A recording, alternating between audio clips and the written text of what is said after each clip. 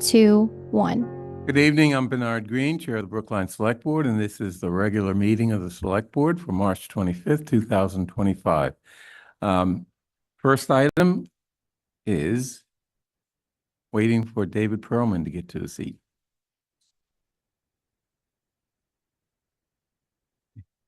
I move that the Select Board go into executive session for the purpose of discussing strategy related to two litigation matters.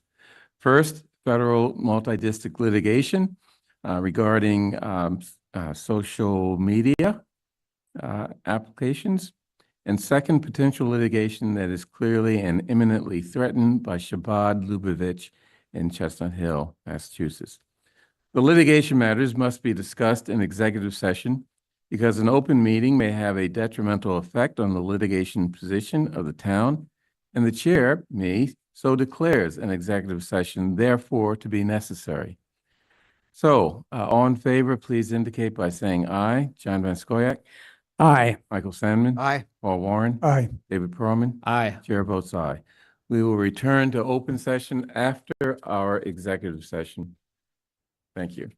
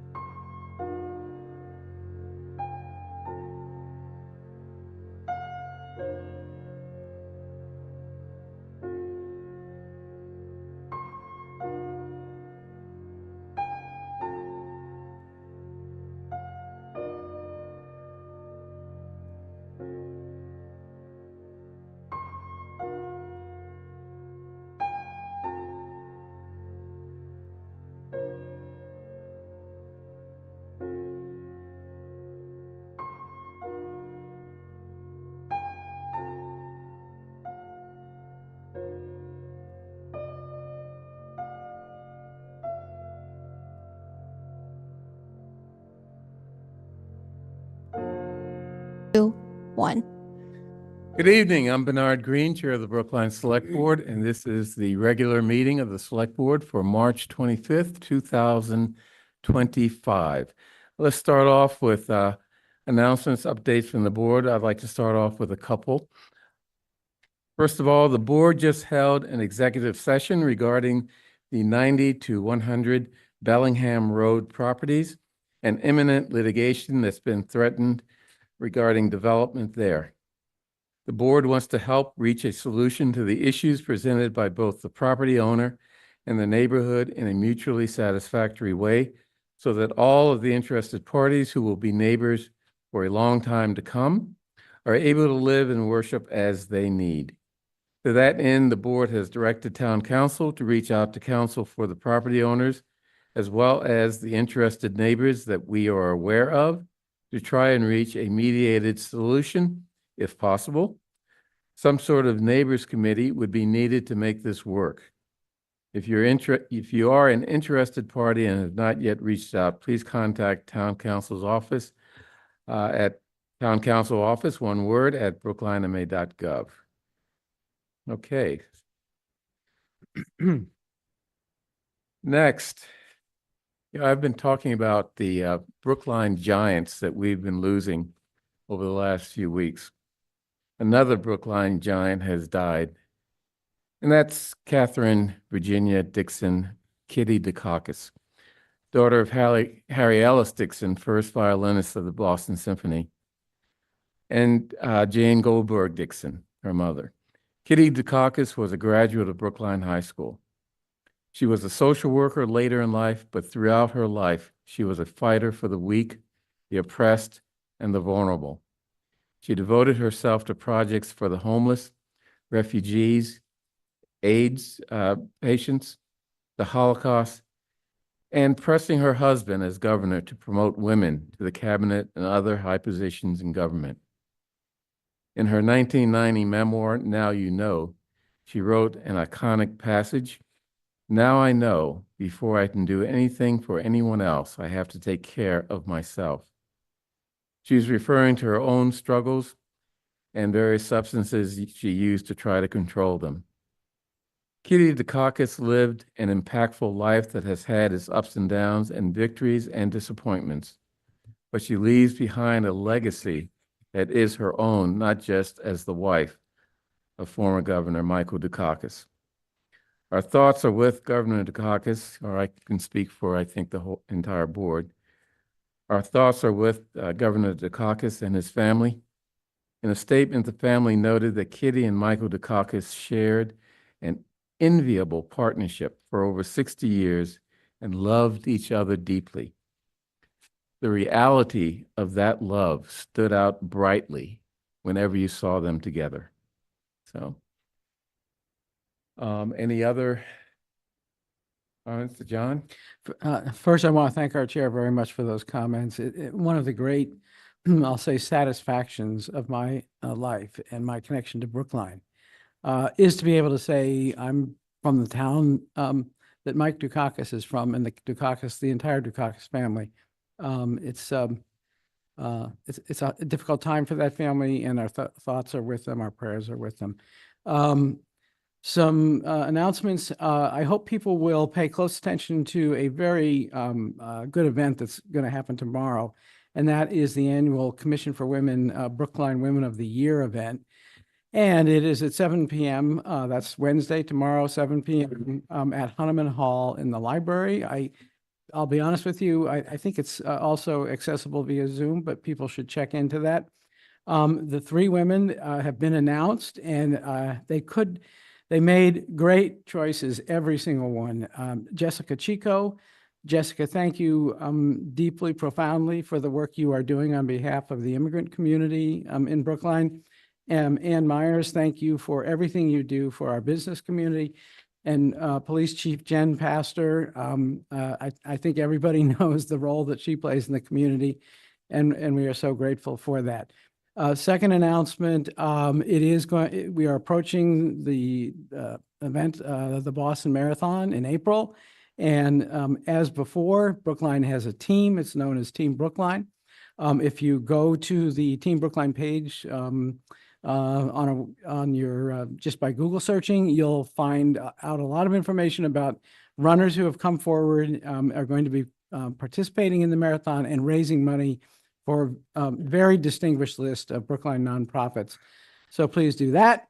And finally, I'm doing this somewhat for the benefit of my fellow select board members who may not have been following as closely as I have for particular reasons. I've been following closely the question of a bike lane that is going to be introduced to, or at least improved upon, on Commonwealth Avenue.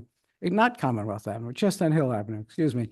And there have already been a couple of steps taken towards that, and it has already become apparent that this is of great concern, widespread concern, to the residents of Chestnut Hill Avenue, some of whom are here tonight to speak to their reasons for wanting to have the process result in some further changes to the plan that has been so far presented. And I think it's beneficial that they speak out at this time, because before it's too late, we'd like to see some changes happen to that plan that would avoid the outcome of them having to appeal a transportation board decision to this select board, which is their ultimate right. So please listen to when they speak tonight. And I just offer that as a brief explanation of why they're here. Thank you, John. Paul. Yep. Thank you, Bernard, and thank you for your comments about Kitty Takakis. So the Division of Sustainability and Natural Resources will be hosting its first public forum to provide input into the Climate Action and Resiliency Plan, affectionately known as the CARP. Did not name it that, but that's what it is. The plan will create a clear and equitable, actionable roadmap to reduce greenhouse gas emissions, adapt to climate risk, and strengthen our community's climate resilience. That process is just getting underway, the CARP. The meeting will be held Monday, March 31st at 6 p.m., 6 to 7:30 p.m. In Brookline Town Hall, right downstairs in room 103. So if you want to provide input into our future plans for climate resiliency, please go to the CARP meeting. Thank you. Thank you. Any other board comments? Okay, let's move on to public comment. Tiffany? Thank you for joining us for public comment. This is an opportunity for us to hear your perspective on the issues in Brookline that matter to you. Each person speaking tonight is limited to 3 minutes. You don't need to use the entire time, but you may if you like. Once 15 minutes has been met, there is an opportunity at the conclusion of the Select Board's business for additional comments. Members of the public sometimes raise questions during public comment. We may be able to provide a quick answer to a question, but are more likely to work with staff to get a more thorough answer and respond over email. We'll let you know when you have 30 seconds remaining and when your time is up. Please conclude your remarks at that time. If you have more to say, you're welcome to send an email to board members expressing your thoughts in greater detail.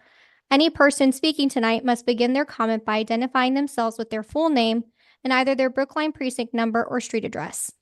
The first person who signed up in advance is David Eisenberg. Following David will be Brenda Hefter.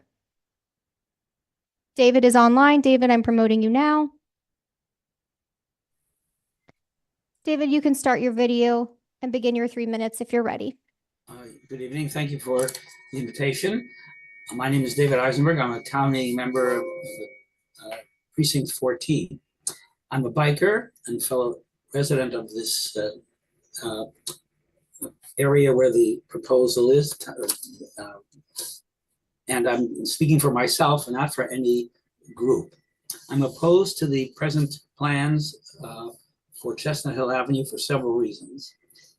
This appears to me to be an attempt at solving a problem that might not exist or that may exist for only a few people, not for many.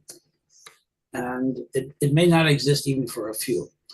While creating, on the other hand, it creates a clear problem for the many residents and even for traffic flow. Chestnut Hill Avenue is a street with buses, huge trucks, and drivers intent on getting somewhere quickly. It could never be as safe as a comfortable side street where trucks, buses, and fast cars don't go. There will always be a threat to bikers and on Chestnut Hill Avenue with rapid cars and trucks and what have you. And the bollards and the painting won't stop that, whereas this won't exist on the side streets. I think that using streets such as Elliott Street or Fisher Avenue as alternatives have advantages. They're quieter, safer. The bikers will get more exercise. I know I will. And it won't cost the town money that may be poorly spent. Because we know that in some municipalities, bollards are being removed. So in summary, I don't think there's a great need. There are thousands of cars and perhaps a handful of bikers. And I don't think the interests of the few should outweigh the safety and convenience of the residents and the travelers that use that major thoroughfare. I don't think the town will get its bang for the buck. And it just seems to be a nice balloon of an idea, but it should be punctured. Thank you very much for your time and good luck. Thank you. The next speaker is Brenda Hefter.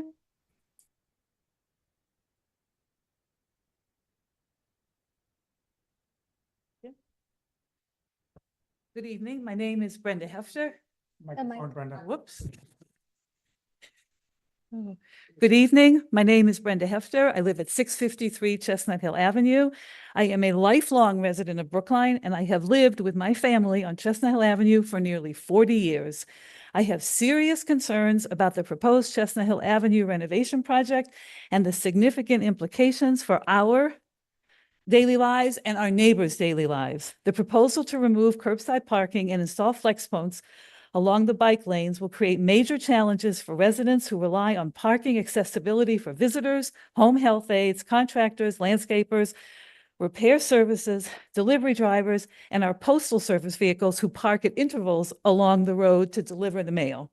Many driveways in our area are tandem style, meaning curbside parking is essential. Eliminating these spaces will have safely and peacefully coexisted with existing bike lanes for decades will create significant disruptions for residents and service providers alike. As a street with over 15,000 vehicles transiting daily, traffic is already backed up at peak times, particularly 7 to 9 in the morning, 3 to 6 in the afternoon.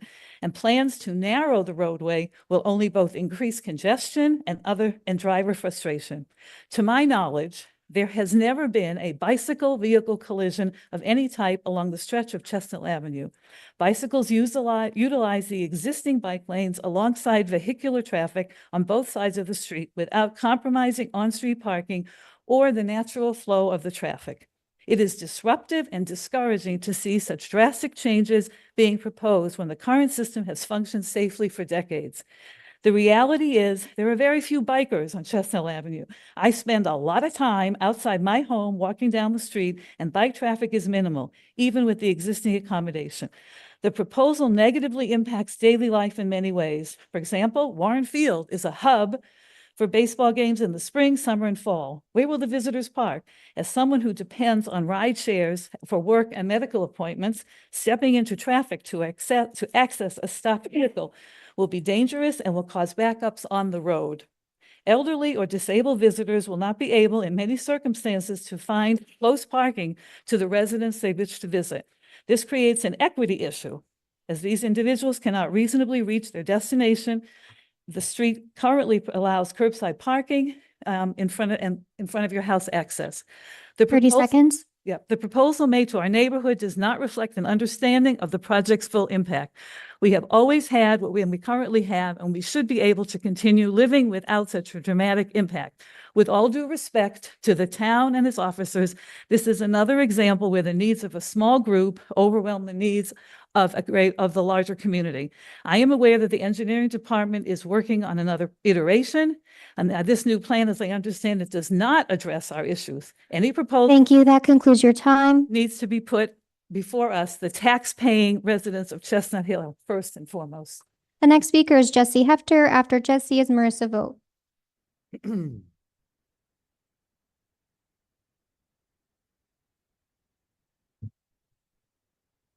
Good evening.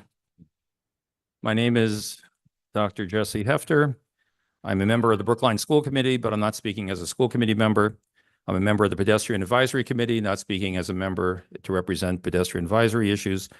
But I am a town meeting member from Precinct 14, and that happens to be where I live on Chestnut Hill Avenue. And so it turns out that I'm speaking on behalf of my precinct, my constituents, and myself, family, and neighbors.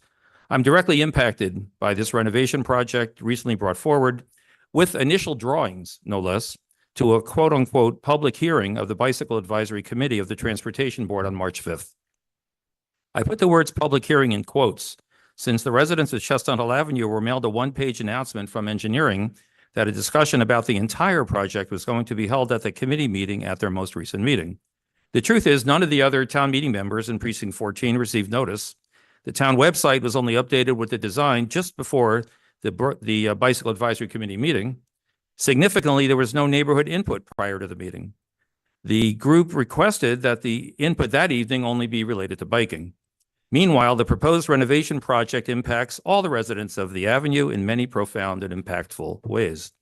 Further, the project in its initial imagined state has the potential to seriously affect many of the 15,000 vehicles every day, including MBTA buses, delivery trucks, first responders, and tractor trailers that transit the street as drivers use the street to get from Alston Brighton to Route 9 to go west to Route 95 or to proceed to Lee Street and point south. The plan only began to receive community input from a very small group of residents at the BAC meeting, and from that evening, the engineering group took some action items to develop a new plan. Once again, there was no neighborhood interaction with the town during the current redesign. We will have to wait until the next iteration, expected in late April to early May, followed by a presentation to the Transportation Board.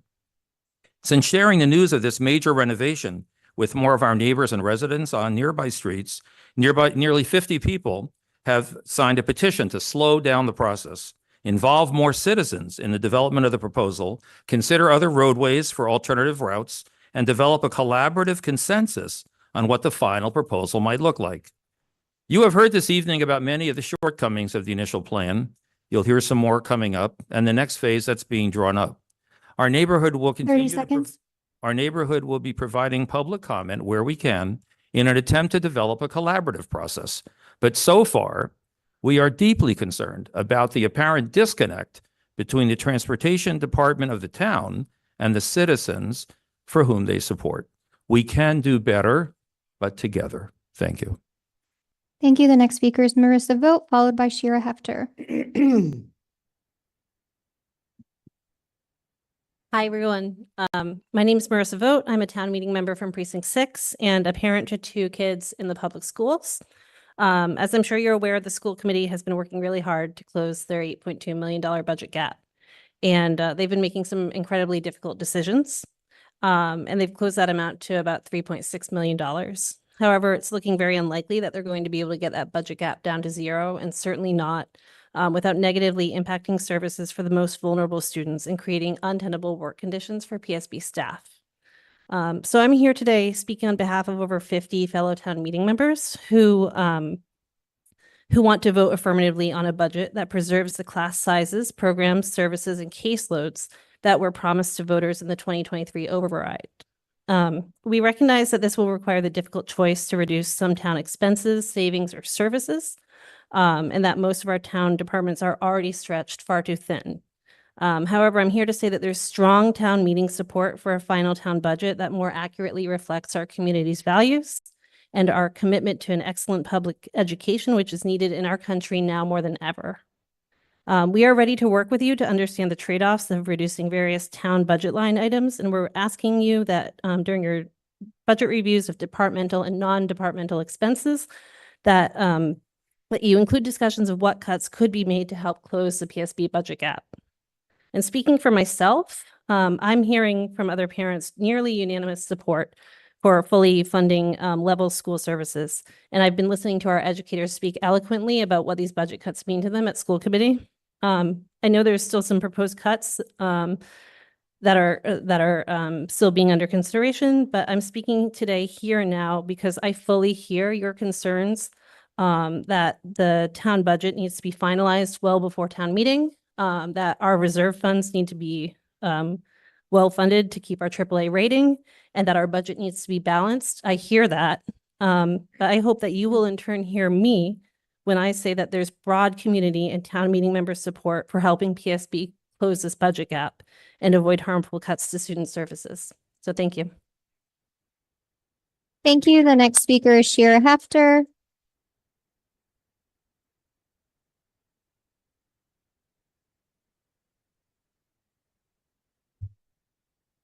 Good evening. My name is Shira Hefter. I also live in precinct 14.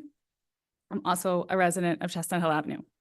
I've lived on Chestnut Hill Avenue for most of my life, first as a child growing up in my parents' home, and now for almost the last 5 years with my 2 children on the other side of the street.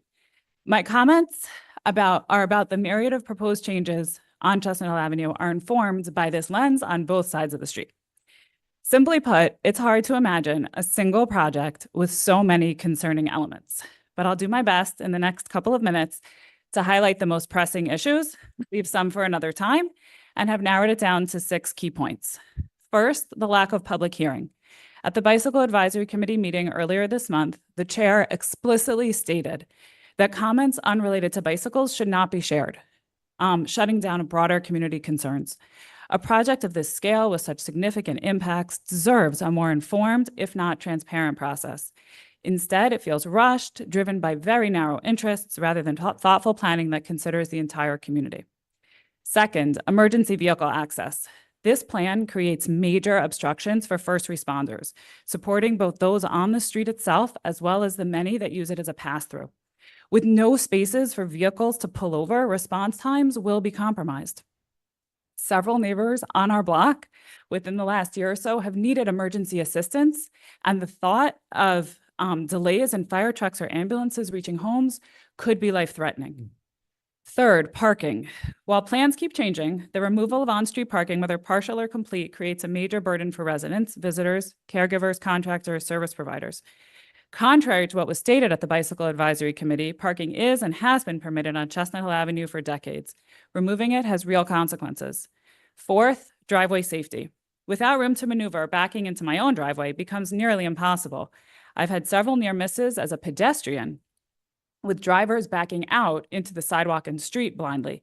The proposed design eliminates space to pull over and wait for cars to pass, increasing congestion, frustration, and danger. Fifth, the impact on the Channing Road, Chestnut Hill Avenue, Elliott Street, Route 9 intersection. This area is critical for the Hayes School community, with students and families crossing daily. Any changes must preserve the ability to make a left turn from Elliott Street back on to Chestnut Hill Avenue toward Channing Road to maintain 30 safety seconds. and efficient traffic flow. Finally, pedestrian safety and traffic flow. As a mom, I have worked very carefully and intentionally to teach my children how to cross the street safely and welcome additional crosswalks along the road.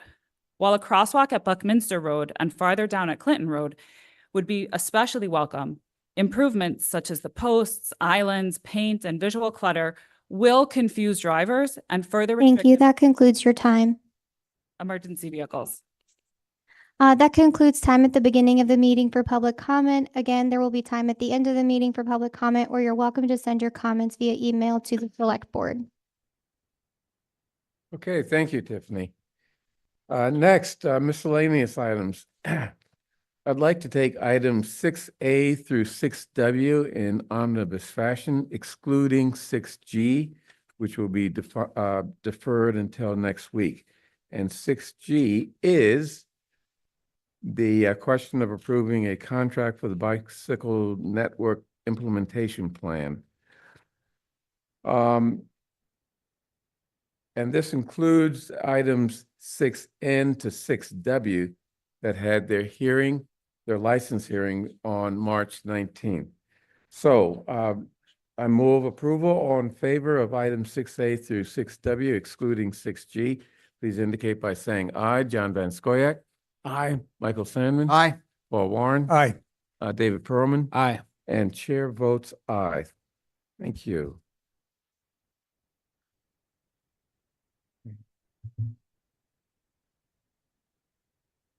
Next, boards and commissions interviews. We have one board, the Economic Development Advisory Board, and we have Lily Wallace as an applicant for a position on this board. And what I'd like to do is to start off, when she gets up to the microphone, start off by asking a couple questions myself, and then so that we ensure that all applicants have similar or the same questions to make it a lot fairer than maybe it would be otherwise. And then open up questions to the select board for anything that's on their mind that's outside of those two questions. Mr. Chair, just a point of clarification here. So we did have Brookline Commission for Women scheduled first. However, Daniela James withdrew her application. And Francesca Georgia has requested that we reschedule due to the delay with executive session. So with those two things in mind, we can go ahead with Oh, the okay. I'm EGAB sorry. interview. I had crossed out Francesca Georgia. Yeah, we will okay. get Francesca at a future meeting. Okay. And Lily is online. I'm promoting you now. And Lily is on screen. Good evening. Good evening. Please introduce yourself and tell us why you're interested in being a member of the Economic Development Advisory Board. Sure. So my name is Lily Wallace. I moved to Brookline around 5 years ago. Historically, I've always lived in Precinct 9, but I've just actually made the big shift downtown to Coolidge Corner and now living in Precinct 17. And I think, while many folks here have been lifelong residents of Brookline, I think one of the great things about the boards and commission are the opportunity to have folks from all different backgrounds join and kind of have a voice in Brookline town government. So I currently work for the state. I work in community mitigation. So I do a lot of work with communities all over the Commonwealth involving community planning and economic development. So I had seen the continual ask in the newsletter looking for volunteers to join boards and commissions. And so I thought I would reach out and see if it would be a good fit for the town. Okay, let me ask a couple questions. First, how are your education, work experience, or interests relevant to the mission of the Economic Development Advisory Board?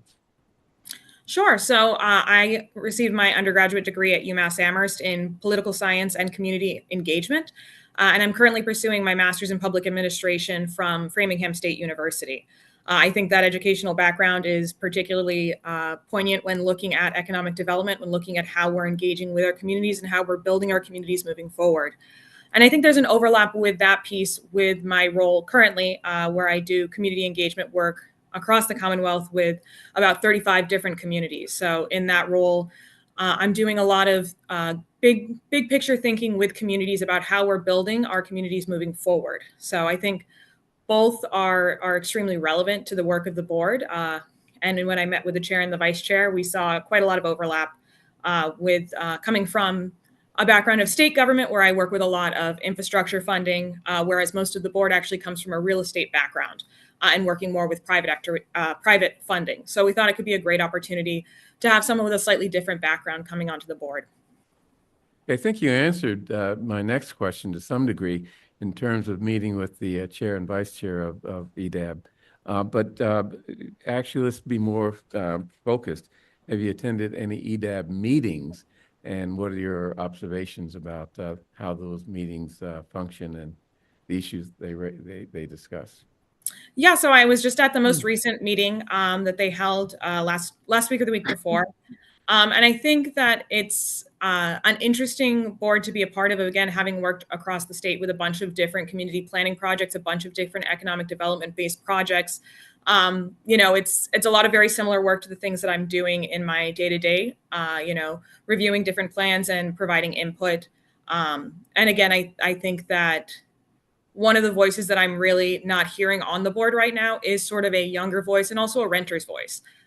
So I really think that there's an opportunity to bring in some of this insight that that I bring from having a bit of a different background than the majority of the folks on the current board. So yes, I have attended in the past, and I do, I have set things up with the chair to attend moving forward. So I do have all that stuff scheduled in and plan, if appointed, to continue attending. Great. Any questions from the select board you'd like to add? Yeah, John. Thank you very much, Lily. So I'm going to, first of all, you can tell us if you do a lot of, shopping and dining and so on in Brookline's commercial districts. And assuming you do, what do you like best about what Brookline has, and what do you think are the greatest strengths and maybe weaknesses of our commercial areas? Sure. I'm not sure if you can quite see it. There's a red light right behind me. That's the Trader Joe's. So I really do Okay. live right downtown. I think I come from a very rural background. I'm from Western Massachusetts originally. And I don't come from a walkable community. I come from a place where I had to get in a car to go anywhere, to get groceries, to go shopping for any kind of a clothing. So moving to Brookline was such a liberating experience for me. While I do have a car in town, I'm lucky enough to mostly be able to get around via the Green Line and the bus system. And I think there's a piece of that is just so underrated if you've not lived in the Wild West of Massachusetts. So that's been, I think, a piece that I've really enjoyed. I'm currently working through, I have a whole matrix of every single restaurant in town. And so I've been going to every single restaurant over the past 5 years. And we do have some that have come and gone. So there's always things getting added. But I think one of the things I really enjoy about living in a vibrant city or a vibrant town like Brookline is sort of the access to all of these different cuisines, different stores, different things that just I would never had access to in, a very, very rural part of the state. So I think it's been a really great and eye-opening experience for me. I remember the first time I went to Anatolia, and I was going out to lunch with a friend, and I was like, oh, it's great food. I think it's, Middle Eastern or Turkish or something. And they said, oh, it's Turkish. And I was like, oh, how did you know? And they're like, well, no, Anatolia is the eastern part of Turkey. And again, I just would have never known that. I came from a very different and a very homogenous background. So coming out to Brookline really was able to kind of open my eyes to all of these wonderful different cultures that we have present in our communities. I think for me, one of the things that I'd like to continue to see is investment in all of the different village centers that we have. I love living in Coolidge Corner. I would love to see a little bit more done with the vacancies that are currently downtown. It is kind of challenging when you walk downtown and you see one of the first things you see when you get on and off the train is an empty storefront. And I think one of the biggest things for folks that they want to see is a destination, is a place to go. I drag all my friends out here and they're never complaining about it because they're like, what a great place to be. Let's go to the Coolidge. Let's go to the Booksmith. Let's go to all of these great things. Thank you so much. I thought that was a terrific answer. Paul? Yep, briefly, Lily, thank you so much for your application. I love that you call Coolidge Corner downtown. I think my partner makes fun of me endlessly for it because I'll be like, oh, I'm going downtown. And they'll be like, Boston? And I'm like, no, Coolidge Corner. So I'm going to ask you a particular question. I appreciated all what you said about restaurants and vibrancy of our I think your business districts.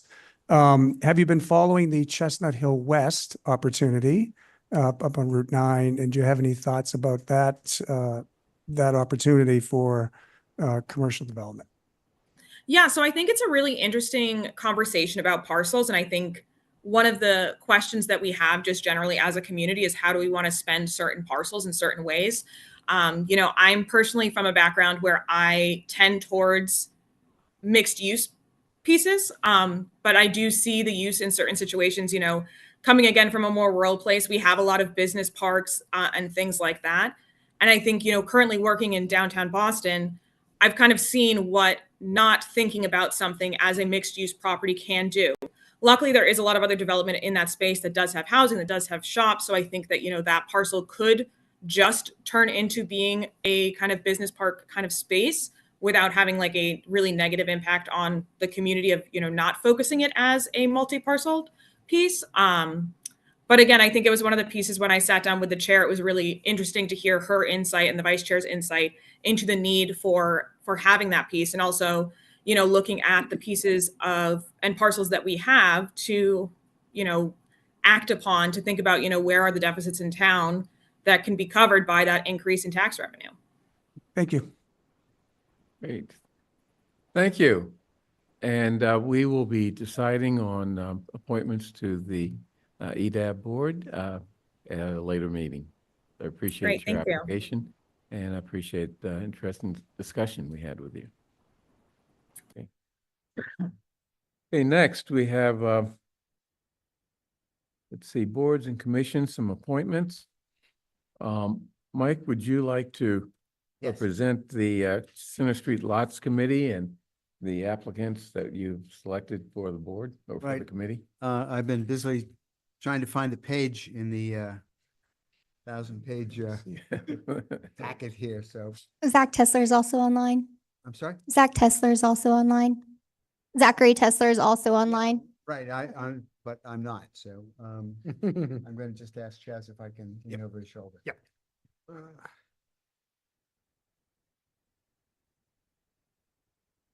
There we go. Yeah, that's fine. Thank you very much. Yep. Okay, thank you. So we have the Chestnut, sorry, the Center Street Lots Study Committee is tasked with looking at the Center Street lot, something that has been looked at a few times before by Brookline committees, but thinking about what can be done, ranging from making it a safer and more attractive parking lot to other possible uses, recognizing the need to retain parking as a central feature there. It's a key. Those two lots, east and west lots, are certainly key to the viability of the business district at Coolidge Corner. And we put out a request for applicants and received 39 applications, which to me was that was extraordinary. There were several applications from people who had not been active volunteers in Brookline previously, and we interviewed some of those folks. And when I say we, I'm speaking of myself and the staff from the planning department. And we've come up with originally a 9-member committee, but now we've expanded it to 11 members in order to broaden representation, and particularly to include some representation from both the disabled community and from the senior community. So the people that we have are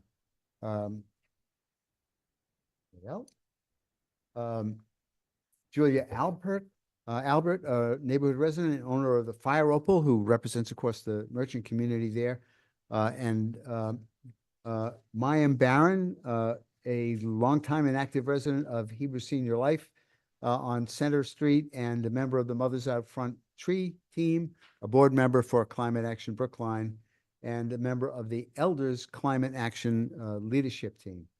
Moshe Ben Akiva, who is a partly retired professor of urban planning from MIT. Brooke Duskin, a civil engineer, local developer, who currently serves on the building commission. Shana Jura Gorfain, an attorney, a neighborhood resident, a town meeting member, and someone who lives very, very close by. Jim Lee, chair of the Brookline Commission on Disability, a member of the Open Space and Recreation Plan Committee. And Ann Myers, Coolidge Corner resident, former development professional, chair of the Economic Development Advisory Board. Gary Schiffman, a Coolidge Corner resident, former social studies chair at Brookline High School, and a town meeting member for Precinct 9, where the Center Street lot is located. Elaine Tsao, Coolidge Corner resident, working in the community health with professional experience running community engagement, and particularly with data analysis. And Elaine is one of the people who is new to Brookline volunteerism. And Len Holy, a local math teacher, is a member of the Transportation Board and Vision Zero Committee, the Open Space and Recreation and Plan Committee, and a town meeting member for Precinct 6. So we have a mix of people who have been very active in town, and some folks who are neighborhood residents, and 2 or 3 who have not been active at all as volunteers, and who were really very impressive when we talked to them in terms of their understanding of what the Center Street lot might be. Thank you. So I'd like to, unless there are any questions, Paul? Yeah, I do have a question, and I'm actually would like to make a change. I speak many times during these meetings when appointments and, Wait, you want to make a change to? well, the I want to first- make I want to have a discussion about either an addition or potentially a change. One of the things that we hear regularly is that we do not have sufficient representation on boards and commissions from our senior community. And specifically when we say that, it's representations often from our Council on Aging or folks that are associated with our senior center. And when I saw this original slate at the last meeting, I raised this issue, and I had suggested a name or two. And I see that some folks were added, but I don't see anybody that's really affiliated and well-connected to the senior center. I had made a request that Marion Friedman Gerspan be added to the slate, which I don't think would overburden it, but it would certainly bring a significant perspective. She lives in the next street over. She's very connected to the senior center, has great relationships there. And as we learned from the Washington Street corridor study, when that project started, we started to hear a lot of noise from the senior center folks saying, we don't have a voice, we don't have a voice. And we ended up adding somebody. So in the hopes of preventing that situation from occurring again, I'd like to suggest that we add one more in the form of Marion Friedman Gerspan to represent the senior center and the issues that they are particularly concerned about. Okay, I really like Marion, but we gave Mike authority to come up with this list, and he did, and he included 2 additional individuals who represent the senior community, not just because they're old, but because of their activities. And I'm hesitant to sort of on the fly just change the list. But let's hear from Mike. I do think that, well, first of all, I would say I was originally hoping for a 9-member community, and so expanding it at all. 9 members is usually pretty workable. The larger the committee, the more difficult it gets to manage things and come up with something that is useful in the end. I do think that we have representatives of the senior community, even though they're not members of the Council on Aging. Professor Benakiva is semi-retired. Mayan Barron is, as I say, active as a senior in climate issues. So frankly, I don't think that there's any problem with making sure that that seniors and people with mobility concerns and so forth will be underrepresented. Well, Bernard, I'll reply. I'll probably end up abstaining or voting no. Wait, you're gonna vote no? So here, I'm really concerned about the process that we go through to appoint boards and commissions, slates. And frankly, I was uncomfortable when it got brought to me for the Comprehensive Plan Steering Committee. Without violating the open meeting law, we really can't have conversations about this. And this is staff with input from one individual, which I respect Mike and all that he does. But I don't feel like I had an opportunity to have input. And so a slate's being put before me. I have a strong passion to make sure that our senior community, and remember, that all seniors, just as because you're old doesn't mean, or you're a senior, mean that you represent and understand the issues of folks, especially around the Council on Aging. So I don't know, maybe there's a broader conversation that has to happen about how we appoint slates like this, but this process, I don't feel like I was a part of it. I made a request and it was ignored, which is fine, but I don't feel like this is a select board appointed committee where I had input. Hey, John? I have a question about the process. Would it be appropriate for Paul to offer, as an amendment to the slate in front of us, an addition of Mayor Friedman Gerspan as a member of the committee? And on behalf of that motion, I just want to say there's something that is uniquely needed in terms of input from the senior center. Because the senior center is on Winchester Street, but it backs up to the Center Street senior housing. Parking is an issue every single time as the liaison to the Commission on Aging. Every time I attend a meeting at the senior center, I hear something about parking, they need to be heard from. They have people coming and going to that senior center every single day who face parking issues, other issues. They know a lot. So if Paul offered it, I'd support it. David? Just a question I have for Mike. Does the committee need to be an odd number of people? Because if so, I would offer another addition to make it 11 instead of 10. Wait, It's already 11. Oh, I'm sorry. it's already 11. Okay, then it's a 13 if we're talking about making it 12. Well, okay, so Is this really how we want to do this? doing this on the fly is really very, very odd. I mean, Paul did speak to me about adding Marion, but just very recently, and it's kind of late in the game to begin fiddling with this. I do think that there's really very good representation here.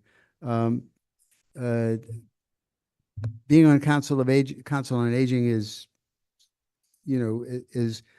certainly an indication that someone is active in and concerned about senior affairs. But we have the chair of the Commission on Disabilities, who's certainly very concerned about access and parking and so forth. To that lot, we have at least 3 other people who are seniors, actually 4, because I think I'm a senior. It's not just being a senior. I mean, Yeah, it's not, it's just, No, I appreciate that, but having, having an understanding of concerns of older people. So I don't really feel like there's a lack of representation. Paul? I'll offer a solution. So, Mike, I'm the chair of the Comprehensive Plan Steering Committee. I don't vote as chair. And I leave it to the rest of the committee to vote. Mhm.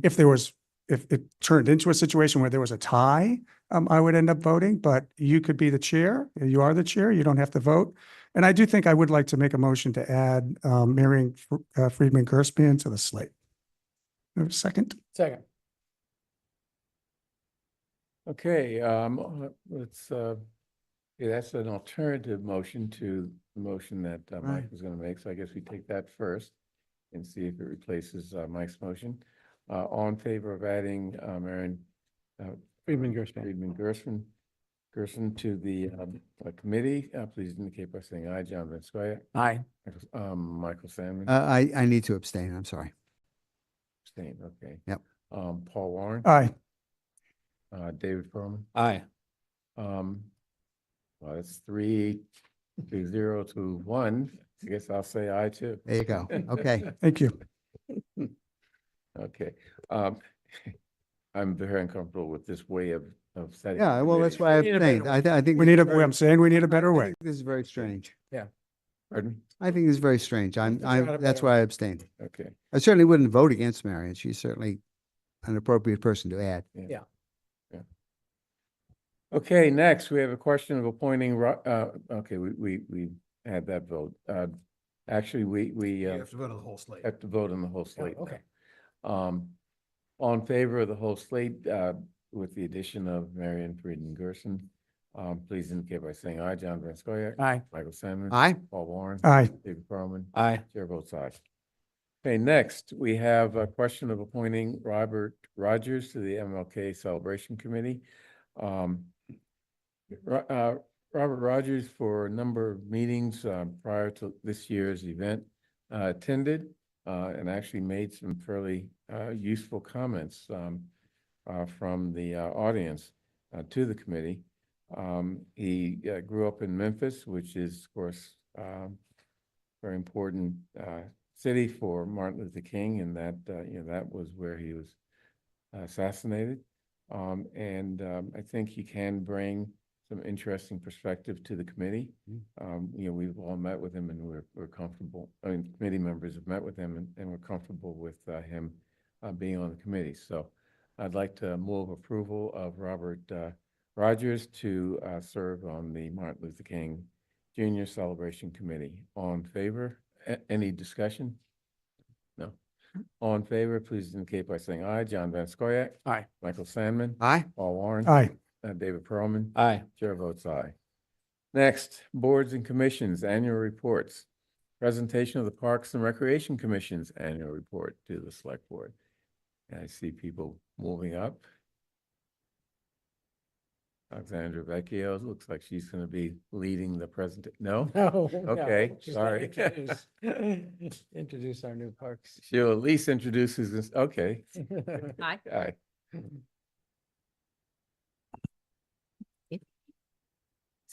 So do you want to start the PowerPoint? Yep. Thank you. First, introduce yourself and your position for our vast TV audience. Hello, my name is Clara Bachelor. I'm the chair of the Park and Recreation Commission. And thank you for inviting our commission to come to present to you what we've been doing the past year. Joining me on via Zoom is Teresa Mooney, who's the vice chair. I just wanted to acknowledge that she's here. And so I have a quick presentation and then I'm happy to answer questions. So we can have the next slide. I don't have to go through the agenda with you. Okay, so just briefly, I'd like to review our mission with you. Our mission is the mission of the Park and Recreation Commission. Our mission is to deliver a diverse range of programs that promote cultural, social, mental, and physical well-being and to foster a sense of belonging, ensure there is a net zero loss of open space, and serve the express needs of the community. These programs are offered at well-maintained facilities and open spaces designed to be welcoming and inclusive spaces for all. We are committed to ensuring that our facilities and programs are environmentally sustainable, reflecting our responsibility to protect and enhance the natural resources of our town for current and future generations. Just to go over with you who is on the commission, I serve as chair. I mentioned Teresa Mooney as vice chair, and it's wonderful, as a retired person, speaking in general, we have more time on our hand, but Teresa works full time and has 4 young children. They go out and test all our playgrounds and open space for us. And so it's great to have young people on the committee. Carol Caro is our newest member, John Pan, James Carroll, Jane Flanagan, Lauren Bernard, and we have an associate member, Rory Hollowell. And I also wanted to mention Antonia Bayalta, who just stepped down this year, and she had served for many years as a very active commissioner and did a lot of good works and served on various committees. Next, please. Just to review with you, it's a little hard to read there. Some of the subcommittees and board involvement that the commissioners take part in. All of the commissioners are currently serving on the Green Dog Subcommittee. 4 commissioners serve on every design review committee. And the ones that we've had in the last year are Skyline Park Phase 2, which was looking at site furniture, comfort station renovation, wildflower meadow creation, connecting pathways to Lost Pond. Schick Playground was redesigned. It's going into construction soon. Monmouth Park, we looked at the redesign of that, excluding the playground area, which we had done recently. Amory Park, we're looking at the tennis courts, comfort station, parking lot, and the Halls Pond Boardwalk. And we're also working on the Puttersham Golf Course planning and design. Commissions that commissioners currently serve on include the Pierce School Playground Committee, Open Space and Recreation Plan Committee, Select Board Committee on Tree Protection, and Community Preservation Act Committee. We've also assisted, next, please. We've also assisted with interviews on the hiring and support of department leadership. These include interviewing Alexandra Vecchio, who you all know, Tim Davis, who's our new director, relatively new director of recreation, and Millie Pradhan, who's our new director of park and open space. And she's here tonight, and we're really glad she's come on board. We concluded the ARPA-funded Recreation Equity Initiative and supported the transition to updated financial aid policy. We celebrated the renovation and reopening of Robinson Playground and Murphy Playground, and we also supported the installation of EV chargers. And by support, we went out and looked at them, made sure they wouldn't be visually intrusive, and helped with the design. And these EV chargers are at Lars Anderson, Skyline Park, Fisher Hill Reservoir, Elliott Recreation Center, and Sewell Playground. Further accomplishments, we developed and adopted a Parks and Recreation Commission roles and responsibilities, which no one had really ever carefully written down. We looked at all the past laws that established our commission and what we are ordered to do and what our responsibilities are, and put that into a 6-page document. We adopted the Brookline Boards and Commissions procedures. We continue to evaluate and approve the Recreation Department program fees. That's part of our mission. And we concluded the public design process for the renovation of Monmouth Park, Skyline Park, Amory Playground, Schick Park, Puttersham Golf Course Master Plan, and the school courtyard is being redesigned. We also reviewed and approved new rules and regulations regarding dogs in parks and playgrounds. We want to keep all our signs consistent and easily understood.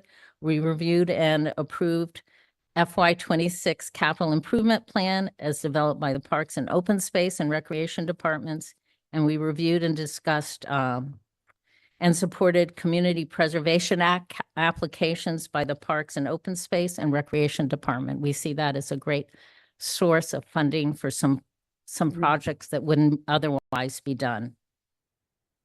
And then I'd like to speak briefly on the facilities considerations that we've been involved with. The outdoor ice rink. The ice rink programming study was completed and presented to the Park and Recreation Commission. Following this presentation, the commission discussed the preferred design for the renovation of the Jack Corain ice rink at Lars Anderson Park. The final vote was to construct one open-air ice rink in its current location. A Community Preservation Act grant application will be voted on in the town meeting in spring of 2025. And if we're awarded that grant, then we will be able to have a robust design review process and develop construction drawings for the ice rink. In terms of the outdoor pool, the commission has discussed and reviewed the creation of a town outdoor swimming pool. The conclusion of our discussions was that commission would need future direction from the town before funding a study specific to funding, land availability, and sustainability. However, we are aware that an outdoor pool is supported by the town meeting, and we will continue to work with the public on this issue. Recreation is meeting regularly with an outdoor pool advocacy group to ensure conversations continue. And that concludes my report. I would like to offer Teresa an opportunity if she would like to add anything or say if I left anything out. Teresa, do you have anything to add? Yes, thank you, Clara, and thank you so much, Select Board, for having us tonight. Just one quick additional item that I would like to add to Clara's presentation, which was the culmination of a lot of work, I think, across a few different subcommittees and town meeting members, was the Recreation Equity Initiative, which kicked off a few years ago, but has been continuing very strongly over the past few years. And just knowing how vital recreation programs are to children in our town for their development and health and well-being, and as well as how expensive they can be for families in our town where the cost of living is very high. I'm just very thankful that this resource is available for our families in Brookline, and we've seen a fantastic response to it so far, which is really just a true testament to how great the work is going on in the recreation department right now. And I just know the whole commission is in support of it. So I hope that this program will continue to grow and receive good funding over the next few years. So just wanted to add that in. Thanks. Thank you. Paul, Yep, Clara. you are finished, right? Yes. Okay. Clara and Teresa, thank you so much. First, when I think about departments that touch so many lives and really need to engage and have community engagement for input and consensus, you guys do a great job with that. And I know it's integral to what Brookline is about and who we are. And so I just want to thank you for your service to our community and for the commission. You had mentioned the Putterham Golf Course. There was a design, and then you mentioned it again about I think the master plan. Are those the same things? Yes. Okay, yes. so there's not some. They're implementing them. They're implementing it over a number of years, and they're improving the drainage. As you know, that's Okay. a drainage area for much of the town. And so, yes, it's being done. But there's not a new initiative going on with No, design no, work it's at been- Putterham. It's actually implementing the master plan and Yes. perfect. Thank you so much. Great. Any other questions, discussion? No, it's a good report. Say thank you for all the work you do. It's a very hardworking committee. I also really appreciated the picture of the caterpillar on page 3. Just for some high school students that ran in the 5K this year. They passed me somewhere around mile 2. They're really fast. But you ran. I did. One foot in front of the other. Yeah. Thank you, Claire. Thank you. Thanks, Clara. Okay, next, DPW public right-of-way policies. We discussed this last week at our workshop. We had a in-depth discussion, and we, I think, are ready to hear sort of a summary of what we heard last week and vote. Wonderful. So good evening. My name is Erin Chute. I'm the Commissioner of Public Works. And the Select Board requested that the department identify ways to repair, replace, and upgrade the degraded conditions within our public right-of-way, with a special focus on the roadway conditions. To that end, we have looked at and have developed a cost benefit value approach. It's data-driven. It looks at our PCI, which is the condition index of our pavement. And this allows us to prioritize the work that we're going to do and the treatment on each segment of road. And also a critical component was updating and writing new policies related to the public right-of-way and how we implement our work. And this is intended to enhance our efficiency in resource allocation, prioritizing high-need areas, and addressing key infrastructure and accessibility goals. We've had several meetings to discuss the approach, to look at all of these policies. You have 4 policies. We spent a good amount of time talking about the policies, the data, the approach, our dashboard in terms of the condition of every road segment in town. And in particular, last week, if anyone is interested in that presentation, it was around 1 o'clock in the afternoon at the Select Board's planning meeting, and we spent an hour going over the whole program and how we think we can really improve our service delivery and the public right-of-way. The policies that include a roadway management maintenance preservation policy, which is a new policy focused on asset management, an update to the complete streets policy, an update to the sidewalk and ramp construction policy, and also an update to the traffic policy. And together, we think these are really important in terms of moving us forward in the overall management of the public right-of-way. I'll say that these have all been approved by the Transportation Board, reviewed and discussed publicly. And we also spent time with the Commission on Disability and Pedestrian Advisory Committee. They both voted in favor as well of the sidewalk and ramp policy update. And I welcome any questions. Thank you. Any questions from the board? Okay, well, I'll throw oh, one in. well, no, you don't have to. I mostly welcome approval of the four That's policies. what I'm getting at. I was expecting maybe there would be others, but I'll jump in. I'm going to raise something that actually relates to something that was on our consent agenda and that you very kindly and helpfully provided an explanation of, which was the amendment to the Washington Street Teagan Bond contracts. And all I'm really doing here is trying to make a point that I've made before. Aaron, please be patient with me because I truly do respect the work that is being done by the Transportation Department. And I do recognize that there is there's a difficulty baked into our processes that count on sizable state and federal grants. And to sum it up, as simply as possible, the lure of a state and or federal grant is great. Some of them are quite significant. The one we're looking at for Washington Street, Complete Street project is in the neighborhood of $30 million.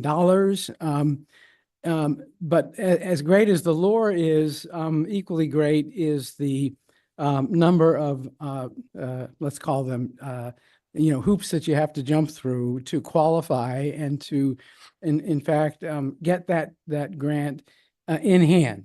And sometimes a lot of that work takes place before the grant is in hand without the guarantee that the grant will ever be in hand.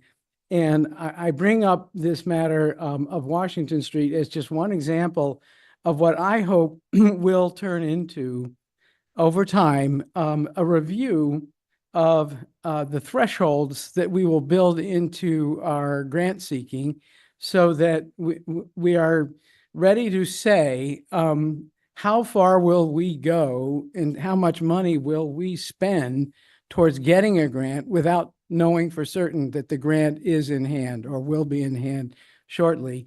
And the two items that were in the consent agenda that you provided a very good explanation of essentially tell us that with the amended amounts of money that we approved earlier in this meeting, we will up to date have spent nearly $1.6 million in pursuit of approval of this plan for the Washington Street project. But I've yet to hear it said at a meeting that we actually have the federal money guaranteed to us. So that's a lot of money to spend before we have a guarantee of ever getting the $30 million. And I'm not sure what our policy is towards how much more we're willing to spend. Because meanwhile, excuse me, there are streets that could be addressed with simple projects that cost money. But it's money we can't spend on those projects. And that's the only reason I brought this up. Did you want to answer? Oh, I wasn't necessarily, no, I don't think we actually have such a policy at this point. Okay, Paul? Yeah, so first, I thank you for the policies. From time to time, and this is for the public, this is a comment, not a question. Sometimes we're asked, well, why didn't you ask more questions while these policies, we're voting on these policies? Know that these have been in the works for a long time. We had a lengthy discussion at our offsite at the golf course last week. We asked many questions. You presented a very detailed proposal. Mike and I started this maybe a year ago. I think when we started to look at the Complete Streets policy in relation to trying to spend money more quickly on the roads. You've been very responsive to that, and I want to thank you. But really for the public, if you don't get a lot of questions tonight, it's because we asked you a bunch of questions over many times. So thank you. Okay, I'd like to then move approval of, and why don't we do them all together? I move approval of the roadway management, maintenance and preservation plan, the complete streets plan, the traffic calming plan, and the sidewalk ramp / ramp maintenance plan. All in favor, please indicate by saying aye. John Van Scoyac. Aye. Mike Sandman. Aye. Paul Warren. Aye. David Perlman. Aye. Chair votes aye. Thank you. Thank you very much. I appreciate that. I want to recognize Amy Ingalls, who's online, who helped shepherd. She's our transportation administrator and helped shepherd this through all the boards and commissions. And also Jake Scarpino, our engineer for roadways that you met last week, that has done a tremendous job just overall pulling together this cost benefit value approach, et cetera, working with our consultant team. So they've both done a great job in helping with this. And it showed in the detailed materials that we went over last week, the quality of those materials and the thought that clearly went into them to address the various issues that we had and other people had. So thank you. Thank you. Thank you all of them. Thanks. Okay, next. Here's another interesting one. Pierce GMP. Yeah. Question of amending the Pierce School guaranteed maximum price with Consigli Construction Company from $165,193,382 to $168,426,339 to allow contingency for unexpected costs related to possible tariffs or inflation. Who's going to present on that? You have Lapien online. Okay. Hi, Lap. How you doing, Bernard? How you doing, Select Board? And there's also Lynn Stapleton from Left Field. She's the owner's project manager. She's been working diligently with the MSBA. So originally Wait, by the way. I'm sorry. Yeah. I mean, we've been through this quite a bit. Last week, I think everyone's questions have been answered. And we do have a deadline with the MSBA so that we can get reimbursed for some of these costs. Right. But give us a quick summary. So the quick summary is originally we had the $168 million budgeted for construction.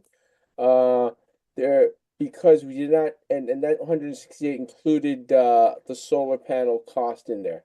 We decided not to, we elected not to execute the alternative for the solar panel cost because we're exploring which is the best way for the town to get it.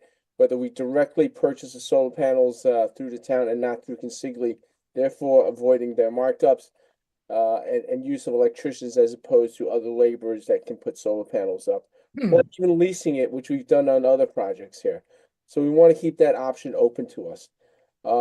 We've also incurred some cost savings due to rather competitive marketplace for subcontractors. So all in all, we saved $2.8 million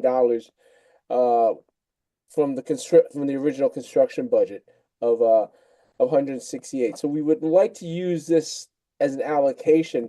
And I'll defer to Lynn on it because she's been working with MSBA on how we can input this allocation into the budget, which we have to submit to MSBA, so that we can in fact take advantage of some of the reimbursements at MSBA.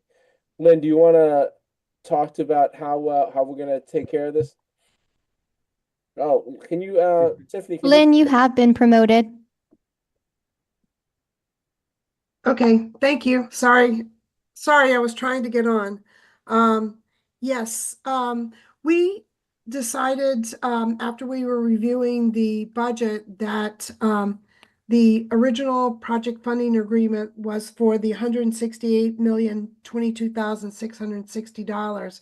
And because we did not elect to approve the alternate 2 for the photovoltaics, we decided to advise the building commission, the project team did, advise them to include this additional money to give the town an opportunity or more flexibility in terms of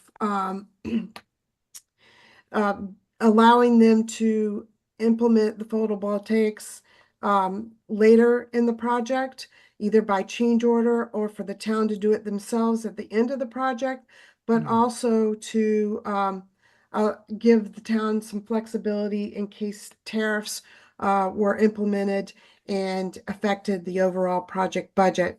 So we presented this to the Building Commission on March 11th, and they approved it. So we submitted all the information to the Select Board and School Committee and School Building Committee afterwards, and the Select Board asked to postpone so they had time to review it until tonight's meeting. So we have met with MSBA on this regard and have indicated that we will be carrying this $2,849,379 in the electrical division line, so that we would have that flexibility for how to use it later on. This money will not be used without the consent and the vote of all committees, the building committee, the select board, and the school committee, as well as the school building committee, so that at the end of the project, if the funds aren't used, it will revert back to the town. Okay, any questions from the select board? One question. Yeah. Thanks, Lynn. I'm remembering that it was the original plan was it would go into a contingency line. Is it? Am I not remembering this correctly? If we put it into the GMP contingent, we had to put it in the construction budget to maximize reimbursement to the town. And if we put it into the contingency within the GMP, MSBA only funds 1% of that contingency. So if we put it into a trade division line and slate it for a specific use, then we would receive full reimbursement for that amount. Okay, but it's same sort of result at the end of the day, I'm guessing. It is the same because it is an allowance. It doesn't get utilized without approval. It reverts back to the town if it's not used, but it does put it in a division line for trade work that allows full reimbursement. Thanks. Mysterious are the ways of the MSBA is my only comment on that one, but thanks. Okay, so I'd like to move approval of amending the Pierce School Guaranteed Minimum Price with consigli, as we discussed just now. All in favor, please indicate by saying aye. John Van Scoyac. Aye. Michael Sandman. Aye. Paul Warren. Aye. David Perlman. Aye. And chair votes aye. Thank you, Lynn and Lap. Adam, I think. thank you all. Thank you. Thank you. Guys, And then, have a good rest of the night. okay. Okay, I see Ms. Jude is back up at the microphone. Back Gonna and talk about her. pulling my sometimes shy team up to the front. So we're starting our budget, departmental budget reviews. And we're gonna start off with Department of Public Works, DPW, Water and Sewer. Those two right now. Good evening. For those of you just joining, my name is Erin Chute. I'm the Commissioner of Public Works. I'm pleased to be here this evening to present the Department of Public Works proposed FY26 operating budget. The department is comprised of approximately 170 dedicated employees across 5 divisions: highway sanitation and fleet services, water and sewer, engineering and transportation, parks and open space, sustainability and natural resources. Together, our team includes engineers, designers, planners, program managers, technicians, licensed tradespeople, inspectors, heavy equipment operators, mechanics, and skilled laborers. It takes every one of these individuals working in coordination to deliver the high-quality services that Brookline residents expect and deserve. Our mission is to design, build, maintain, and protect the town's infrastructure, utilities, natural resources, and public spaces with pride, innovation, skill, and responsiveness, from emergency response and water main breaks to snow and ice management to long-range planning, storm recovery, sanitation, and everything in between. we ensure the town's core services run reliably and equitably every day.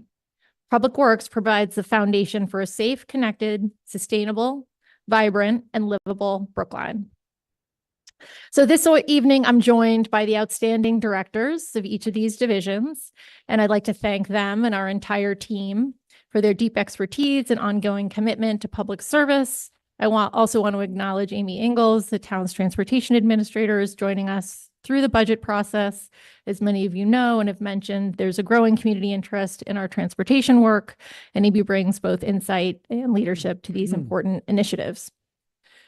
So for this evening, at the board's request, this presentation will focus on 3 high-level goals for accomplishments that align closely with your priorities, followed by a summary of budget highlights, and our full set of over 75 goals and accomplishments broken up by division can be found in the published budget book.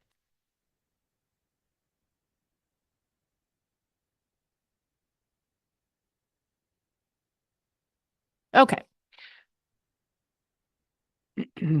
Goal number 1, we just talked about this, is improved management and rehabilitation of the public right-of-way. I'm not going to go through, some of this is for your information, and it's in your packets. You can read it at your leisure, so I won't go through every bullet, but DPW will advance a strategic, data-driven pavement management program that will prioritize repairs using a cost, benefit, and equity framework that will improve safety, accessibility, and responsible stewardship of capital resources. We have 8 sort of actions here, but we'll update our townwide roadway and sidewalk conditions assessment. We have a target of a PCI of 70 in 5 years, and also reporting to the select board at your annual planning meeting next year. We look forward to reporting on our progress.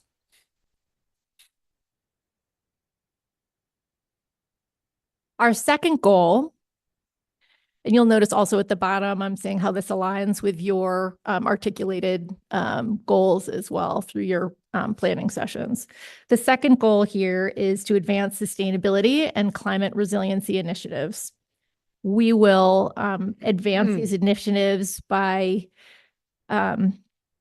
completing and implementing priority action items from what will be the newly adopted Climate Action and Resiliency Plan, expand community sustainability projects, and embed climate resiliency into town operations and projects across all departments. Key actions here include expanding waste diversion, greening our fleet and capital planning, improving municipal and residential energy use, and increasing community engagement. I especially want to thank Paul for his thoughtful leadership and guidance with the Zero Emissions Advisory Board as we launched our new division of sustainability and natural resources, and working on ways where we can be most effective for the town and the board. And third, to improve customer service, communications, and service reliability through operations and digital tools. We're looking to enhance the customer experience, modernize our operations to better serve the public. Key actions here include transitioning sanitation collection to a new service delivery model, implementing smart parking meter technology, updating the new to a new Brook Online platform. So we're upgrading that system. We continue to make improvements. Updating the DPW website to better engage residents and to move more functions into online permitting. And then in terms of accomplishments for FY25, also looking at those that are in alignment with the board's articulated goals is in FY25, we created a new division of sustainability and natural resources within the Department of Public Works.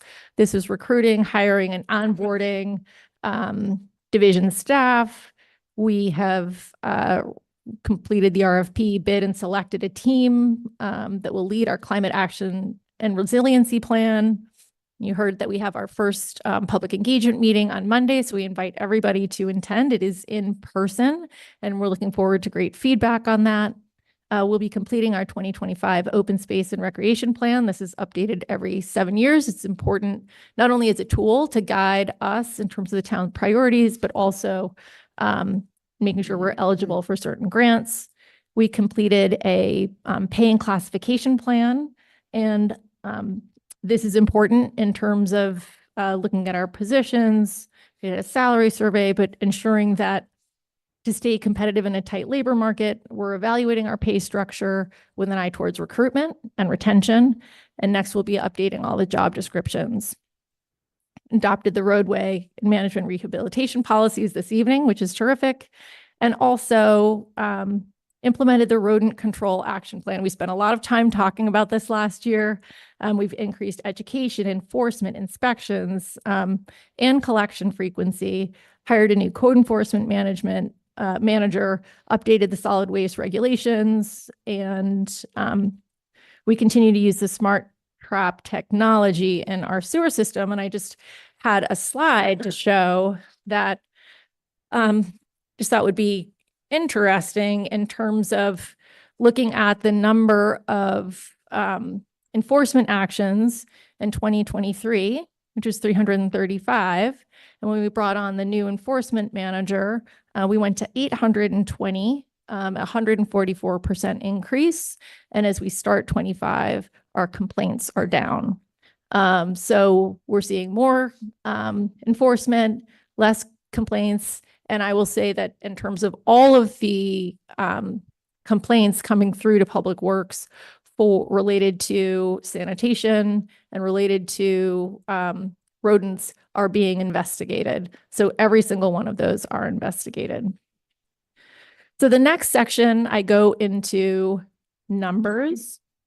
At the board's discretion, I don't know if you'd like to pause if you have any comments or questions, or if you'd like me to get through kind of all of our numbers in terms of the budget and then open it up for questions at the end. I'd rather wait until you. All righty. Unless anyone else has. Okay. So what I'm going to do is walk you through a high-level summary of our FY26 budget, beginning with the Water and Sewer Enterprise Fund, and then we'll follow with the General Fund DPW budget. I have a few charts just to show kind of a comparison in terms of the different cost centers for the department, and then we'll take questions at the end. So we have the Water and Sewer budget at close to 34.5 million. The DPW budget at 20.5 and an overall Department of Public Works budget at a little over 55 million. When you look at this, you can see that a significant portion of our budget, and I'm going to have to go quickly back to where we were, is in the MWRA assessment for the Water and Sewer Division. And, personnel and services really make up most of our budget overall.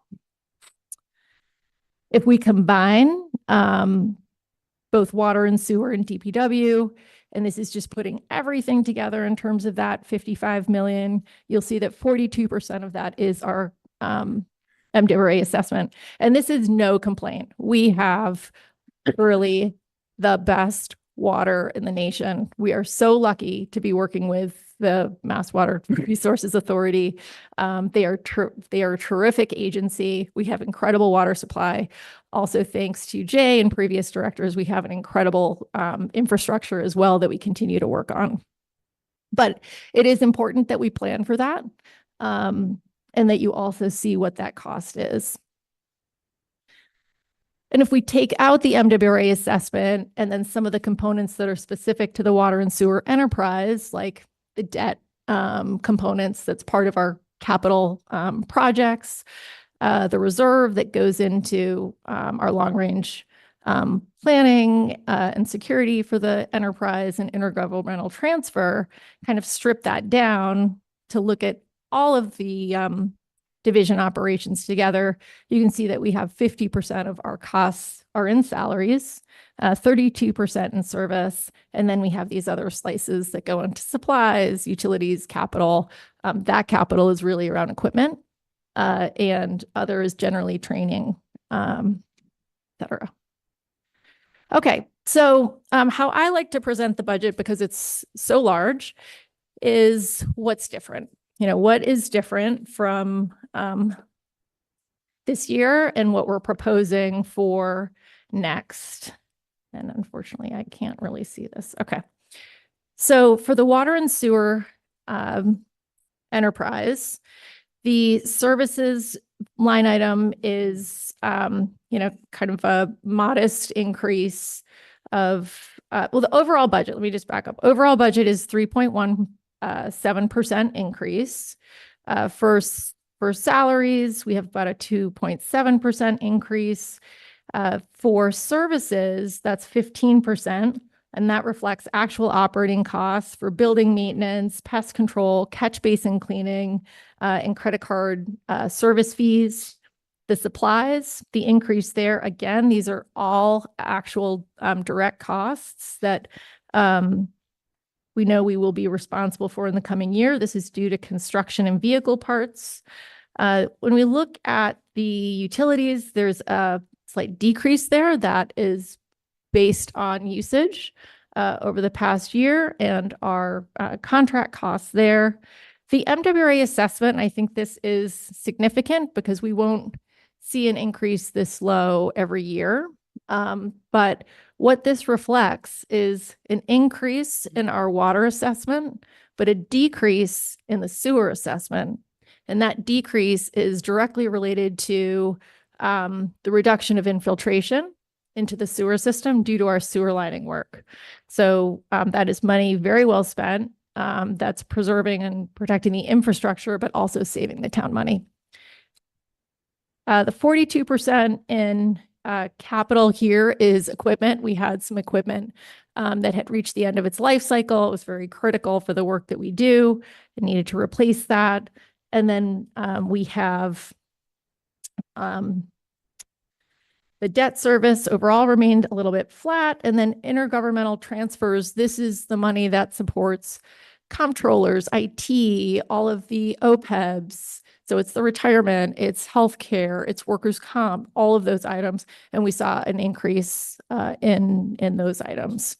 And that's money that we transfer back to the town to support the operating budget. So the next two slides itemize those things that I just went over. So I'm going to skip those and then go to the public works. So for public works overall, we have a 7.9% increase. And this includes all the divisions except water and sewer. And I will actually go to the detailed pages on this because it's largely a level funded or cut budget with the exception of sanitation. And we've spent time with this board talking about sanitation, talking about the change in service delivery, talking about the costs associated with that, both costs now to make the change and then the short and long-term benefits of that. So, so you will see that there's a reduction in the personnel budget of $570,000. This includes a cut of 2 equipment operators in the highway function and 7 positions in the sanitation division. The overall sanitation division has 15 full-time employees, and 9 of whom run the trash collection, bulky waste, and yard waste. Of those 9 positions, 7 are being cut. And of those 7, 5 are currently vacant. 2 of the 9 will stay for yard waste collection and other sanitation initiatives, and 2 will be transferred to within the highway division with equivalent pay positions. So, and you've heard this at your meetings, the few in sanitation that remain do not want to lose this function in-house. And I want to be clear that this is not a reflection on them. As a reminder, we held 2 public meetings with the select board, one with the solid waste advisory committee to review the entire program, the concern regarding vacancies that has persisted, workers' comp, lost work days, liability, and the risk of overall program collapse and impact on the highway division, which they had 5 people leave the division in 2024 because they did not want to work on sanitation. So as a reminder, we've signed the Casella contract, the 5-year contract, set the rates going forward. But that's the reduction there. And then you see the increase in services. That's the 2,075,000. Around 600,000 of those services are sort of fixed costs. Those are increases in the contract for processing waste, for processing recycling. It's for the metals, it's for the yard waste, it's for hazardous waste, it's the recycling collection. And then 1.5 million are associated with contracting collection for trash and bulky waste to ensure uninterrupted service. As I mentioned before, the new model isn't about cost savings. We saw that they were very comparable. It's about long-term sustainability, predictability, and safety.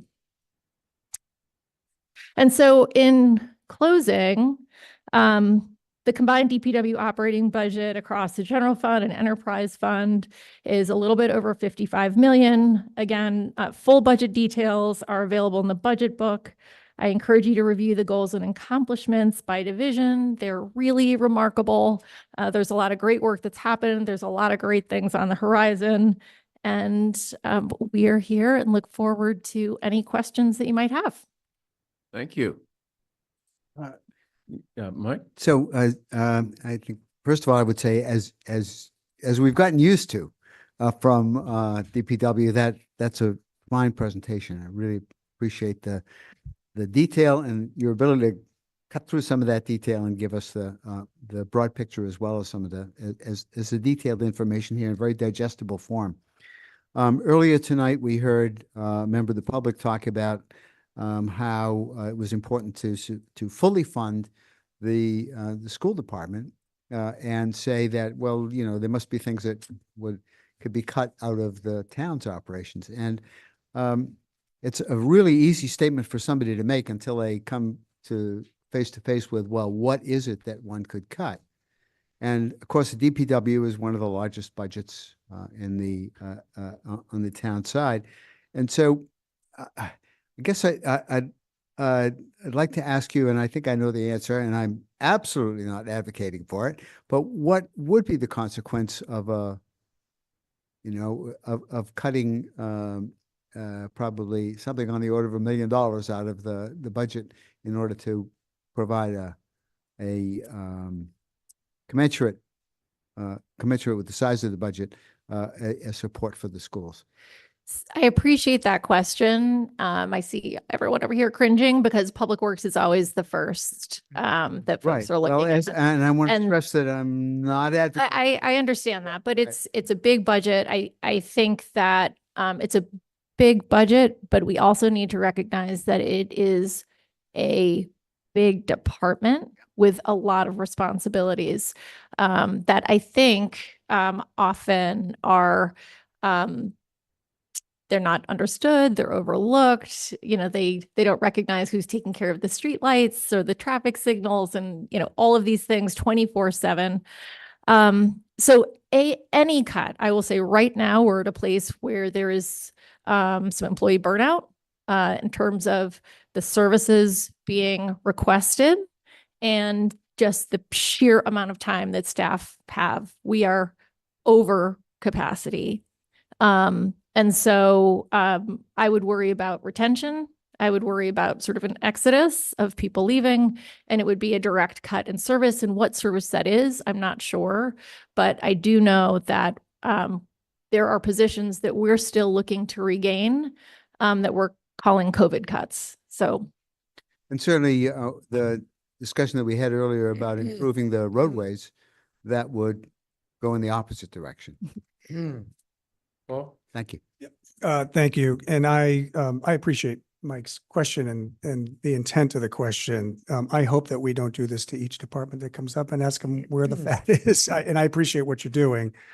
You know, should this board get to the point where we need to have a more holistic discussion, I think that would be a more appropriate place than putting each department head on the uncomfortable position. And by the way, I wrote the same question down, Mike, so you know it's on my list. I scribbled it out.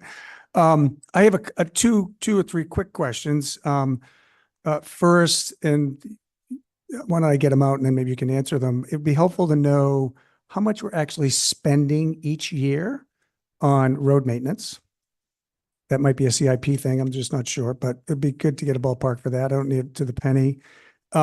We recently, late last year, we had someone puncture a 10-foot conduit of the MWRA with significant impact on our community and Eastern Massachusetts cities and towns. Very, very, very significant issue. And we received, I think, a memo from the MWRA saying, we need to do something about this because it was a puncture of a conduit that was 250 feet down, embedded in bedrock, that was laid probably 70 years ago. And someone was drilling a geothermal well and they punctured a 10-foot conduit. I have video of the geyser. It's about a 20-foot geyser.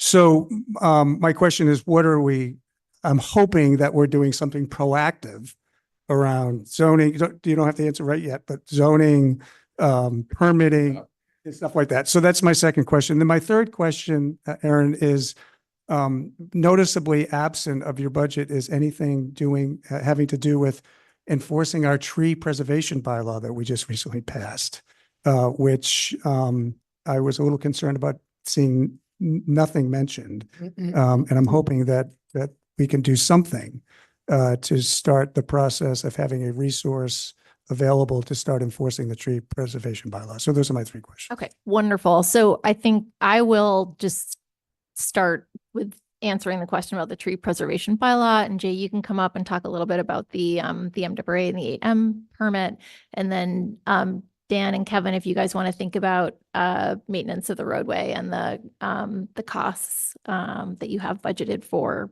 that, because it is split between highway and engineering. So when the new tree preservation bylaw was passed, and as we were going through the process, attending community meetings, advisory committee meetings, we were clear that additional staff was required to take on this enormous lift to preserve, protect, and enforce a bylaw across every private property in town. That we talked about that at the time. I think it's clear with the administration what's required. It was clear with the petitioners as well. We have that in our expansion requests, but this really was a year of no expansions due to budget constraints. So I think that it's clear that in order to implement the tree preservation bylaw, additional staff is needed. We're just not in a place right now. It's my understanding to fund that. So we are looking to work with the community to update the regulations, but we don't have the staff currently to implement it in full. Can I ask a follow-up on that, Bernard? Yeah. Just when you say, so if you did have the opportunity, is one person helpful to just start the process of enforcing the bylaw? One is absolutely helpful, but we propose two. Okay. Thank you. Jay. And I'd like to just introduce by name Alexandra Vecchio, Sustainability and Natural Resources, Jay Hersey, Water and Sewer, Dan Murphy, Engineering and Transportation, Milay Pradhan, Open Space, Parks and Open Space, and Kevin Johnson, the Deputy Director of Operations and also Director of Highway, Sanitation and Fleet Services. Yeah, thank you. Jay Hersey, Director of Water and Sewer, taking the question on the tunnel incident. You need to speak into the microphone though. Sure thing. Yeah, taking the question on the incident with the MWRA tunnel. To address that, we are working with the MWRA. They actually do have a permit program, which is well known. It's more for utilities that were at shallower depths, water and sewer, but not specifically addressing deep rock tunnels that are down around 300 feet. So we're working with the building department to develop a way to flag these utilities that are at significant depth so that they come across our permitting system, and then we can work together to make sure that they're known and this does not happen again. Do those conduits show up on a map somewhere? I mean, whose map is it on? It's on the MWA maps. We actually do have it on one of our maps, but again, typical dig safe programs, which look at, subsurface utilities, but generally at depths not greater than like 30 feet, all show up and are picked up on. But this one is, not too many people know about it because it's at 300 feet. Yeah. It's underneath a bunch of homes in Brookline, and they may have a record on their deed, but they don't necessarily even know that it's there. I would just hope that and I'm sorry, Bernard, I just hope that if a geothermal well permit, I don't know who's issuing it, but I'm hoping that that's going to flag somebody to go see if there's anything from here surface down to whatever the depth is that something like this could be at. It was a huge, expensive problem for Brookline and for the state. Yep. No, I was there. Yep. For most of it. So, Yep. thank you for the question. All right, Dan and Kevin, if you want to come up. Also, I'll just say that MWRA would issue those permits. So they do go through the MWRA EDM permits. So internally, we're looking at processes to double check these things, but there is a requirement for permit that if you're going to drill that deep, needs to go through the MWRA. So did the homeowner or contractor not pull the permit? I think it was less clear at the time. Could you go? Yes. Typically, those permits are actually pulled through the state. They're considered underground injection permits. So the state would review it and approve it, and not necessarily would it be picked up by the MWRA, or like I said, the dig safe system. So going forward, I know the MWRA, because I sit on the advisory board, is working like with the Well Drillers Association. They're working with the state to find multiple ways, and communities like, all through the metro area, to make sure that these deep rock tunnels or deep rock, subsurface utilities are flagged and people know about it. Certainly a lot better than they have in the past.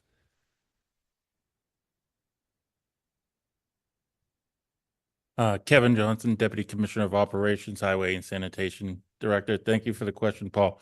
As far as how much money we're spending on roadways and maintenance, on the highway side, maintenance, we average about $40,000 to $50,000 a year of that money to buy materials to repair sidewalks, trip hazards, pothole patching.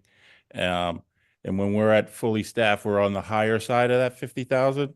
We're at full staff. Where we're short staffed now, not as much is getting done. But as far as how much money we're spending on maintenance, that's roughly around what we're spending for materials, and we're doing it all with in-house personnel. As far as the majority of the money obviously comes out through engineering and transportation. They put out the contract for all the road construction, so Dan will be able to answer that. That's the number I'm really interested in. Sure. So for additional maintenance, we have a patching contract on the street right now. We've got a crack sealing contract on the street right now. We're looking at probably over $8.5 million, including all project costs this year for bonding and course contract and road contracts as well. So we've been working hard to try and increase this number and get contracts on this. Make sure I heard you right. $8.5 million is what we're spending this year. This year. On reconstructing roadways, fixing roadways. Including the patching, and Yep. including but 8.5. Okay. Yep, total. Okay. And I don't mean to quiz you. Do you know how much we spent last year and what we're planning on next year? Last year was a little less because we had a contract that carried over, but we were like 4.5 last year. Okay. And then I know going forward, I know we're looking at having about six in our budget left over to jumpstart, once we get over after July 1st. Really helpful. Thank you. Thank you so much. David? Yes, I wanted to bring the topic back to something Mike raised regarding schools and broaden a little bit. So the DPW already provides services to the schools out of its budget, correct? And could you maybe provide a rough estimate on what that is financially and or describe some of the types of activities the DPW performs on behalf of the schools and also any other departments? Sure. We have a lot of internal and external clients in Public Works. We do a report at the end of each fiscal year that we share with our deputy town administrator for finance that really looks at all of the expenses. So it changes year to year. The types of services that we provide, we do all of the school grounds maintenance. So we take care of all the schools. We do all the plowing, snow removal at all the schools. We do all of the tree trimming, tree removal at the schools. We support the community gardens. We support some community activities. We host DPW Day for district-wide third grade favorite field trip of the year. And we do the trash collection at the schools. We do the composting at the schools. We provide a tremendous amount of support as it relates to, we've done, improvements around water and sewer and some of the utilities. We do the metering. We also support the school capital projects. So we have had projects at the schools that we manage in terms of school grounds. You'll see in the CIP this year, there's design dollars for the new Lincoln School, which is long overdue for renovation of the school grounds. That's in our CIP. We'll run a design review process with the school community, and those capital dollars are there. But if it's not directly in our budget, we support the school capital projects. So that's what it's the right of way, it's the lighting, it's the pathways, it's accessibility, and anything as it relates to use of those school grounds. We've been very involved in those designs and then in supporting, utilities, et cetera, as well. So we spend a lot of time supporting kind of behind the scenes, the major school construction and renovation projects as well. Anyone, did I forget anything big on that, on schools?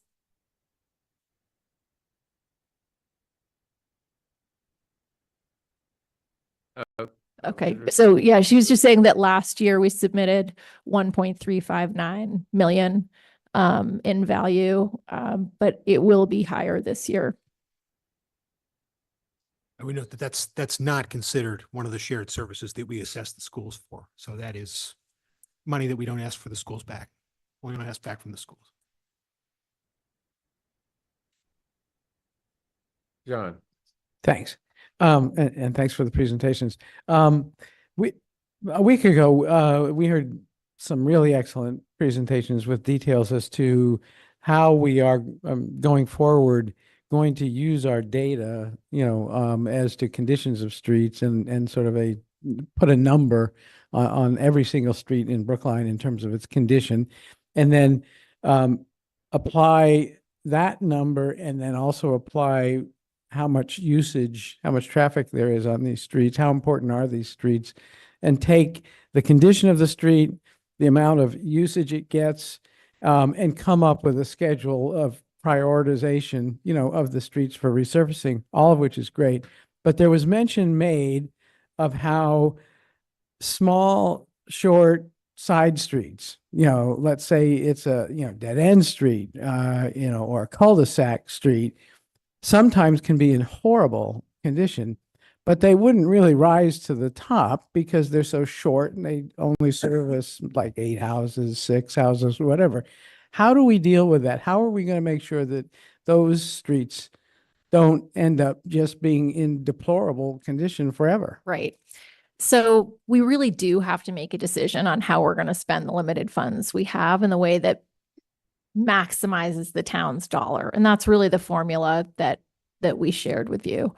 But in recognizing this, what we're looking to do is set aside a certain amount of money, hopefully based on getting favorable bid prices, et cetera. It might be something on the order of $500,000. It could fluctuate each year, where we're going to go from the bottom up and do what could be called an emergency or maintenance overlay that is just in essence capping that road in place. It involves milling just the curb line and doing an overlay on the street. And that's just saying we're not going to get here until it comes up in terms of its time, but trying to work sort of backwards with a small amount just to prevent, just to, in essence, make sure that some of those roads in the worst condition don't continue to degrade to a point where they are a real safety hazard. Thanks. Bernard, just a quick question. So, you know, we have ignored, this isn't anybody's your fault, but this has been we have been in a deficit for deferred maintenance for decades, correct? Correct. And there was a number, I think when I first joined the board, it was like 50 or 60 million potentially was kind of where the number was at. And did I see a number north of 100 million now of, you know, if we needed to get our roadways back up to where they need to be? So I think what you saw was 135 million if we were to do all roads, sidewalks, ramps, and that's current dollars, no escalation, just the value. But we also, in looking with our new policies and looking at the roadways, estimated a dollar value somewhat lower to increase the PCI. Yeah, yeah. And so just one more comment, Bernard.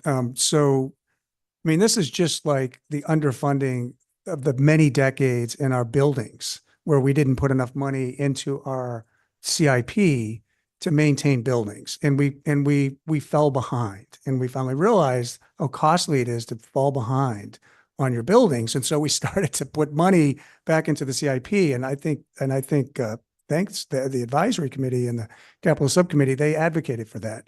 But we have a very similar problem with our roadways. We've ignored them for decades, and now we're behind badly. And you're doing yeoman's work and trying to at least get them so they don't deteriorate further and passable for the ones that are the worst offending roads. So I appreciate your efforts. Thank you. Okay, thank you.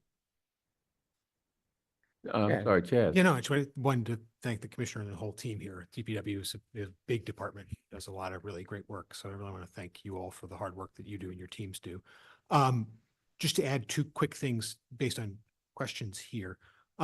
One on tree preservation. I just want to be clear. What Aaron said was that we are underfunded. We are at one arborist position currently. So we're not even fulfilling the mandate from the 2022 override yet, or the 2023 override yet, to deal with the urban canopy planning. So we have to get there, and then we have to get to the further mandate that's been put on us by town meeting to even reach that point.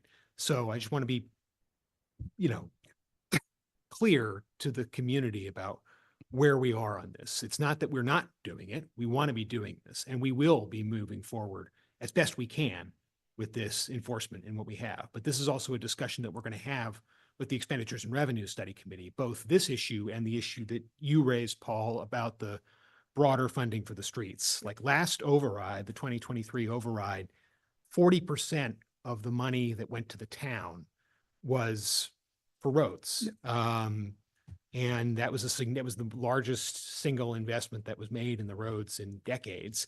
And we still are where we are. So there's more work to be done there. Right, but the fulfilling of the obligation to town meeting is a choice to do it or not do it. I do understand. I mean, we have positions in other part of our teams that, and I'm not suggesting we do anything at this point, but we do make choices. We could say, instead of doing X, we could do Y, and we could fund the position for tree preservation enforcement, and we could not fulfill some other position or move money from some other bucket. So we do have the option to choose to fulfill or not fulfill certain obligations. That's true, but these are core operational. We're at core operational capacity right now. So it's not as though there's something we would like to do that we would cut in order to move into this space. Everything else is either an override priority or it's a core capacity. So, I agree. So they're all hard choices. Right. Oh, and just one other, just to follow up on the broader question of, what will we cut? I agree that it's important to have that discussion more holistically, as opposed to on a department by department basis. But I will just say, we appreciate the community dialogue on this. What I continue to go back to is that revenue projections were off by less than $1 million. That can be explained in several ways, including the high cost of healthcare. The expenditure projection on the school side is off by $7 million. So when I ask people to take a hard look at that, I mean it, to take a hard look at that. I don't think it's fair to the town departments that have been continually asked for the last 3 years to do more with less, to come back and say that that's somehow not enough. This group has done true amazing work through a pandemic, through extremely difficult times, and we're heading into extremely difficult times with uncertainty about federal funding on both the town and school sides. So we are committed to helping the schools. We want to be good partners with the schools, but I'm getting a little undertone from the conversation that seems to suggest that the town is somehow to blame for this problem, and I don't like it. So if I could make a comment about that. Bernard? John. I had Okay. my hand up. He's waving his hand. Yeah. The problem with when these things continue is we keep thinking of more questions. I've been meaning to ask for a long time. Do we, in our budgets, as presented at town meeting or as reported, say, in the annual report of the town, break out Chapter 90 funds and how they were spent in terms of, this project, this project, this project, this project? We break out Chapter 90 funds and they're voted on each year. It's set by the state, but we have exactly what we spend Chapter 90 funds on. We get that approved through the state before we expend those dollars. Yeah. But we don't put that in a report. I raise that question because I'm always looking for things that we can kind of use as metrics and comparisons. And I would love to have that information included in, one of our annual documents, either the budget that's presented to town meeting or say in the annual report somewhere, so that I can look at how town X spends their Chapter 90 funds and just make a comparison. How does Brookline spend their Chapter 90 funds? That's all. But you're just looking for us to show how Brookline spends Chapter 90 funds, correct? Yes. Yeah. Yeah, no problem. Okay, great. So respectfully disagree that it's not a good idea to ask department by department.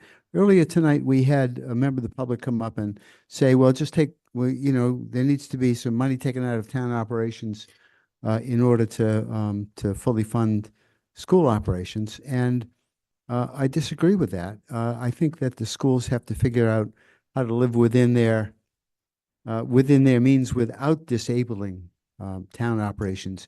And town operations aren't disabled holistically. They're disabled department by department. And if you take money out of DPW or you take money out of police or fire or anything else, it means that they're delivering or they're not delivering some service that the public wants. And it's really important for the public to understand what kinds of things would be missing from town services, department by department. When this kind of discussion comes up, it's particularly important for town meeting members to recognize that. David. No, and just similarly, I think we're actually all on the same page on this, just coming at it from different angles. For example, my question regarding what does DPW contribute to the schools already? And the answer was $1.359 million. And that's a significant sum. And it's important, I think, for the public to understand that even on the town side of the budget, a lot of expenses go toward the schools already. So I do think going on a department by department basis, just to illustrate sort of the interrelatedness between our departments, can be helpful. Well, Yeah, and I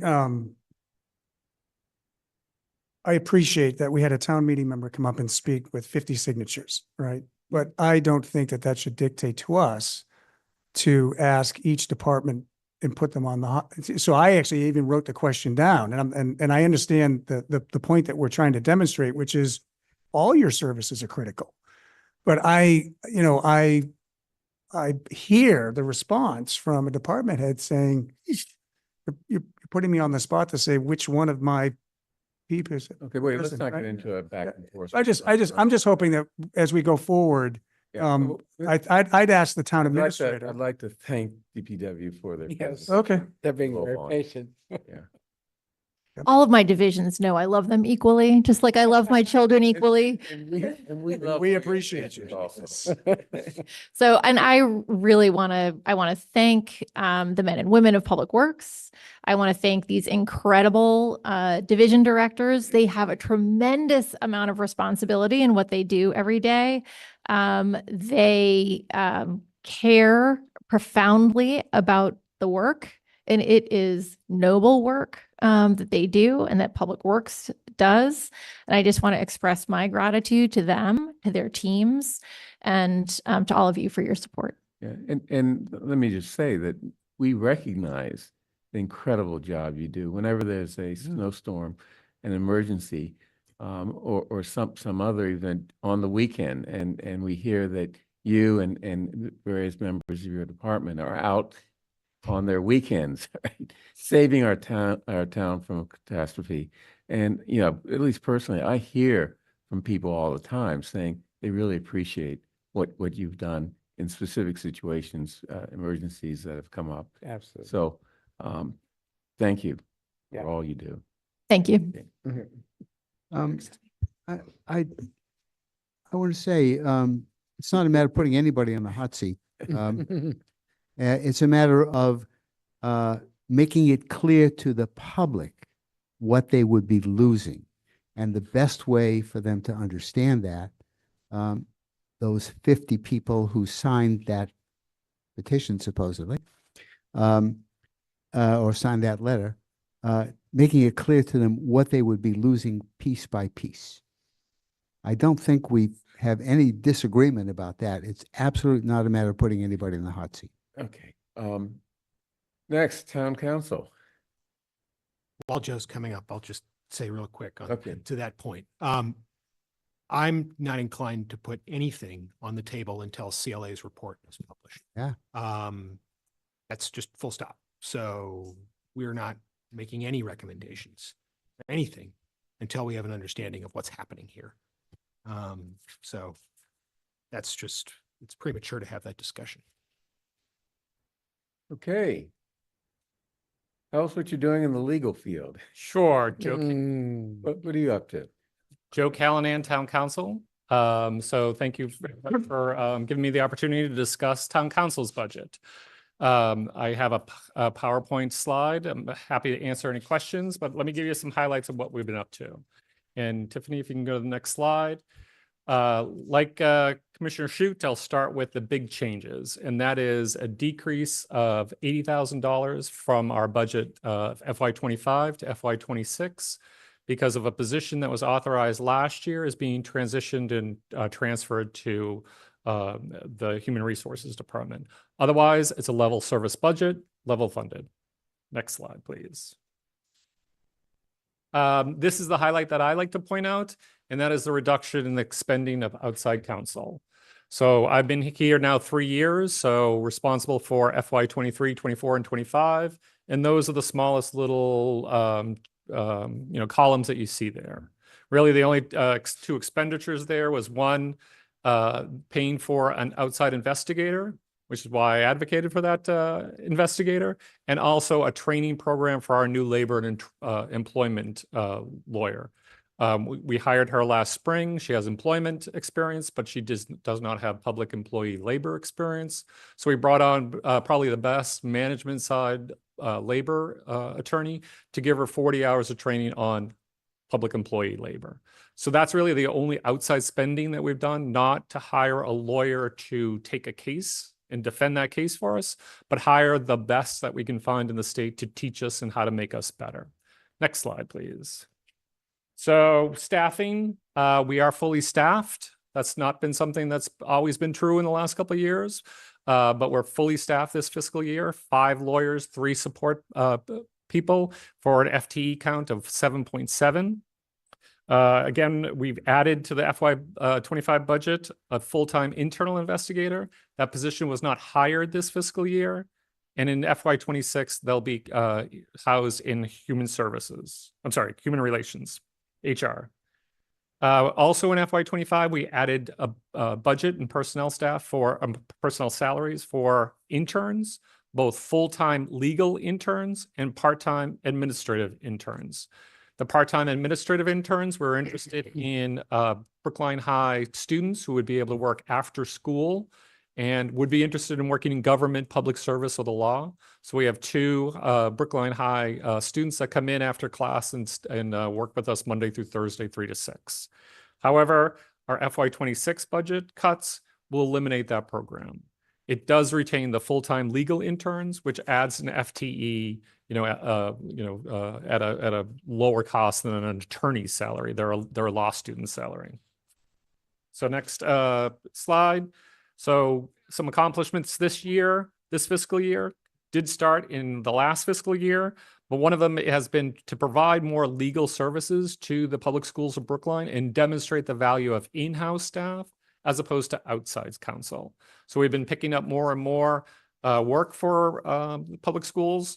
This has been something I've been trying to do for the past 3 years. However, this year we're seeing now not just the superintendent's office calling, but principals and senior leadership, and now coming to us directly. So we're providing more and more services for PSB to demonstrate to them the value of in-house counsel at a much lower rate than outside counsel that you're paying, the market rates.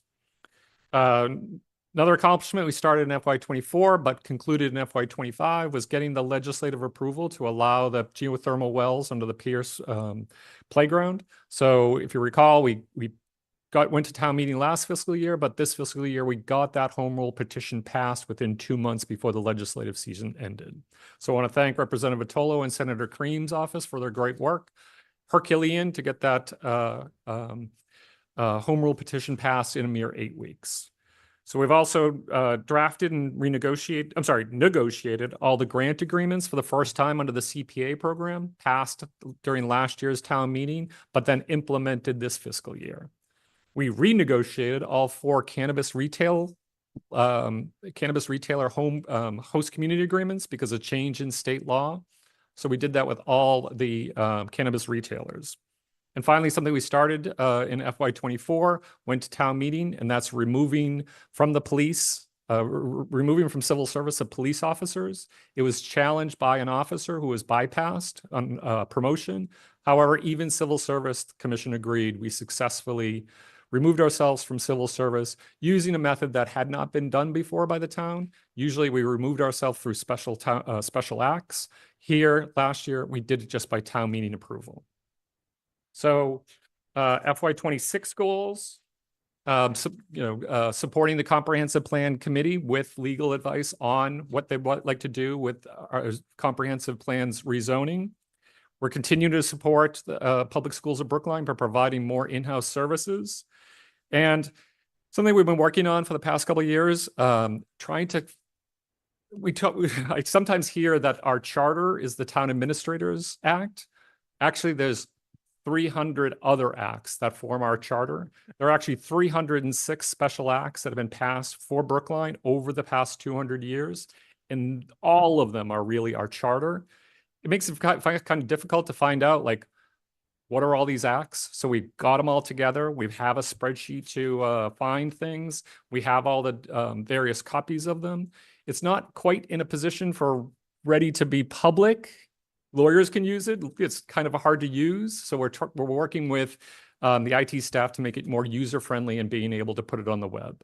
But this is something that's been going on for the past 3 years. When I started, Mel told me, oh, we can't figure that out. Of course we can figure it out. It takes work, but we've done that work. Now it's just getting it into a position and condition that makes it more readily available for just not the lawyers in the office. And we're also available to provide any training. We had a training for PSB staff on campaign finance laws in reaction to the OCPF complaint before. We're able to provide training. We have now the trainings that Elena, our labor lawyer has received, she's now prepared to give that labor training to department heads. So if there's any issues that anybody in town, whether they be board members or staff or elected officials want on training, we're available. Just ask us, we're ready. And the last thing being a warrant article that had been proposed being delayed, and that's adopting a municipal hearing officer. That's warrant article 11. We're asking for no action be taken on it, but we're going to continue the work going forward to be able to bring this up in the fall and provide more answers on how a municipal hearing officer can help with the tickets on road enforcement and having inspectors not go to Brookline District Court and wait for a clerk's hearing when there's appeal, have council staff do that and provide that intermediate administrative appeal for people to bring a complaint about a particular bylaw enforcement.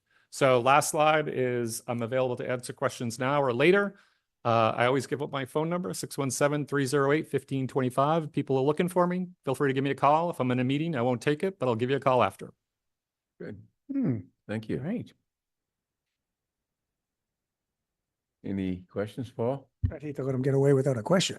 Joe, you mentioned that you're taking more you're providing school support. Do we have any sense of what percentage are we shifting or are we just adding?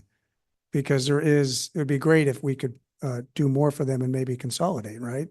Sure. But what I've been trying to do is to demonstrate to them that we can perform this work. So for some, it has been new work that is not going to outside counsel. I have got calls from staff saying, I have a question for you, and we give them an answer, and then they say, oh, well, that's what our lawyer told us. I'm like, but we're your lawyer. So what, you like, shopping around the answers?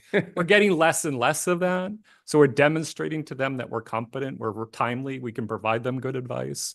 But now, like I said, we're getting beyond just, the superintendent's office and lower into the school system to give us a question and, hey, I'm about to write a letter. Can you, that's going to go to the community. Can you take a look at it before I send it off? Let me be more pointed in my question. Is there anything that prohibits your office from providing legal services because they also have their own legal services, right? Mhm. Would you be able to provide the same services that they're getting from their legal staff? They don't have in-house legal services. Right. They use just outside. Outside, right. So in their budget for FY25, they've spent $300,000 on lawyers. They propose to increase it to $450,000. But we could do that work. We just need the bodies. We're at a breaking point, or we're bending. We don't want to break by taking on the additional responsibility that we have with the other 40% of town and school services. Okay. But if we had, instead of spending money on outside counsel, spend it on a lawyer or two, we could absolutely do all that work. Okay, thank you. So some of the outside counsel work that outside counsels that they use are very specialized areas of law, or represent very specialized areas of law. How easy would it be for you to sort of staff up for those types of matters? For example, special ed. I mean, it's not just any old lawyer, correct, that you'd want to hire. How easy would it be for you to, over whatever period of time, staff up so that you can handle those type of very specialized legal issues for them? Sure. So right now Susan Harris in our office came from the Department of Early and Secondary Education. So she's a generalist in our town council's office. If we were to take on this role, I would look for someone that's familiar with special ed, but if not, we would teach them. We have those resources with Susan, or like what we did with Elena, who is our labor attorney, bring in someone to train them. So that short-term 40 hours of Jack Collins to teach Elena, labor is now meaning that we don't have to go out. We've trained someone in-house to be able to do that work. So given, for example, on student rights, Susan's experience and, a new person, or on labor, my experience, Elena's experience, and a new person's experience, we could do all this work. So it's not really a difficult problem to solve. No. Or difficult move to make. Okay. John? Joe, thank you very much for all you're doing. Do you have a philosophy as, and that's the best word I can think of, as to how to budget for settlements? Sure. I mean, I actually have slides up on how much we spend on settlements. We've also been reducing settlements. Mm-hmm. There's kind of two sources of settlements or two sources of funding for settlements. One is each year we're given $75,000 as part of town council's budget for kind of the slip and falls, the fender benders and things like that. Yeah. In the years before I came here, we were settling about 20% of the money claimed was then went out the door as settlements. We're now driving that down lower. Last year, it was 10%. If you count the $1 million claim that we had no chance of ever being liable for, it was actually 5%. So we're also driving down the amount that we settle because that's what I've done for 25 years, defend government in claims. I have a good idea of what a value of a claim is, as opposed to the other side would take. You've seen my decision tree analysis and litigation risk exposure. That's based on what the case is worth, not what the other side will take. And that has driven down settlement costs. We could do that for the schools too. I have to say, I like what I'm hearing, and thank you very much. Mm-hmm. Okay, well, thank you. Okay. Appreciate it. Very helpful. Thanks very much. Yeah. Can we take a seventh inning stretch? I mean, just a couple of seconds. I tend you to stand up. I can use that. If you want to go somewhere, fine. Okay, 5-minute break. Or 3, 2. Okay.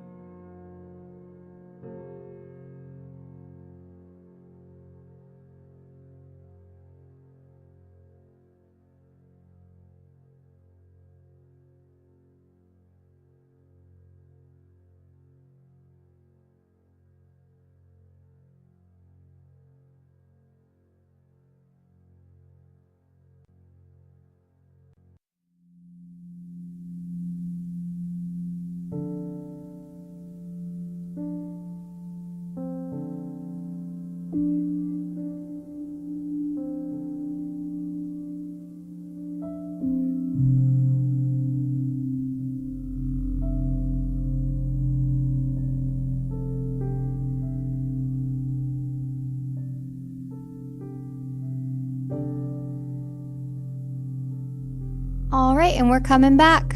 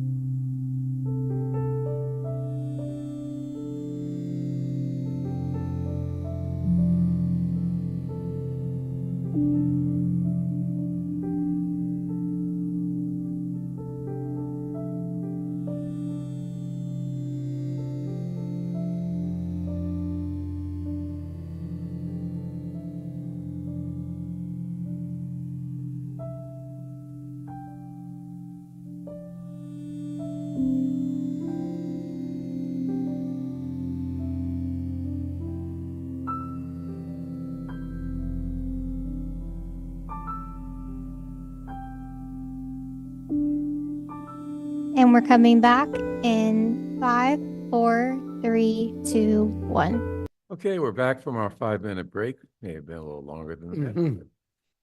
And we have Mr. Lincoln Heineman, our treasurer, to present his department's budget. Thank you, Mr. Chair. Good evening. So I am Lincoln Heineman. I'm the town's director of finance, joined by, in person, by 2 division heads. So Chelsea Stevens, who folks, not everyone may have met before, our relatively new comptroller here. And next to her, Rick Seville, our interim chief procurement officer. And also joining us from online is Ted Costigan, our relatively new chief assessor, and Don DeVito, our payroll director. Ted actually was covering warrant articles tonight at advisory committee, so he was doing double duty, but he's joining us now, which we appreciate. So we're here to present the finance department's proposed fiscal year 2026 budget. So I won't go, the next slide here is a quick review, overview of the 5 divisions within the finance department, 31 professional staff. I won't go into all those details, but they're there. Folks, watching at home in particular may not know the various functions within the finance department. Next slide, please. Here's the proverbial blizzard of numbers. It's the overview, but what there a few things I wanted to focus on when looking at the overall budget for the finance department. So overall, there is a slight reduction in the proposed fiscal year 2026 budget of slightly over $13,000. There are 3 primary areas of change that I'll just mention. Number 1 is a modest increase in the amount under the comptroller's office for services. This is the cost of our accounting system, Munis. It is the contractual increase, and it's a cost that we have that we really need to meet. There is a modest reduction in the salaries line for purchasing. As the board knows, our longtime 25-year employee, Dave Giannakakis, is the chief procurement officer. He retired at the end of this past calendar year, and that is with the expectation that the new person permanently in the position as chief procurement officer will be starting at a lower rate than where Dave left. And then we also, as part of the initial budget reductions in towards having the town side budget in balance for fiscal year 2026, there is a reduction in services within the treasurer collector's office. That is something that we think we can absorb. But that reduction also was made to, again, to help bring the town side budget into balance. Next slide, please. So, towards the board's question regarding accomplishments in fiscal year 2025, and I'll, as I go, relate those in particular to the board's goals and objectives, both from 2025 and then the goals going forward into fiscal year 2026. First, and I think first is maintaining the town's AAA bond rating. As you can see here on the slide, Moody's did maintain that at our last large general obligation issuance. And at the time, the rating agency noted our strong fiscal management and formal policies, including multi-year forecasting and strong pension funding plan and healthy contributions towards OPEB liability.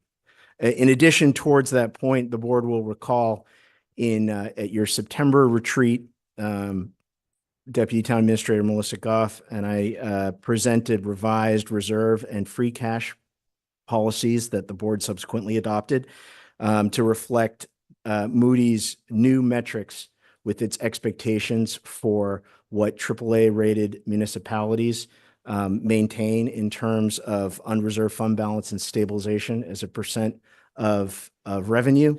Again, as a quick reminder, the town previously had been at 10% as a metric of revenue.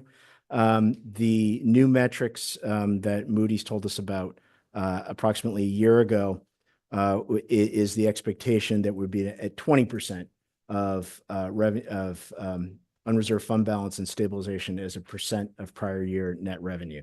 So the board adopted that, and then also with a goal towards meeting the median of Massachusetts AAA rated municipalities, which is currently 37.9%. So the town is meeting that now. But as we'll talk about in fiscal 26, there are some steps to continue to meet that and move more towards that goal of the medium. And that is directly related to the select board's finance administration goal number 2 in your goals.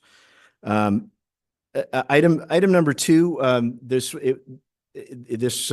calendar year in particular, but also fiscal year 25 and calendar year 24 was a time of big change, particularly in the division head leadership within the finance department. We had 2 retirements and one person leaving for a promotion in another town, and in addition, the assistant collector leaving for promotion elsewhere. So those 3 positions, in particular, the comptroller, chief assessor, and deputy treasurer collector, and our new deputy treasurer collector, Holly Sullivan, have been filled. It was certainly a challenging job market for that, but I do think we got through that in this past calendar year, and certainly directly related to the select board's goal of number 5, paying competitive wages and appropriate benefits to retain and attract qualified public servants. And then with respect to the third primary accomplishment in fiscal 25 for the finance department, the disparity study that the board heard the report on earlier this month was completed with the city of Somerville, and again, directly related to one of the objectives that the select board had sent out in fiscal 25. For 26, the more things change, the more they stay the same. Certainly the primary goal for the finance department is continuing to contribute towards maintaining the town's AAA bond rating to the point of the amended reserve and free cash policies that the board adopted in September. As the board knows, there is $3.5 million proposed to be appropriated to the stabilization fund in fiscal year 2026. Again, seeking to further go towards that metric of reaching the median of revenue of stabilization fund and unreserved funds as a percent of revenue. And again, certainly related to the select board's number one goal in preserving our financial health of, again, seeking to meet the new expectations from Moody's, the ratings agency, and maintaining our bond rating. Goal number two, again, directly related to the select board's goal of preserving our financial health is my role in particular, obviously in conjunction with the town administrator and the deputy town administrator in supporting the new expenditures and revenue study committee. As the board knows, the first meeting occurred of that new committee, and that work will continue, and I'm sure there'll be asks of the finance department in supporting that work going forward. And with respect to the disparity study and the next steps in what the town intends to do in 2 minutes. Oh, thanks. I'll meet that. With response to the disparity study is consideration of whether or not to choose to implement a shelter market program, and administrative, and there are some administrative steps that we're looking at where we will be able to, in fiscal 26, implement administratively other recommendations that the study made. Briefly, with respect to long-term goals, increased collaboration with the school department. This is something we've made great strides with and continue to, particularly with respect to the payroll division. Improved use of technology. This is something that we've really been focused on, in particular in Treasury collection recently and in the assessing division. As an aside, by complete coincidence, today is the first day whereby folks paying their bills either out in the departments or to the Treasurer Collector's office may use Apple Pay. We had some technical challenges to that earlier, but now folks may use Apple Pay. So I use that as a small example of something where we're seeking to improve the use of technology. And in the interest of time, I'll just mention. We can get back into the other goals and objectives if folks want to, but in the interest of time, we'll go on to the next. New initiatives and potential additional service demands. So within the current budget initiatives, one thing that the assessors division is looking at is having an increased focus on personal property. It's something that had entirely been done in-house. There is a vendor where both Ted and I know from experiences in previous municipalities where within our current budget structure, we are confident that we can achieve more personal property tax. This is the non-fixed assets, in particular at businesses. That's something that, again, within our current budget structure, we believe we can increase the revenue that we see there. Again, in the interest of technology, we're also taking a look to see if our cash reconciliation process might be aided through AI. It's a new field particularly in municipalities as to if some software might be effective there, but we're starting to take a look at that. The thing I would mention with respect to demand for finance department services, I think there are two primary things at town meeting which may increase the demand with respect to the good landlord tax abatement program and the real estate transfer fee. Both of those things, if passed, would increase the demand for services and from the finance department. If we could start wrapping up. Yep. This is the final substantive slide. So in answer to the select board's questions, again, the personnel levels and the FTE levels for this budget are the same. Again, if certain pieces of legislation were passed at town meeting, there would be, I think, a future need for increased personnel levels, but this certainly it stays level with respect to personnel levels. With that, I think I covered most of the select board's points as well, but very happy to take any questions together with the division heads here. David. I have a question regarding payroll. So I noticed that in FY 24, there were 2 people total, 2 FTEs total. There was an assistant payroll director and a payroll coordinator. And then starting with FY 25, that doubled to 4 with the addition of the payroll director position and then adding a second payroll coordinator. Now, you spoke to the expanded demand on the finance department. I'm just wondering if you can explain how that dovetails with the doubling in FTEs in payroll. Sure. I think I want to take one other look at that, because there has not been an increase in FTEs, and perhaps it's how it's being represented there in terms of the change in titles. That there had been beginning in fiscal year 2023, there were 4 people in what was then not the payroll division, which was then the pre-payroll division, which had been part of the Treasury Collection division. At town meeting, split that out and agreed that payroll should be its own division at the fall 2023 town meeting. There are actually 3 employees now. There's space for 4. There have been actually 3 full-time employees right now. So I think what's being represented there, so again, there was no increase. There's actually formally a decrease. That position has been kept open now. We do think we need to fill it long-term. But I think it's part of a sort of a variety of conversations. One, with respect to the establishment of the new payroll division, and where exactly long-term we want all of those duties to shake out, so to speak.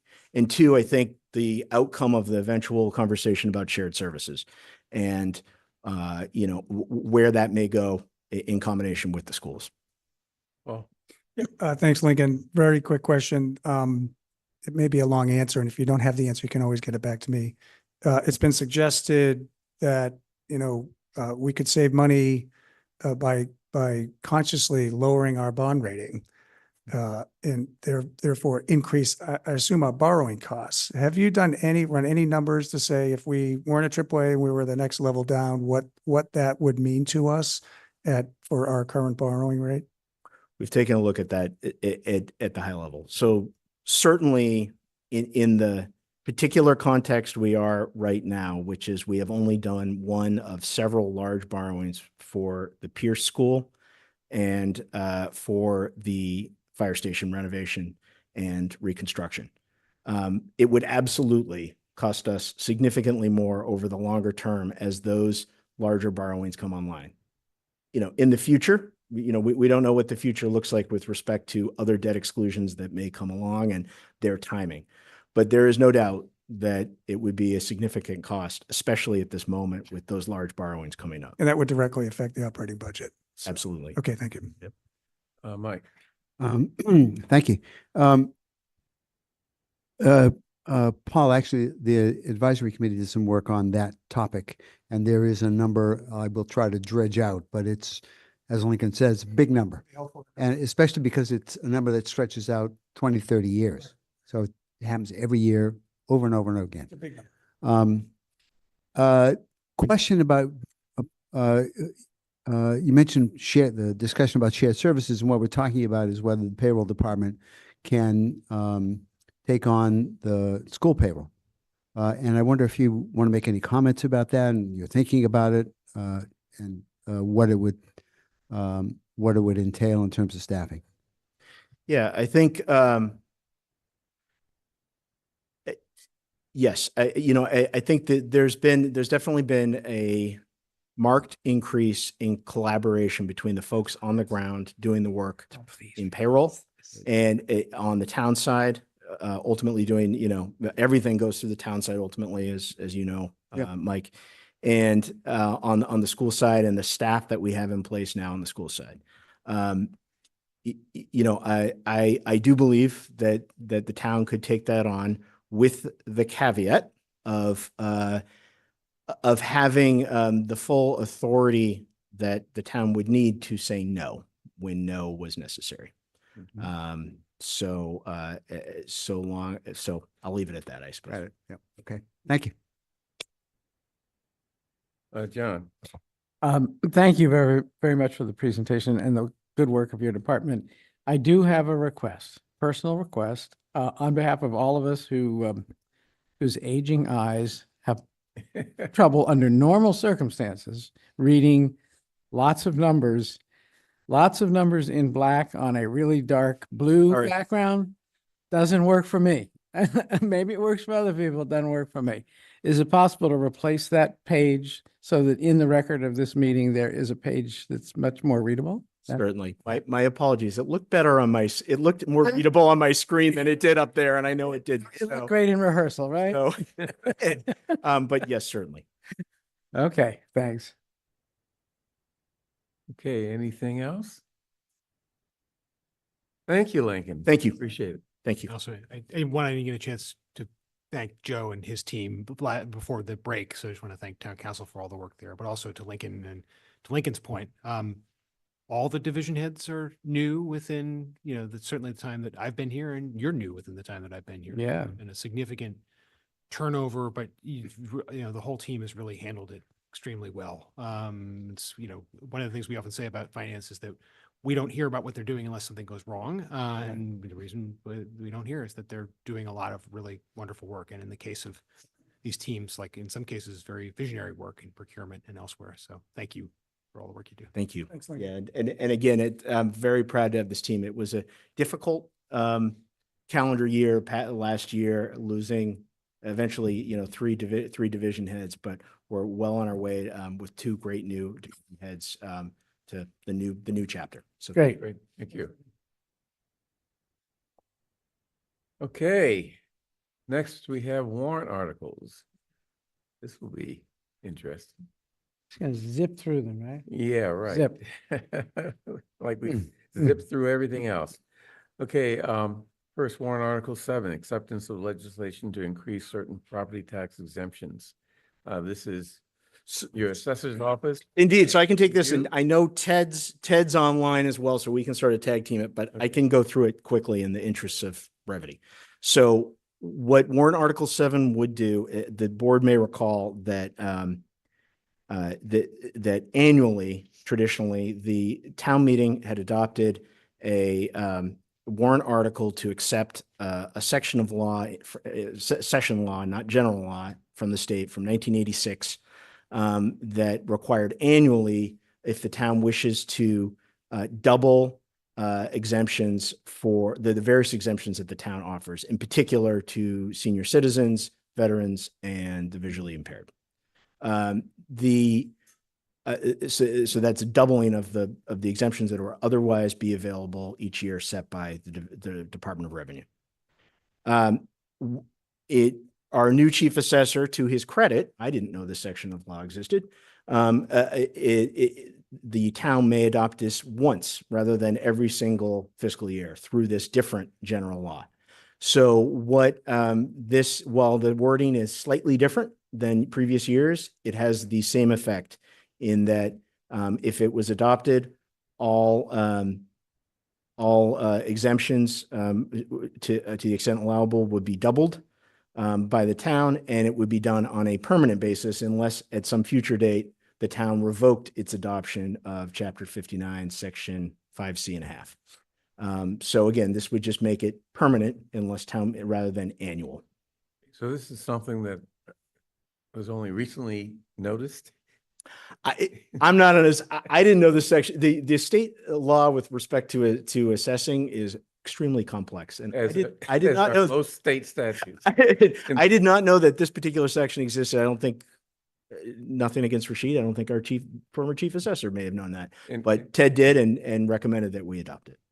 And town council has agreed, I hope. Yes, I mean, so it is quite simply adopting the same exact language, but just on a permanent basis, except for on an annual basis. Okay, Paul. So thanks, Lincoln. So we're going to go from annually doing it to just if we do this automatically every year will increase. So, right, so automatically, so every Unless year. we reversed it. But today, right now, if you didn't do this, each year at the annual town meeting, we have to approve it to take the maximum, right, the next. To double them. To double it. No, this is my question. Have we ever not approved the doubling? That Not you're since aware of? 1989. Not since 89. Every year we've been doing this. So, okay, thanks.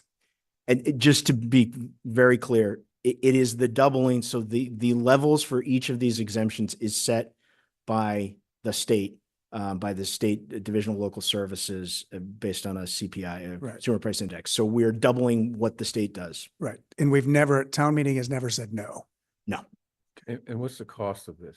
Just one moment. I have it in front of me. if you Apparently, want. no one. No, it's right here, $35,750. Thank you. Not a big amount. Yeah. Correct. John. At first, I didn't know if I was hearing this wrong, and I thought this can't be true that we're going to double it every year. And then I realized that actually what you're saying, and correct me if I'm wrong, is there's a basic amount set by the state. It has stayed relatively the same, I guess, year after year after year after year. And year after year after year after year, we can, under special legislation, double that amount. But having doubled it to 350 for surviving spouse, doubling it every year doesn't mean next year it's going to be $700 and the next year after that it's going to be $1,400, right?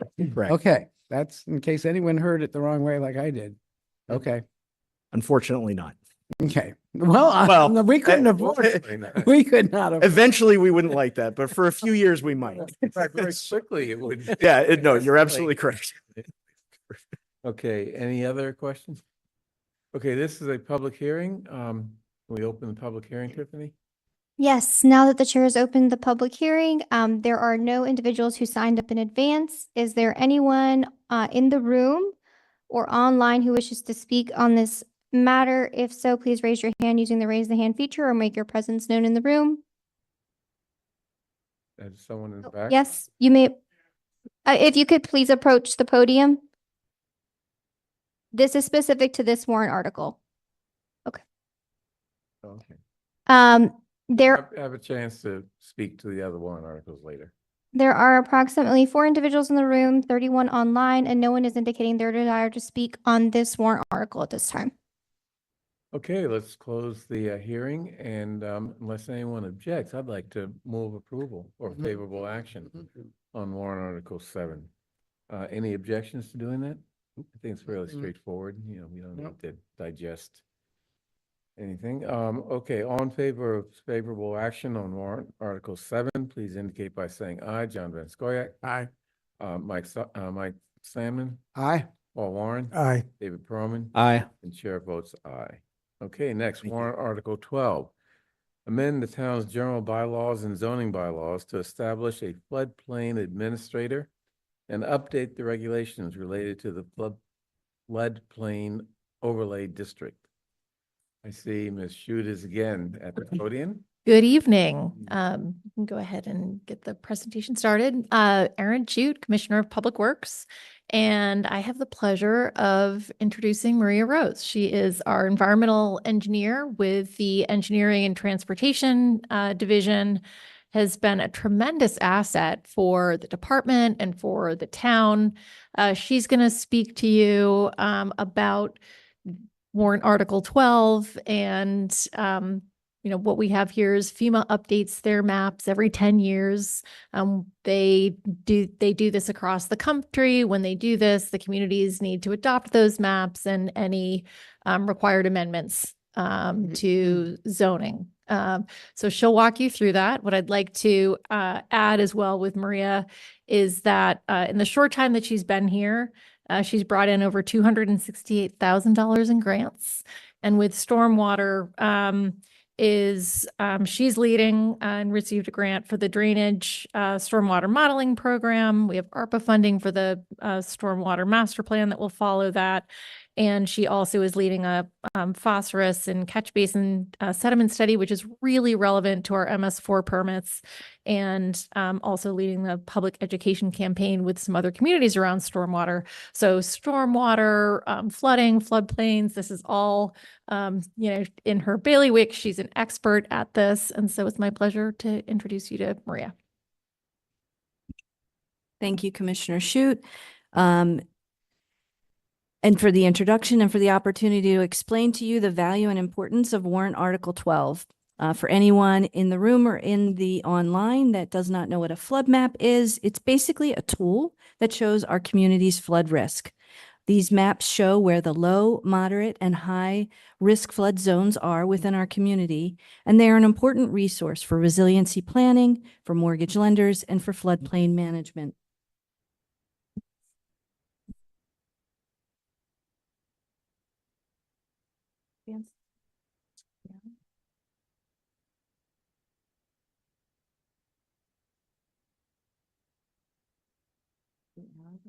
No, just. Oh, thank you. Thank you, ladies. Okay. So FEMA updates their maps periodically to better reflect flood risk with the intent to increase flood awareness and flood preparedness. In fact, FEMA coined the term risk, R being reduce your risk, I insure your risk, S for share information on risk, and K to know your risk. So this workflow diagram explains the risk map, or simply a map update process. A discovery meeting is similar to a kickoff meeting that was held back in 2015. This is followed by data gathering of FEMA's contractor, and in this case, it was USGS, as well as the State Floodplain Coordinator works in together with all of us. Then there's a work map meeting that is scheduled with communities where they can mark up preliminary maps. The preliminary maps are then issued, which occurred for us in June of 2020. This kicks off public notices and final reviews. And due to the COVID-19 pandemic, there was a bit of a long pause here, and we were finally issued a notice, a letter of final determination on January 8th of 2025. 6 months from this date is when the new maps become effective. So the purpose of warrant Article 12 is to simply adopt the new FEMA flood maps and incorporate the required language into our general and zoning bylaws. The maps reflect new topography. They reflect hydrologic and hydraulic data changes in development, people who have submitted and received approved letters of map changes.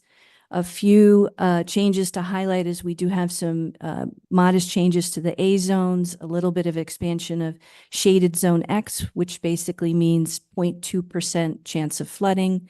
A zone and AE zones mean 1% chance of annual flooding. And there's some minor shifts in flood zones. We also have a portal, which is linked there. We don't have time due to the time constraints to show you what that is, but if you Google, or if you go on our website and just go to the stormwater webpage or just search for Brookline flood map, you will be brought to this tool, which is pretty cool. It shows you, there's a swipe tool that shows you what the current maps look like and what the proposed maps look like. So DPW worked with our planning department to figure out the best approach to incorporate the required provisions in the state model floodplain bylaw. A copy of this model bylaw was included in your attachment to the 2-page memo that we provided that's dated March 20th. This table shows the individual required provisions and where we incorporate each element in order to achieve compliance with FEMA. For efficiency's sake, we'll simply expand further on just some of the primary updates. One of the bigger updates is that we need to amend Article 3.17 to establish a floodplain administrator.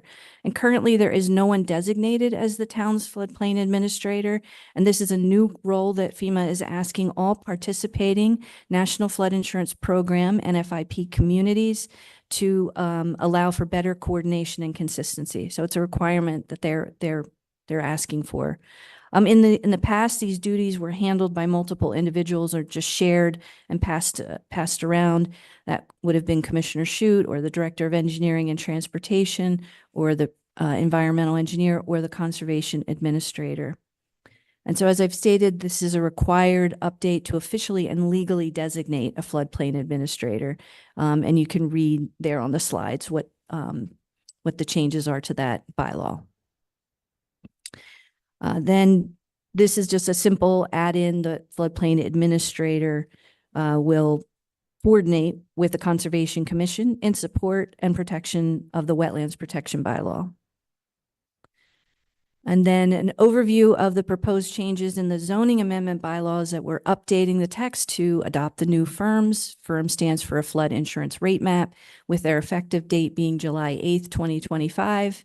We're adding definitions that are required per the state model floodplain bylaw and FEMA. We're doing some consolidation of sections. And then we're updating section 5 on the notification requirements, deleting section 6, reference to existing regulations as they're not necessary, and updating our procedures to allow for a new floodplain development impact review. And then there's some basic clauses that just allow the strengthening and clarity of process to our bylaw. The zoning use table needs to be updated in order to correctly reference the proposed changes in section 4-10, 4.1 or -10 for clarity and consistency. And we worked closely with the planning department in order to make these proper changes so that they correlate correctly with this update. And with that, I will take any questions or comments, or Aaron, Alexandria, and I will take any questions or comments that you may have.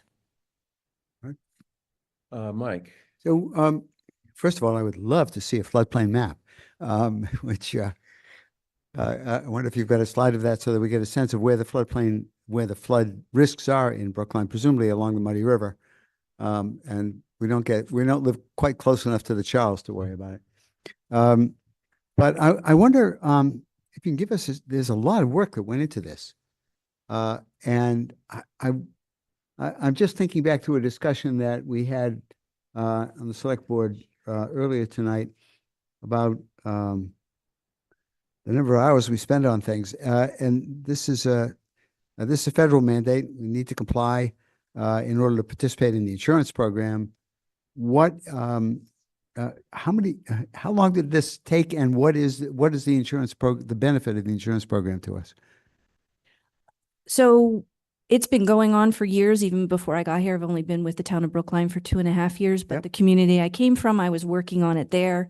It's been elongated out, as I showed in that first slide, that there was like a decade of planning on this. Yeah. But in earnest, once we knew that the maps were going to become effective, we've been working on this since about mid-December to get this update to you. And then you asked, if you can show a map, I think that would be. She has it up on the screen. yeah, I have it up on the here we go. screen, but Great. you asked something else. No, that's fine.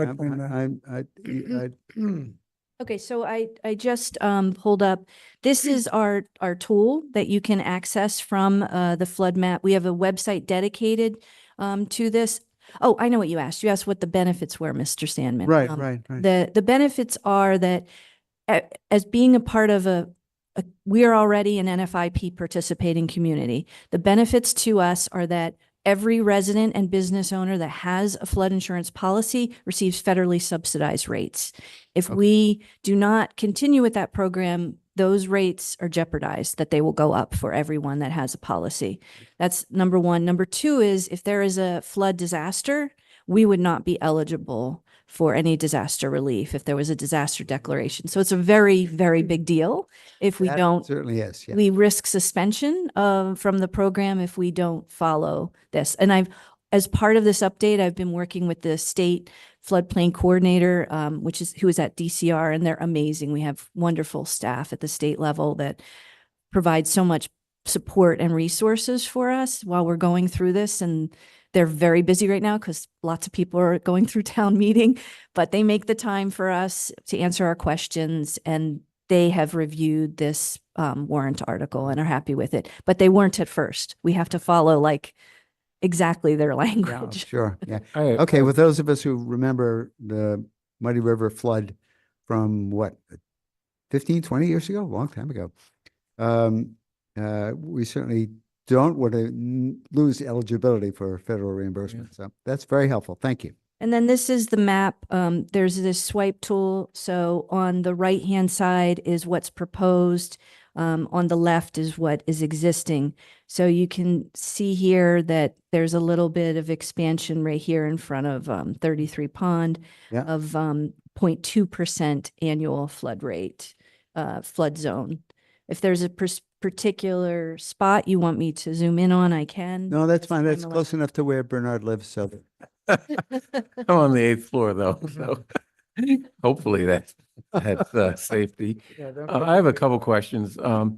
Yes. It's not just a muddy river though, that are Oh. potential floodplains, but I mean, a place I used to love going to just to walk around was Griggs Park.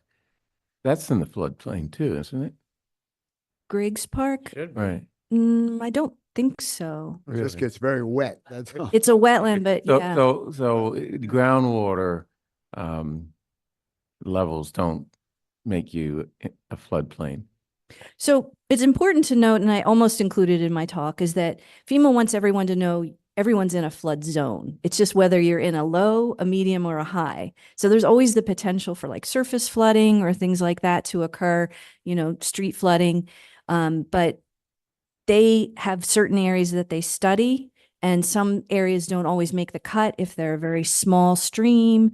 So a new stream that was added was the inflow into Sergeant's Pond. So that is a new addition for the town of Brookline. So there are some properties south of that that are newly impacted. My other question was, there's talk, I'm not sure whether it's serious talk or what, of getting rid of FEMA. Does the state have the capacity to take over some of the responsibilities that FEMA now provides in terms of floodplains and the flood insurance program? What'd you say? You can't hear him? Someone says she can't hear you. Basically, the chair asked if the state has the ability to take over responsibilities that FEMA currently is in charge of. And I'm not really equipped to answer that, but I can tell you that they delegate the Wetlands Protection Act to the local level. So I would find it hard to believe that the state could absorb the massive duties that FEMA has responsibility for. Well, But these maps have already, they've been vetted for so long. I don't see that they're going to backtrack on these maps. They've been 10 years in the works.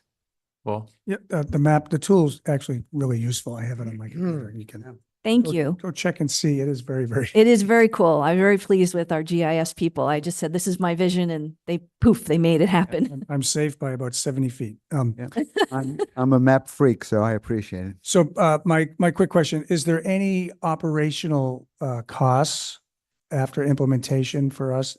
Is the budget, do we need budgetary increases for any of this or budgetary support? No. Right now I'm absorbing it into my duties, but in the absence that the environmental engineer position is not filled, it would go to the conservation administrator. Thank you. David.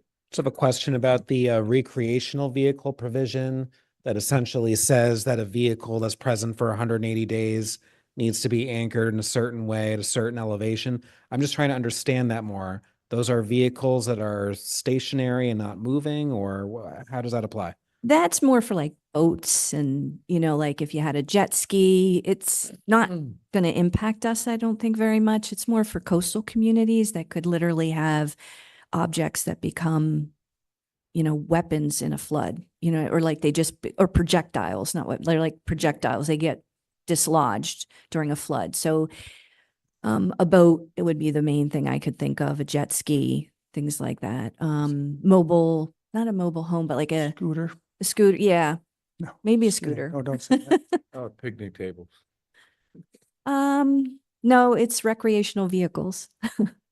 It's also a contamination thing too. So you've got, you know, a gas tank associated with a vehicle. And so it causes quite a environmental concern when those things get swept away with floodwaters. So it's a lot of it's common sense. But in the town that I live in, we've lost a dock in March of 2010.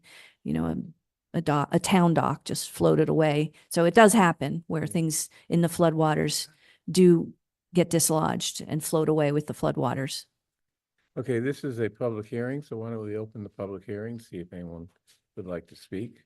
Yes, now that the chair has opened the public hearing, are there any individuals in the room or online who would like to speak on warrant Article 12? If online, please raise your hand using the raise the hand feature at this time. If in the room, please make your presence known. Yes, Regina Frawley, you can approach the presentation station. You'll have 3 minutes. I know we do have a lot of flood issues. Regina Frawley from South Brookline, and we have it in South Brookline too, because we're sitting on Roxbury Pudding Stone. And so the water doesn't go down too far. It rises up and floods a lot of basements. That said, the chair asked the question I was planning to ask. Anybody who doesn't believe the president when he says he wants to eliminate something is very naive. And he has said he wants to eliminate FEMA. So this whole language is loaded with FEMA references for this bylaw. I have two questions. What is Plan B? If this FEMA does go out of business, who's going to provide the future maps? Because it's useful to have those maps. And it's, no offense, it's not really okay to say, well, the state will probably do it. This should be a conversation going on in this state right now, because he has said we're eliminating FEMA. So if there's a plan for that, there should be, or we should know about it if there is one. And Plan B is always a good idea with a different administration. So those are my questions. That what are you planning to do?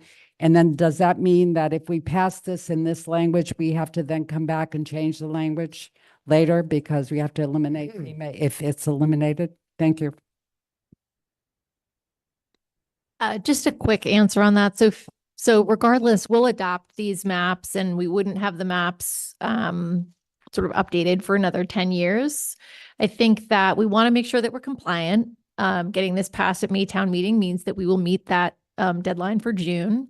And should something happen with the agency at the federal level, we will be in the same boat with all of the other cities and towns across the country. So we would then look to work with the state and other federal agencies around what the shift was and how we would deal with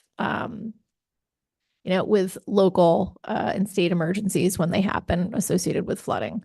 So I think that we can certainly think about that. I think we're all thinking about changes at the federal level, but I don't recommend any change in terms of adopting the maps and the bylaw now. Any other questions from the audience or online? There is no one else indicating their desire to speak. 3 individuals in the room and 28 online. Okay, I'll close the hearing. And any further discussion from the select board? Okay, I think we should not vote this tonight, and give ourselves an opportunity to really digest, what is not, straightforward and simple warrant article.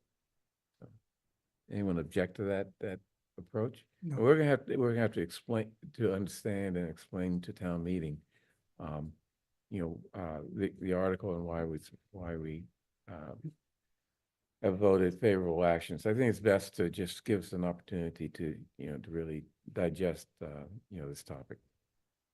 That sounds fine. I think you'll find that the letter that we submitted will provide some sort of foundational questions that will hopefully help as you contemplate that. And as you go through the actual changes in the bylaws, I think you'll see kind of what's underlined and what's changed, and it all supports what you've heard tonight. Yeah, good. Thank you. Next, warrant article 16. Amend section 6.05.03 of the town's zoning bylaw to expand requirements to provide long-term bicycle parking spaces and the percentage of bicycle parking that is dedicated to larger bicycles. Okay, is the petitioner? Yes, the petitioner, Anthony Ishak, is online. Anthony, I've promoted you. You should be able to start your video. There you go, and begin your 10 minutes. Thank you for the opportunity to present this warrant article to everyone this evening. It should be shorter than 10 minutes. I think it's relatively straightforward. So if you recall, back in 2021, we worked with town departments to come up with bicycle parking regulations. Before that, Brookline did not have any regulations for it. At that time, David, I'm sorry, I'm just blanking. It's so late in the evening. No, David Krupp for Biking Brookline and myself did an inventory of bicycle parking around Brookline, and we communicated with nearby municipalities that had guidelines. Those included Somerville and Cambridge. And then we worked with town staff. Town staff at that point drafted the regulations because they have more experience in terms of the engineering and requirements to do that. But given the short time period, there was some areas that they did not have as much time to focus on in terms of the details for what we might need a cyclist. One of those was the discussion around bike spaces for larger bikes. And by that, what I mean is if you picture recumbent bikes, or if you picture the bikes with carriers that you'll see small kids or small pets in a container behind the bicycle. So there are two main points to this update. Both of them go back to that time period. One was our concern that the bike space ratio did not account for the growing need for larger bikes because of parents with small kids and because of recumbent bikes. So this is an issue to help with families, and it is an issue to help with people who, due to like physical issues, might need recumbent bikes. So if you look, I'm going a little bit out of order, on the second page where it says the minimum for the ratio, so it says 1 point required minimum quantity. We've reduced it from 16 to 8. And the feeling is that this is not significant, but it was meant because of the growing need for long-term parking that the minimum should start at a smaller number.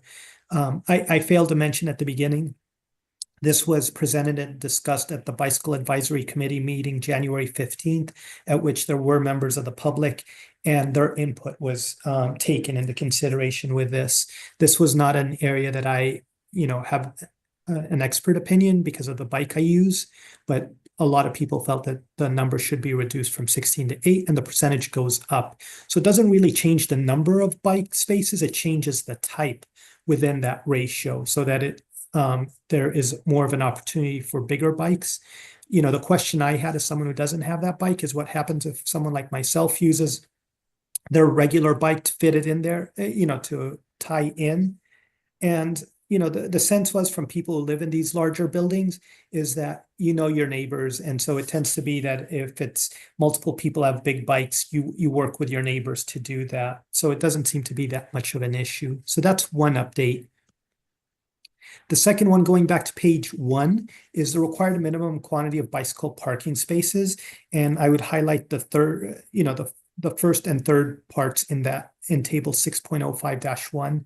So we reduced the minimum for bike parking to apply for housing from 8 or more really to 4 or more. And a lot of that is because a lot of the new housing that is coming into Brookline tend to be a little bit smaller. And we wanted to make sure that accounts for places that have less units. In some manner, this could work towards helping with a little bit of cost containment. If you picture luxury type apartments or, in the dedication for bike parking, maybe this will be a small nudge to think about it if they're hesitant to have bike parking, although I doubt it. And then the third little box, multiple dwellings in which at least 100% of total units are affordable units. At the time, we had requested 1.1 and town staff felt, let's start with 0.5. Let's just start with something small, get it out there because of the 2/3 vote. We don't really want anything that could seem too large. However, I will highlight this is the ratio. So Cambridge and Somerville have ratios of 1 per dwelling unit or more for their affordable housing units. Cambridge in particular is considered kind of like a gold standard for municipal bicycle parking and that type of regulation. They've had hundreds of municipalities around the US and even around the world kind of utilize their resources to update their own guides. So I think this is actually something that brings us more in line with nearby municipalities, and in fact could make it easier for planners and contractors, because now the 3 municipalities in the nearby area that have some type of bicycle parking regulation for housing are all going to be more similar. And so with that, I will pause and take whatever questions you may have. Mike. So I came here tonight on my bicycle and parked it at the spaces outside. And looking at those spaces, I would say a larger bike, there's really no issue. And presumably there are a lot of bike parking that serves all sizes of bicycles. But one question I do have is, I'm assuming that the requirements for multiple dwelling or bike spaces for multiple dwellings and so forth, that those spaces can be outside, that it's not a matter of covered spaces. So first of all, a little bit in jest, I'm doing it remote so that my bicycle did not get chained up and I had to wait for someone to come out of their meeting to let me out. There are requirements for what bicycle parking looks like. That's already, it's not in this because it wasn't updated, but yes, bicycle parking needs to have certain requirements, like they need to be sheltered, enclosed from the environment, secured in terms of the safety. There's certain materials that they need to be designed. So yes, for housing, there is requirements. They need to be certain areas in the garages, right? They can't have them right at the ramp where, cars are entering or exiting, and they need to be in well-lit places, and that type of thing. So yes, there are already requirements for what parking looks like in terms of material and design. So this does not change the actual engineering design. I have no experience in it. It just changes the ratios. And if there's no garage, no place underground to in a building? So I suspect with new buildings that's going to be accounted for in some manner, right? Like to have basements or some type of setup to have that done. What that looks like. Again, I'm not a design person, but I imagine if they don't have an underground garage, then it's going to be like a basement or what we've seen as cages. Although I don't know what that means in terms of housing. If you do something like a cage, just because of like visually what it looks like. But I do suspect that it would be enclosed, whether that's in a basement or a garage, if places are going away from garages just because of things like parking requirement and an emphasis on other modes of transportation. Okay, thank you. Paul? Thanks, Anthony, for your explanation. I'm just curious about where this is coming from. I've never heard of a issue with respect to bicycle parking. Was the bicycle advisory committee getting a lot of complaints that there weren't spots? Are builders raising issues? Like where's this coming from? So originally, when we did this and the review, we came, with a planning in 2021 with these as the standards that are considered like the standard. I don't want to say standard practice. That's more in my line of work, but considered like the gold standard for bike parking ratios and design. The big spaces thing was at that time that we knew this is where it's headed, and David Krupp from his Biking Brookline expertise saw that and wanted to propose it at that time. It was just, again, the timeline of trying to focus on a detail when we met with town staff in January to get this done. The reply was, we either go for this and we come back with edits and it'll be much easier to edit something, or risk having to wait till another town meeting. And so we chose the option that I believe Maria had put forth, which is, let's do the big work. And then, if you guys want to come back with the small edits, then we would. And that's what we have done in this case. The feedback. I'm sorry. Can I interrupt for just once? Because you're not answering my question. So it sounds like we did something 4 years ago, right? The something was, it did not address the ratio that was needed. Something was done 4 years ago? Was there has there been any input from the community to say, this isn't meeting our needs, we need to expand it? Like, I just don't, this seems like a solution in search of a problem. And you want to go to the gold standard, but I haven't heard anybody say, we need this. Where, that's what I'm asking. Where is this coming from? Yeah. It came from the original survey that we did in 2021 of what bike parking looks like. And so the goal with having bicycle spaces for it was at that time. And in fact, at Bicycle Advisory, the feedback we got, so I did not originally target the size of bicycle, but yes, a Bicycle Advisory, when we brought that up, it was other people who have kids and live in the older buildings on Beacon Street that proposed that the minimum be reduced from 16 to 8 and the percentage to go up. So that's why I was saying I didn't weigh in on that because I do not have that bike. But yes, the feedback in January, and that meeting was recorded, was that we do need more spaces for bigger bikes. Has there been any study of the cost of this for example, a new housing development? So it wouldn't change. I'm sorry, why don't you go ahead? It wouldn't change anything other than the spaces, right? So if you already have 8 spaces, it's just basically the spacing that's being done in between it. So the actual material cost, my understanding, does not change significantly.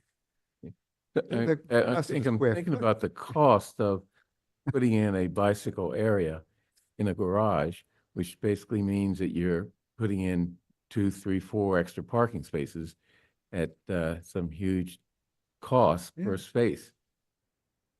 There's a square foot cost, and if you're increasing the number of square feet needed, then you're increasing the cost. And very substantially. Yeah. May I ask a question in that sorry, regard? John. No, I'm sorry. So again, the one thing I would caution is it's a change in ratio. It's not changing it's not adding spaces, right? So the spaces that we have that were dedicated to the same 8 bikes is just being reapportioned differently.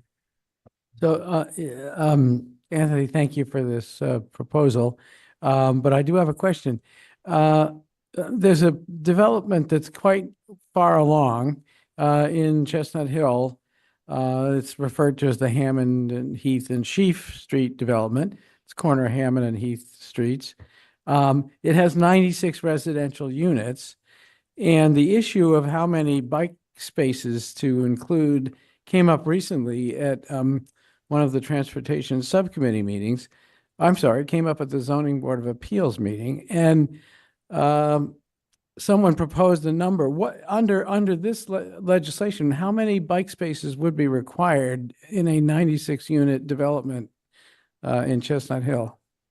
So it wouldn't apply, obviously, because that's already done. This would be going forward. So it would require 96. It would require approximately 105 to 109 is the 1.1 ratio. Yeah, I think that's where people are having sort of qualms about this.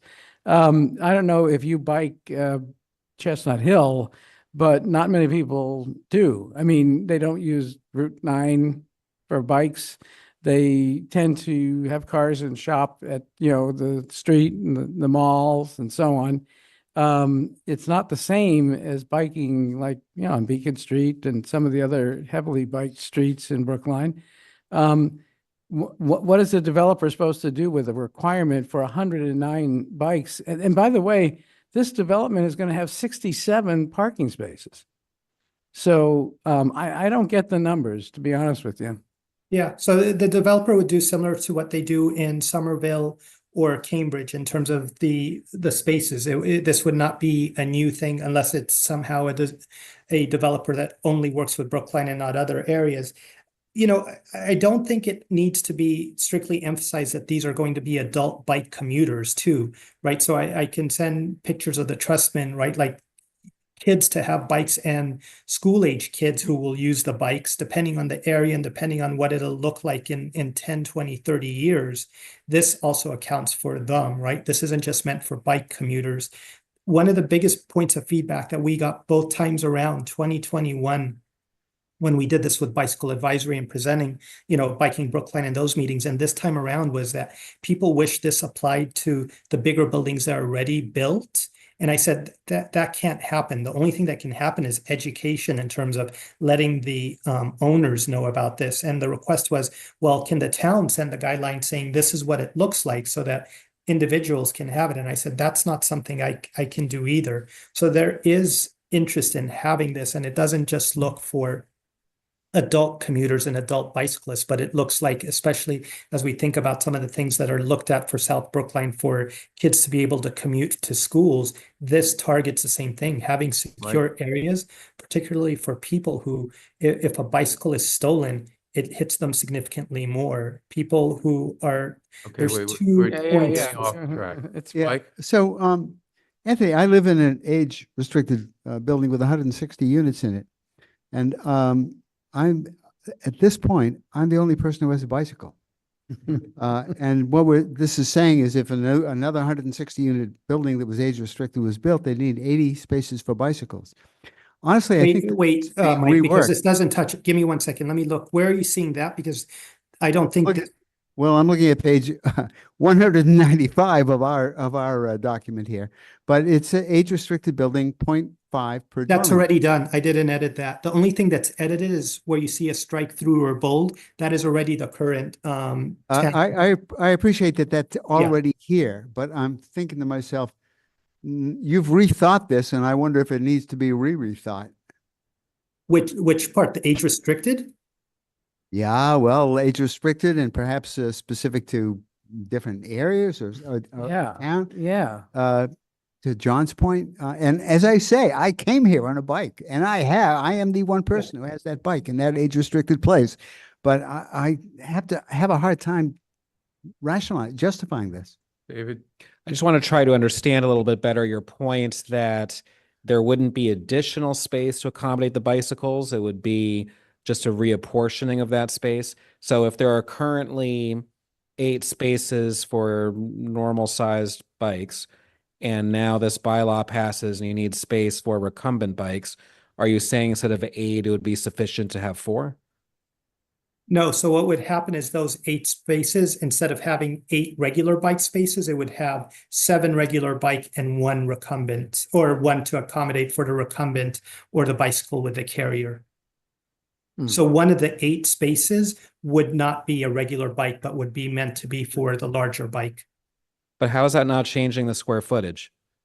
It may, but it shouldn't be significant because it's not 8 spaces. All right. Okay, this is okay, Paul? I had one, I do want to just, Anthony, I appreciate your advocacy for this, and I'm still trying to get my head around it, like I think the rest of us. So I understand that the ratios are changing, but you're also changing application. So under 3A, you're going from a building that has 8 units to 4 units, right? So that is a change. That's not a ratio. That's actually an application of if a 4 unit building is going in, then of course it would be impacted. Under the table 6.05-1, building use of it was 1 to 7 dwelling units. Now it's 1 to 3, right? So that it's just this is expanding the bylaw to more types of buildings, correct? So multiple. Yes, to the 4 to 7, yes, because that's also one of the ones that's more commonly getting built right now. Yeah, and I will say one other thing, and then I'll hand it back. I used to live in Cypress Lofts, which was I think a 74 or 84 unit condominium building, which was built many, many years ago before this bylaw was in place. And there was just a rack against the wall in the garage. And, we had a kid's bike there, and we had another type of bike there, and there was bikes up against the wall. are you saying that that's not happening today, and we have to require the bike rack to be up against the wall? Yeah, so the rest of I only highlighted the changes. So if you look at the 2021 regulation, it already specifies the spacing, the type, and the kind. So for example, there are some bike racks where you might have seen where you put them like up against the wall so that they kind of hang on the wall, right? But there's descriptions for what percentages that can be, because there are people who, like myself, aren't strong enough, or people, as Mike has pointed out, that in certain areas like age restricted, it might be harder and more dangerous to have that. So that is already specified by town staff, what that looks like. That has not been touched. But yes, you are correct. There are already designed things that are in there, and that's part of the reason for the initial delay, was because they had to work on not initial delay, but the initial amount of work done in 2021 was describing a lot of the design part of engineering, types of material, spacing from the wall, spacing from the entrance, type of material for weather and all of that. That's already in there. I did not change any of that. Okay. Do you have control over? Yes. Yeah. I'm sorry. Go ahead. This is a public hearing. I'm opening the public hearing now. Is there anyone in the audience here who would like to speak? Members of the public wish to be heard on this, you can raise your hand or use the hand raise feature on Zoom. There are approximately 3 members of the public in the audience and 28 online. Not seeing anyone using the hand raise feature or raising their hand in the room. Okay, so I'll close the hearing, and any further discussion from the select board? Paul? Yeah, I just have one more comment, Anthony. When I read your explanation only speaks about accommodating larger bicycles. So it's a ratio. But in fact, the article is expanding the number of types of buildings that it's being applied to. So I guess I would ask you to update your explanation to be consistent with what the bylaw changes are actually doing. Because going from, 8 units to 4 units, you're changing the requirement of the application of the bylaw. It's not just about the size of the bicycles, it's the size of the building. So am I incorrect? Maybe I apologize if it was the wrong draft, but in my explanation, it says, along with making sure newer buildings can accommodate families. And then the next line is also, this article proposes updating the regulations to allow a higher percentage of bicycle parking to be dedicated large bicycles and to bring parity to housing for people of lower socioeconomic incomes. Was the draft that turned in, did it miss that? And if so, I can send an updated explanation. Not what we have. It's either not what we have, or it's that maybe it's late and my brain's not functioning. No, but no, that it's doesn't not- tell it's me not what that- we have. Okay, all right. Wait, it does or doesn't, Fine. is not on there? Okay. Please make sure that whatever's published is consistent with what's being done in the bylaw. Okay, so why don't we move on to the next one? I don't think this is ready for a vote one way or the other. Oh, gee. Warrant Article 22, accept Chapter 59, Section 50 of the General Laws to establish a good landlord tax abatement program. Do we have the petitioner, Mr. Leibowitz? Yes, he's online. I'm promoting him now.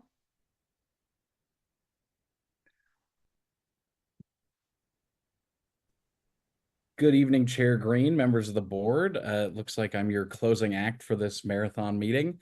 No, we have a few more closing. No. Well, actually, you're all going to be, yep, they're all yours. So unfortunately, I'll be speaking to you for a little bit this evening. I do have some good news. After a very productive meeting with the HAB, the petitioners of warrant Article 22 are not planning to offer a motion under this article. I'm happy to present substantively on the article if that's still required, but if not, we could maybe move past that. Let's move on. It's not required, right? Move on. So you're not moving the article? Is that what you just said? That's correct, Paul. Okay, thank you. So we don't. And I did have one request if the board would indulge us. I'll be representing the petitioners for warrant Article 24 and 26, but I do have my co-petitioners for warrant Article 21 on the call. So I'm curious if we might take 21 out of order so that they can join in that presentation and then get out of here while I talk to you about housing. Do you want to take 21 first, you mean? Yes, if the board Okay. will allow that. Unless there's any objection. Okay, go for it. All right. Could we promote my co-petitioners, Philip Stiegman and Sarah Mogtotter?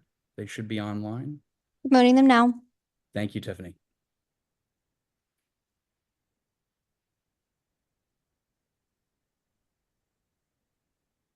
They have all been promoted. Wonderful. Thank you. And with that, I will hand things over to Philip to take us through some slides. Thank you so much. Just making sure you can see my slides. Not yet. Yeah. Okay, hold on one second.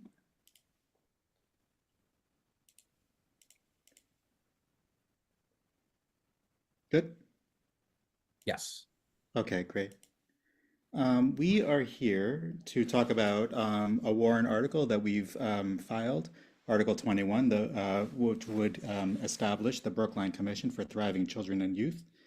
Just a couple of quick introductions. First of all, thank you so much for your time, Chair Green and members of the Select Board and members of the public for sticking it out with us through this long evening. My name is Philip Steigman. I am a parent of a first grader at Runkle. I'm a youth development policy leader on the national stage. I also worked in state government policy for about 10 years at the Department of Early Education and Care. And I'm joined by Sarah Mokhtar, who's a Brookline parent, school committee member, town meeting member, and Alec Lebovitz from the Brookline Advisory Committee and also town meeting. So the vision of the commission that we're putting forth is a future in which all Brookline children are thriving and supported by a coordinated ecosystem of partners that are committed to their healthy development and well-being. Communities do play a valuable role in promoting healthy development and well-being. We know that Brookline resources are robust. We have a vast ecosystem of service providers, schools, libraries, other town departments, after-school programs, early education programs. And with more coordination, we can ensure that children and youth are thriving from cradles to careers. We know that the warning signs are there and that there is a need for a more coordinated strategy. As of 2024, we knew that this is from the Public Health Department CHIP, 15% of middle school students and 28% of BHS students report experiencing persistent sadness, and it's even worse for LGBT members of the community and Black and Latino children as well. And our schools can't do it alone. I think we have, sort of a pattern of saying, okay, yeah, that's sort of a school issue, but we're talking about strategies where it's, sort of school coordinating and collaborating with this vast ecosystem of other providers and service entities within our town. So this warrant article 21 would create a new general bylaw establishing this commission on thriving children and youth, which a lot of towns have. They'll have either a children's cabinet or something similar, a Department of Youth Development. And really the idea is to coordinate these stakeholder groups that I mentioned before. Schools, town departments, youth development, childcare programs, and service providers, all under one sort of coordinated strategy. And a couple of the sort of deliverables that we put into the warrant article would be establish continuity. So you're a child going from pre-K into kindergarten. Are there sort of elements of a framework that are passing along from those two environments? For instance, a focus on healthy relationships, adult relationships, just as an example of an evidence-based strategy that this commission could agree on. And another one would be to sort of identify and address gaps to access to services, such as for children from lower socioeconomic status or other underserved populations. Now, when we talk about this ecosystem of partners, it is vast, it is broad. You can see the number of different stakeholder groups. And we're sort of challenging the select board and other partners to think about a world in which all of these different entities, all of these different groups are coordinated around a unified strategy. We're not here to tell you necessarily what that strategy would be. We would leave it up to the commission to decide what that would look like. But we do have, sort of suggested recommendations from other efforts in other towns or cities that have done these kinds of frameworks, and we can share that with you a little bit later. So we have the town departments, we have the programming community, we have the extracurricular community, and then we have other key partners like the Brookline Center, BASE, the Community Foundation. Like I said, it's not, you know, so it's sort of up to the commission if this is able to move forward to decide what these outcomes would look like, what framework would look like. We do know that things like high school graduation are important indicators of well-being and thriving, but not the end game, right? What do we want? What are our hopes and dreams for our children once they get through that whole developmental sort of 0 to 18 pipeline?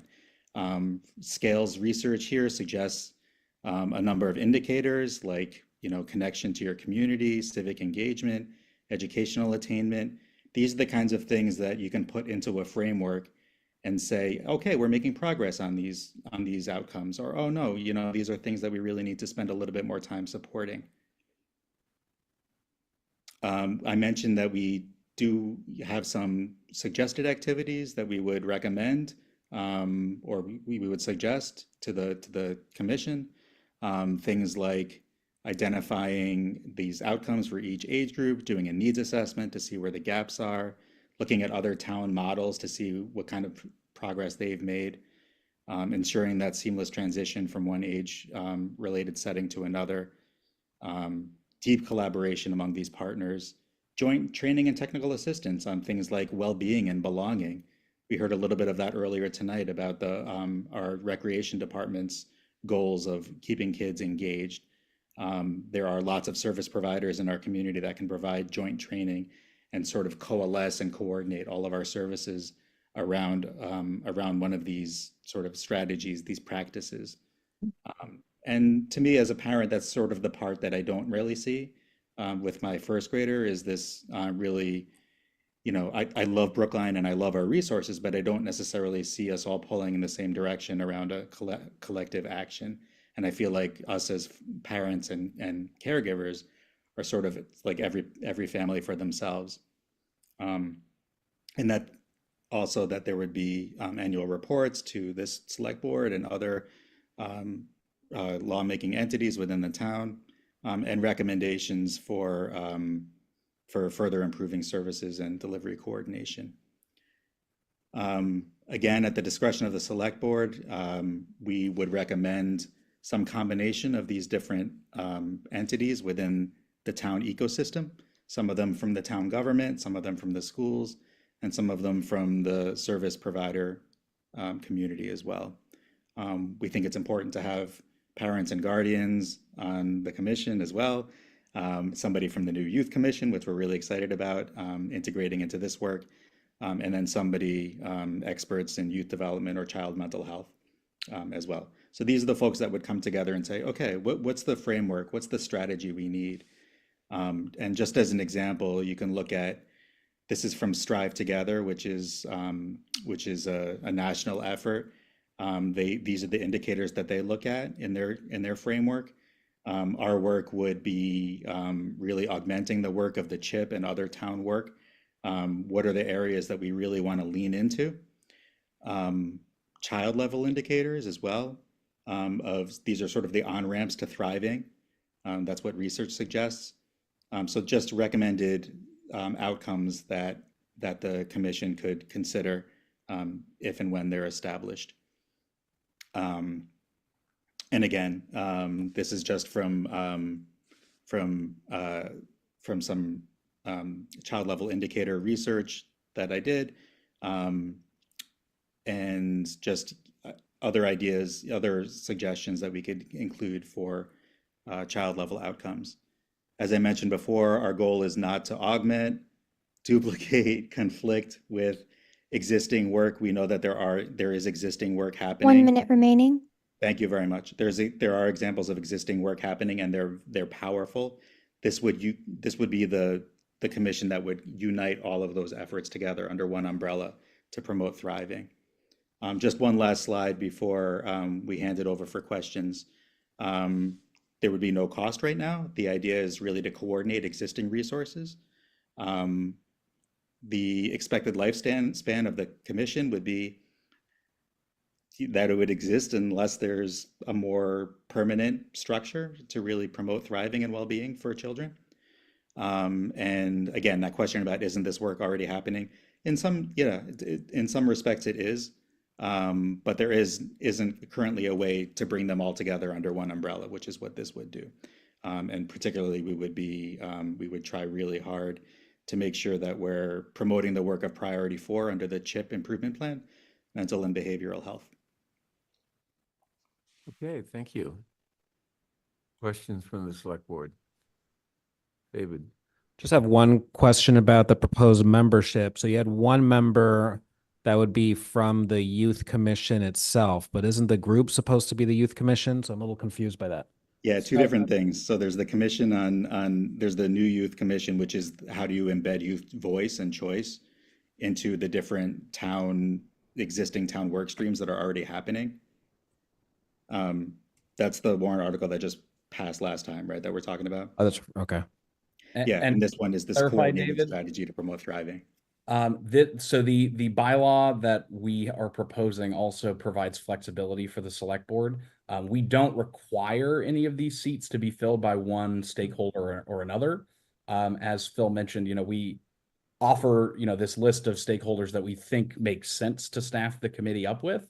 And in fact, we've, in our work preparing this article and bringing it, have engaged with many of those stakeholders who have expressed a high level of interest in serving on such a commission should it be created. But that flexibility of choice would be left to the select board ultimately. Paul? All right, thank you. And thank you for the explanation. I want to question or challenge one statement that you made that this wouldn't cost anything. In my experience, anytime you spin up this level of integration or bureaucracy, it certainly is going to cost money. There's going to be money for assessments. You've already mentioned a need assessment. There's going to be time to integrate with staff. This certainly will. This is not a no cost initiative. It's actually a pretty heavy lift, as far as I can tell. And it's not clear to me how this coordinates or integrates with the Youth Commission, which have we done anything with the Youth Commission yet? We're still working on that. We're still working on that. That just got approved by the Attorney General's office. Okay. Now we're moving in. And how, and just how they integrate. And by the way, I have a first grader and I have a fifth grader, so I'm engaged very integrally with the schools, with rec, with activities. So I really do understand the ecosystem, and it's just not clear to me what this would do to help me with that. It's just not clear to me.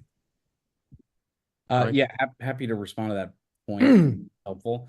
I think, as Phil mentioned, there are a lot of resources that exist out in this universe. What doesn't exist currently is any coordinating platform for those resources. And the result of that is often individuals or families can fall through the gap. Certainly, families perhaps not as civically engaged or knowledgeable about local institutions as yourself. But I also think what we see as a value add from a commission here, not just from coordination, but ultimately through that coordination to achieve more efficient use of the limited resources that are available. And it's been interesting in bringing this idea to existing stakeholders in this space. Some of the suggestions of where we could see real value led by the work of this commission. For instance, recently, a member of the school committee mentioned that this body could be helpful or even instrumental in facilitating how K-8 extended day voucher programs could accept vouchers. Some of the public schools currently do accept those vouchers, others don't. So there is some room for improvement there. This could serve as a convening body to try and create an actionable plan for bringing a BEEP location to South Brookline.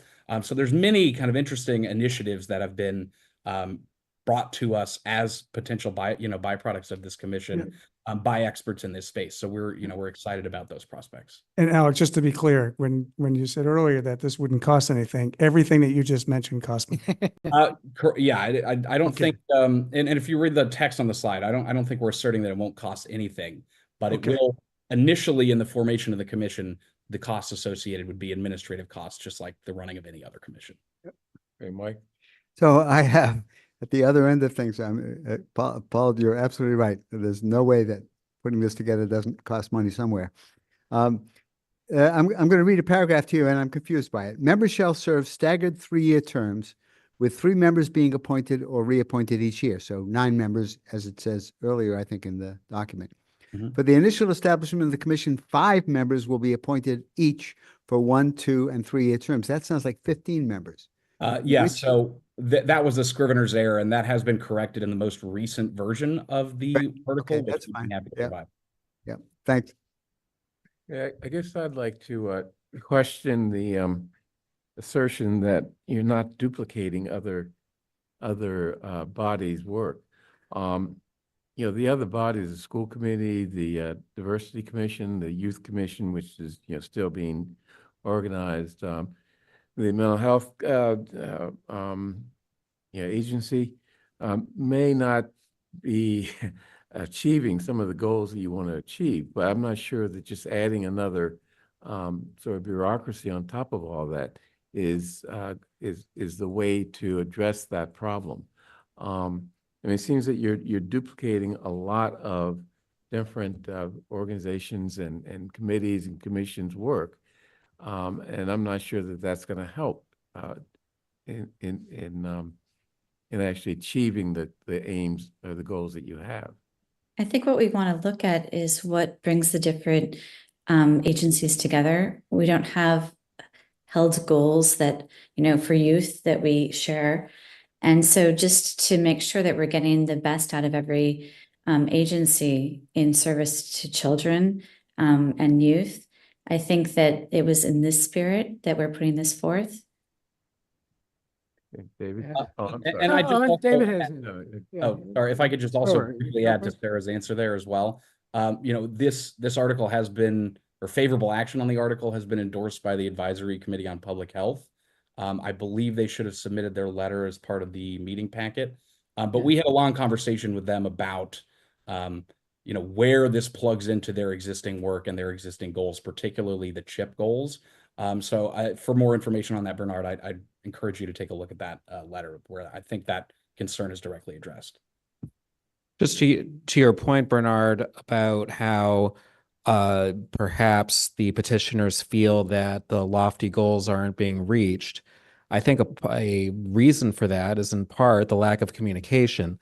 And if this warrant article passes, it facilitates a mechanism for these conversations to take place from members of various boards and bodies. We see that all the time in other contexts. We have a lot of overlapping boards and committees. We have a lot of different boards that are working on housing affordability, for instance. And I think sometimes we don't progress as much as we otherwise would because a lot of these efforts are siloed. And so to have a means by which everyone is coming together through a lens of the best interests of our youths, I think will be very helpful. Yeah, no, I agree, except unless it creates another silo. Yeah, John? precisely what I was thinking. Yeah, I read the memo from the Advisory Council on Public Health, and I might have a slightly different interpretation of it than what you expressed. There's a lot of talk about how this is consistent with the goals of our existing Department of Health and Human Services, and a lot of language about how it's consistent with the recent work that they have done on the CHIP. And yet it doesn't sort of say, and so it would be a great idea to say yes to this. And I asked Sigal Reese about that when I saw her last week. And she said, well, actually, the sponsors of the article have agreed to change shall to may. And so is that the case? Yes, John. So we did make accepted some friendly amendments from ACPH to give the commission, when it's established, more discretion on, for instance, when it would need to pursue something like a needs assessment.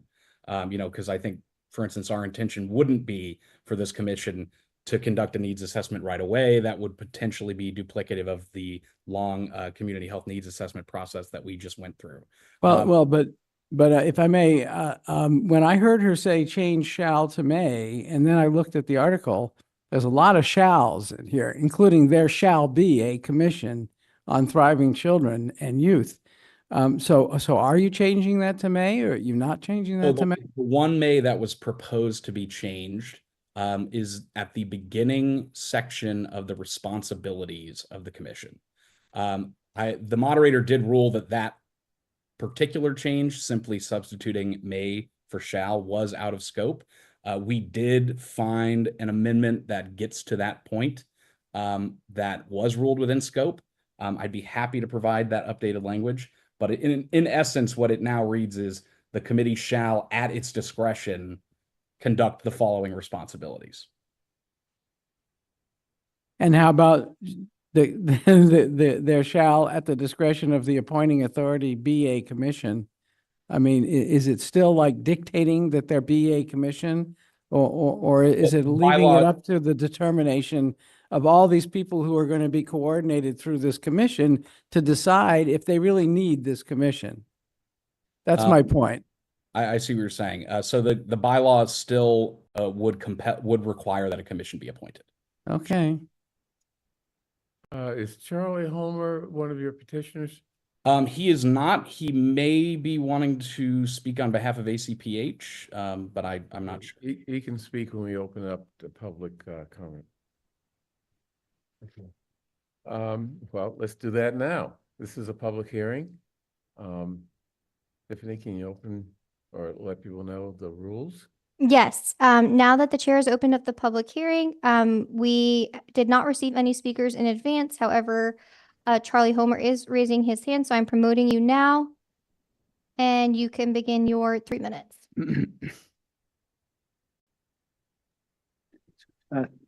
Thank you very much. I don't have prepared remarks. I do want to just say a few things. First of all, Alec accurately represented the conversations that we had at ACPH. We were concerned about duplication of effort. We were concerned that much of this would be similar to what we're already planning to do with the CHIP, but we're very comfortable with the way that revised language that Alec described, because we think the concept is fully aligned. We look forward to the collaboration with all the sister organizations around town that are working on similar things. We think two things. One is we think coordination is a terrific idea, just as both Phil and Alec and Sarah have said. We also think that there are evidence-based practices that may or may not be being followed by all of the organizations in town, and we look forward to learning from some of the experts about what those best practices related to, for example, social-emotional learning, that could be integrated into a variety of programs. So with those changes, both the department and ACPH were enthusiastic about supporting this. If I could also just add, as an individual separate from my role at ACPH, I personally have been involved in putting forward legislation in 2 different sessions, actually 3 different sessions of the Great General Court, to create a statewide children's cabinet. I think there's really pretty good evidence across the country that these kind of coordinating bodies that allow the many different organizations and entities within a community or a state that interact with children and youth should be coordinating with each other, should have common goals, and ideally, ultimately, have common metrics to track towards those goals and to be accountable to whatever the accountable entity in town. It would be to the select board. At the state level, it would be to the governor and the Great General Court. So again, I think this mirrors what's done across the country, what's done in many communities. Our lieutenant governor established a similar cabinet in Salem when she was mayor, and it was one of the items she was most proud of. So I do encourage the select board support, and I'm very excited to see this moving forward. Thank you. Thank you. The next speaker is Kevin McKenzie. Kevin, I'm promoting you now.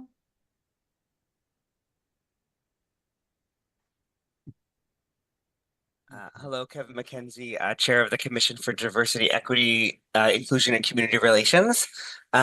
Several years ago, when the commission was, this is several years ago before I was a commissioner, let alone the chair, the sort of youth component of the commission's work really fell by the wayside after a couple of bylaw changes, and this is per my conversations with Lloyd. And since I've been on the commission, this has just been a complete blind spot of ours. Much has been, let's be honest, much has been a blind spot of ours, unfortunately, over the past year plus or so. So I would not have any concerns that this would duplicate our work. I have not been able to sort of try to harangue my commissioners for a meeting for us to be able to have public hold a hearing on this. So I can't speak for them. So I just want to also know that I'm speaking solely sort of from my perspective as chair on that. Thank you. Thank you. If there's anyone else who wishes to speak on warrant article 21, please raise your hand using the raise the hand feature or make your presence known in the room. Mike, did you have something? Yeah, I do have one comment. So I want to just reference back to something that the Brookline Community Foundation did. The executive director, who at the time was Betsy DeWitt, gathered together all of the organizations in town that focused on children and including education, health, and so forth. And a lot of the organizations, each of them sent a representative. The room was maybe there were 20 people in the room, and some of them hadn't met each other. They didn't know each other's organizations existed. So a coordination is a great idea. The idea of putting together a commission to do coordination, it seems to me like the Brookline, the members of the commission shall represent one or more stakeholders or groups, including Brookline Schools, the Recreation Department, Brookline Public Libraries. The rational thing to do would be for those groups to get together once a year or once every quarter or once every month, whatever makes sense, and have a conversation with each other about what they're doing, some sort of structured conversation. And I think the a commission like this could either be very simple, and simply pull those people together and let them go to work, or it could really get in the way of that conversation and between people by establishing yet another layer of conversations above these groups. So I'm really concerned about what the commission is supposed to do, not the concept of having coordination of this sort. I think that's a great idea. But I'm really concerned about the way this is structured. And I would ask the petitioners to think very, very carefully about whether, as Bernard said, this would just turn into another silo. Yeah. May I say something? John. And I want to add something to that, which I agree with. Well, wholeheartedly. Thank you very much, Mike. And Charlie, if you don't mind, I'd just like, feel free to answer this question or not answer it. It's fine. But you've stated very clearly that there is a consensus on the Advisory Council on Public Health that this kind of coordination would be a good thing to do. So why shouldn't the Advisory Council on Public Health just take on itself the responsibility of organizing some collaboration among school department, Brookline Community Mental Health Center, Recreation Department? Why create a body that then has to figure out, ways of doing this and then persuade the constituent groups to agree with their way of doing this, especially a body that's going to turn over all the time? I don't get how this helps to do the coordinating that you very clearly have said would be a good thing to do.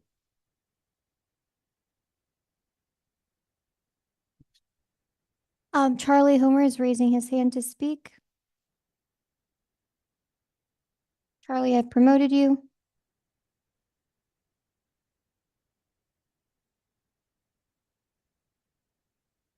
Charlie, you've been promoted. Great. Thank you very much. Thank you, John, for that question. Appreciate it very much. I mean, that was, John, you're asking a very good question. So yes, as part of the Community Health Improvement Plan, we do have a plan to convene many, not all, but many of the groups that are listed in the commission. So that was, in fact, the nature of some of the concern that we had and that we did discuss. The scope of our interest was somewhat narrower, though. Again, from our community health assessment, really our focus was quite narrow on primarily early child care, and access to early child care. We had something vague about the importance of access to, quote, quality services over time, but that was ill-defined. I think so that was why we said we didn't really want this to duplicate efforts. In a sense, I think the meetings of the commission will be pretty similar and have the same people, and presumably could be the same meeting as some of our meetings on implementing that part of the CHIP. but the scope of this is broader. So for example, we really didn't have anything looking at after-school programs. We didn't really have anything on social emotional learning. We didn't have anything on whether teens are getting the services that they need. We aren't looking at sort of development of ethical guidelines and some of the, ethical capacity that some of the areas. And again, I wouldn't expect that to happen in year one. And that's why we insisted on, or we were very pleased that the petitioners were willing to change their language and say that was the whole issue of priorities. That, for example, that this commission could focus initially on some of the areas that we have in the CHIP, and subsequently could look at some of the other areas that were raised. So you are pointing to an area of concern. I'm not saying that those weren't. That was exactly the substance of the conversation. I just think this is broader than we're able to do on our own in terms of its scope and in terms of a little more clarity of focus on broad child outcomes. I hope that answers your question. Thank you. No, thank you very much. Very kind of you to answer that question. I'm hesitant to continue, but Okay, let's move on. Yeah. We'll have more discussions, right? Yeah. Yes. I do have one question, Bernard, before we go. And I'd be really curious. Much of what's being done here is under the umbrella of the town administrator's responsibilities. I'm curious about your thoughts about this. Do you need an integrator? Do you need an overlay? Do you need this level of coordination between your staff to get things done? I think this is an analysis that is going to need to take part as part of the broader work that the health department is doing in terms of its human services model. So I think I would want to have a conversation in more depth with Sigal about the work that she's doing and the cross coordination that's already happening. For example, one of the few updated MOUs we actually have between the town and the schools is the health department's MOU. So there are clear roles and responsibilities there. There is cross coordination happening. I want to have a better understanding from staff over there about if there needs to be additional support on this. And so I will happily get back to you on that. But okay. I want to speak to her since that's the work that she's doing. Yeah, and let us all of us know that seems to me the solution to this question of, how do you ensure? And I will say it's not just health, for example, Lloyd's office, the Office of Diversity, Equity, Inclusion, and Community Relations. We do have a lot of conversations about, the general thriving and well-being of not just all residents, but young residents in particular. But before I want to say categorically yes or no, I want to hear from the staff that have been working on this. Okay, let's move on to, warrant article. Mr. Chair, we should close the public hearing.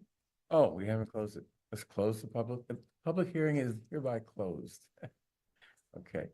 It's getting late. It's 11. Yeah. Okay.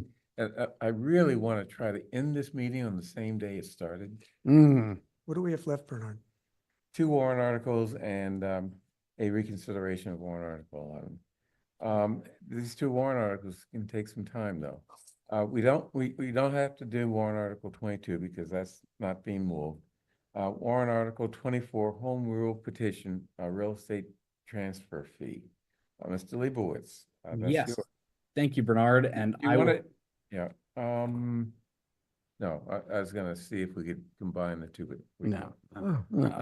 I promise to try and get through the presentation portion as quickly as possible, to be mindful of the clock. So appreciate your sticking with us here at the end of a long night. So just to dive in, warrant article 24, as Chair Green mentioned, is a home rule petition that seeks authorization for Brookline to implement a real estate transfer fee. I am here representing a large group of petitioners to speak with you this evening. By way of quick background, I'm not going to go into too much depth about the housing crisis and the crisis of housing affordability. I think that's all something we're keenly aware of. What is relevant to this discussion is that the chief vehicle for local investments that we can make in affordable housing development and preservation remains the Affordable Housing Trust Fund, with recent high-profile projects supported by the trust, including the BHA High Street redevelopment, and the senior housing development at 108 Center Street. And the revenue for the trust does come from several sources, but it is limited. And it is limited based on the development patterns in town, as well as the free cash availability in any given budgeting year. So the two primary revenue sources currently are cash payments made under the inclusionary zoning policy in lieu of affordable units and new developments. And as I mentioned, in step 5 of the 6-part free cash waterfall. What Warrant Article 24 really proposes and seeks authorization for is to create a new dedicated revenue stream for the Affordable Housing Trust. And that's via the real estate transfer fee, all revenue of which would be dedicated, as I mentioned, to the trust. What specific authorization we're seeking is that town meeting would be enabled, should it pass, to implement a transfer fee of between 0.5% and 2% on transfers of most real property in Brookline, with the first $1 million minimum of the value of that property exempted from any fee. That minimum value threshold is kind of airtight at 1 million as the bill is written, but that threshold could be set higher. We would also, under Warrant Article 24, have the authority to set multiple value exemption thresholds with varying fees if we so desired. And as I mentioned, that threshold amount would be exempted from any eligible sale or transfer when the fee was assessed. And we believe this has the potential to substantially increase the revenue funding into the trust fund in any given year. For a quick overview of funding levels over the last 2 fiscal years, in fiscal year 2025, total contributions to the fund were roughly 2.14 million. Of course, in our expected FY26 budget, that contribution from the town would be 1.68 million. What I've presented here are revenue estimates using 2022 sales data for all property transactions in Brookline, and this is calendar year 2022, and what the town would have realized in new revenue from the RETF had it been in place at varying minimum threshold exemptions and at varying excise rates.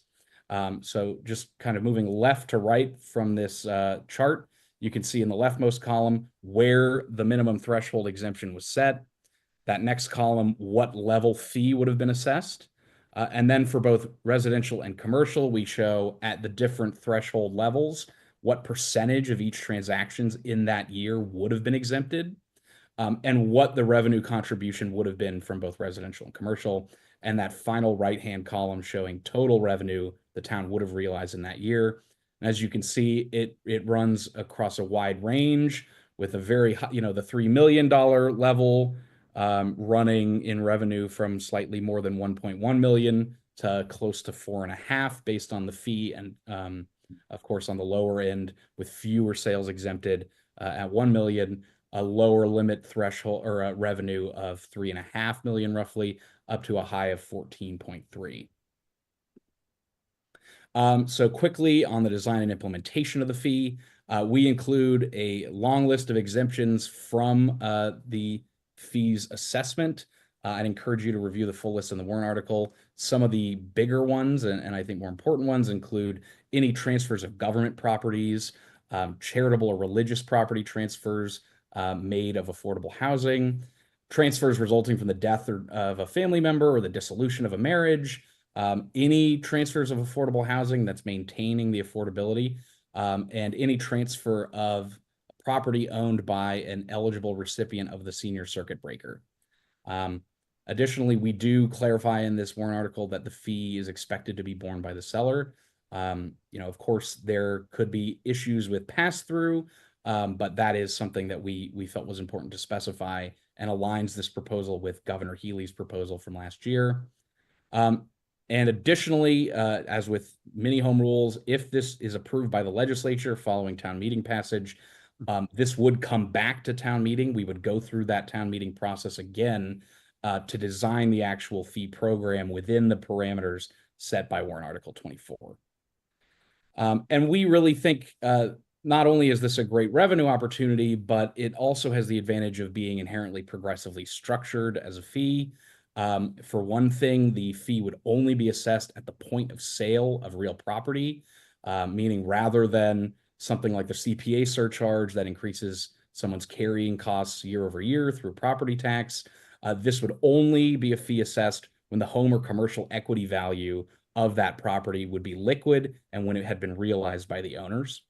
Additionally, the value floor exemption allows us to ensure that lower value or middle value home or properties can be exempted from this.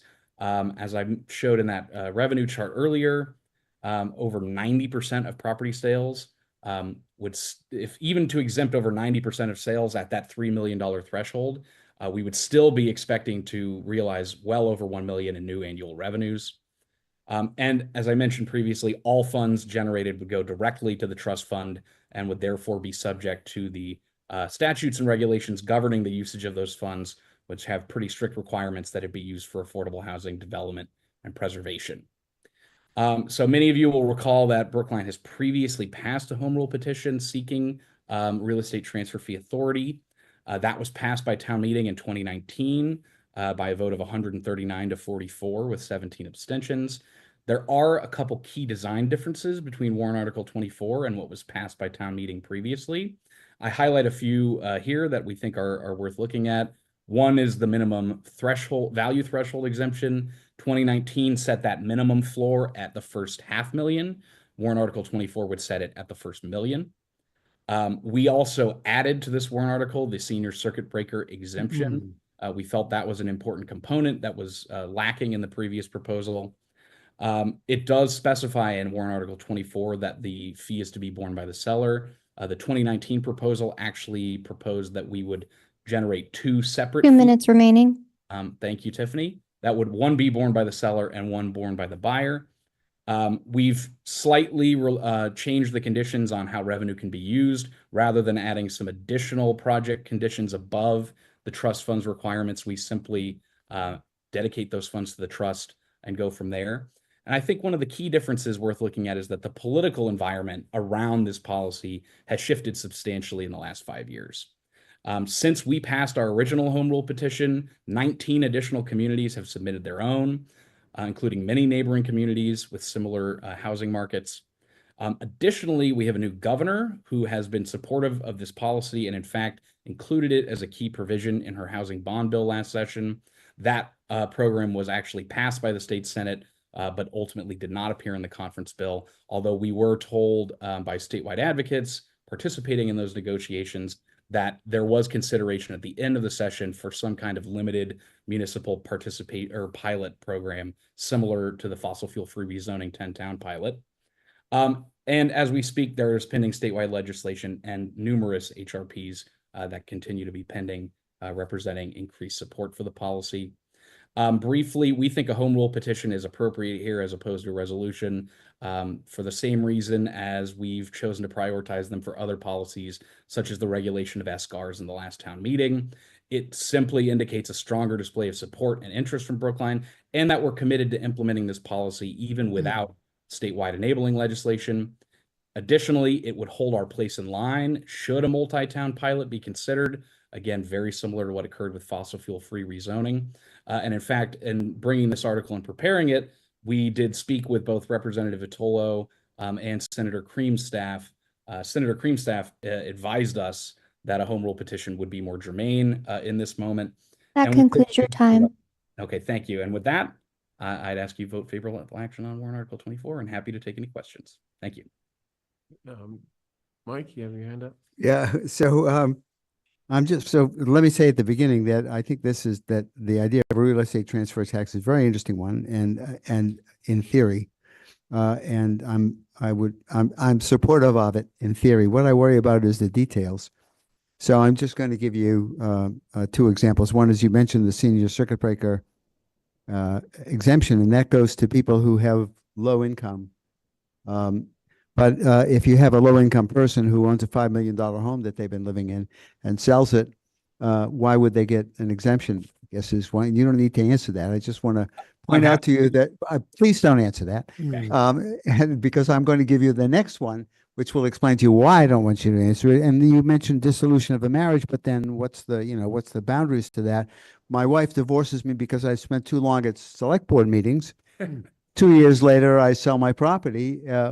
Is that on the dissolution? So there's a lot of detail in this thing that I think you really need to begin to think about as you contemplate. And when you go forward with the home rule petition, it has to allow us to deal with all of that stuff. Yeah, that's absolutely right, Mike. If I could just briefly respond.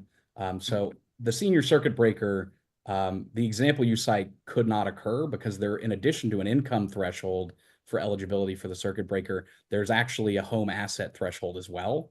That threshold is above 1 million for Brookline, so there would be cases where potentially a fee would have been assessed that otherwise now wouldn't if the owner of the property was eligible for the circuit breaker, but it's certainly well below 5 million. So that situation you described would not occur.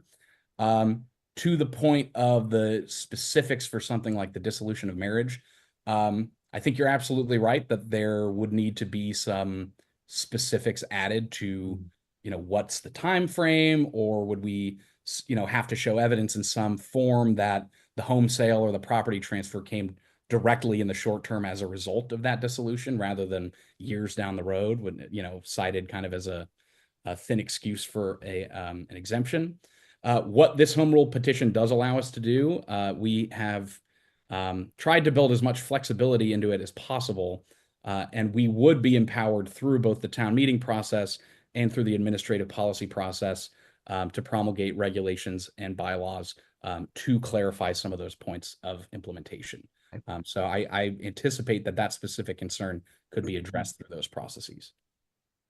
Paul? Hey, Alec, thanks for your presentation, and I appreciate your passion for the subject.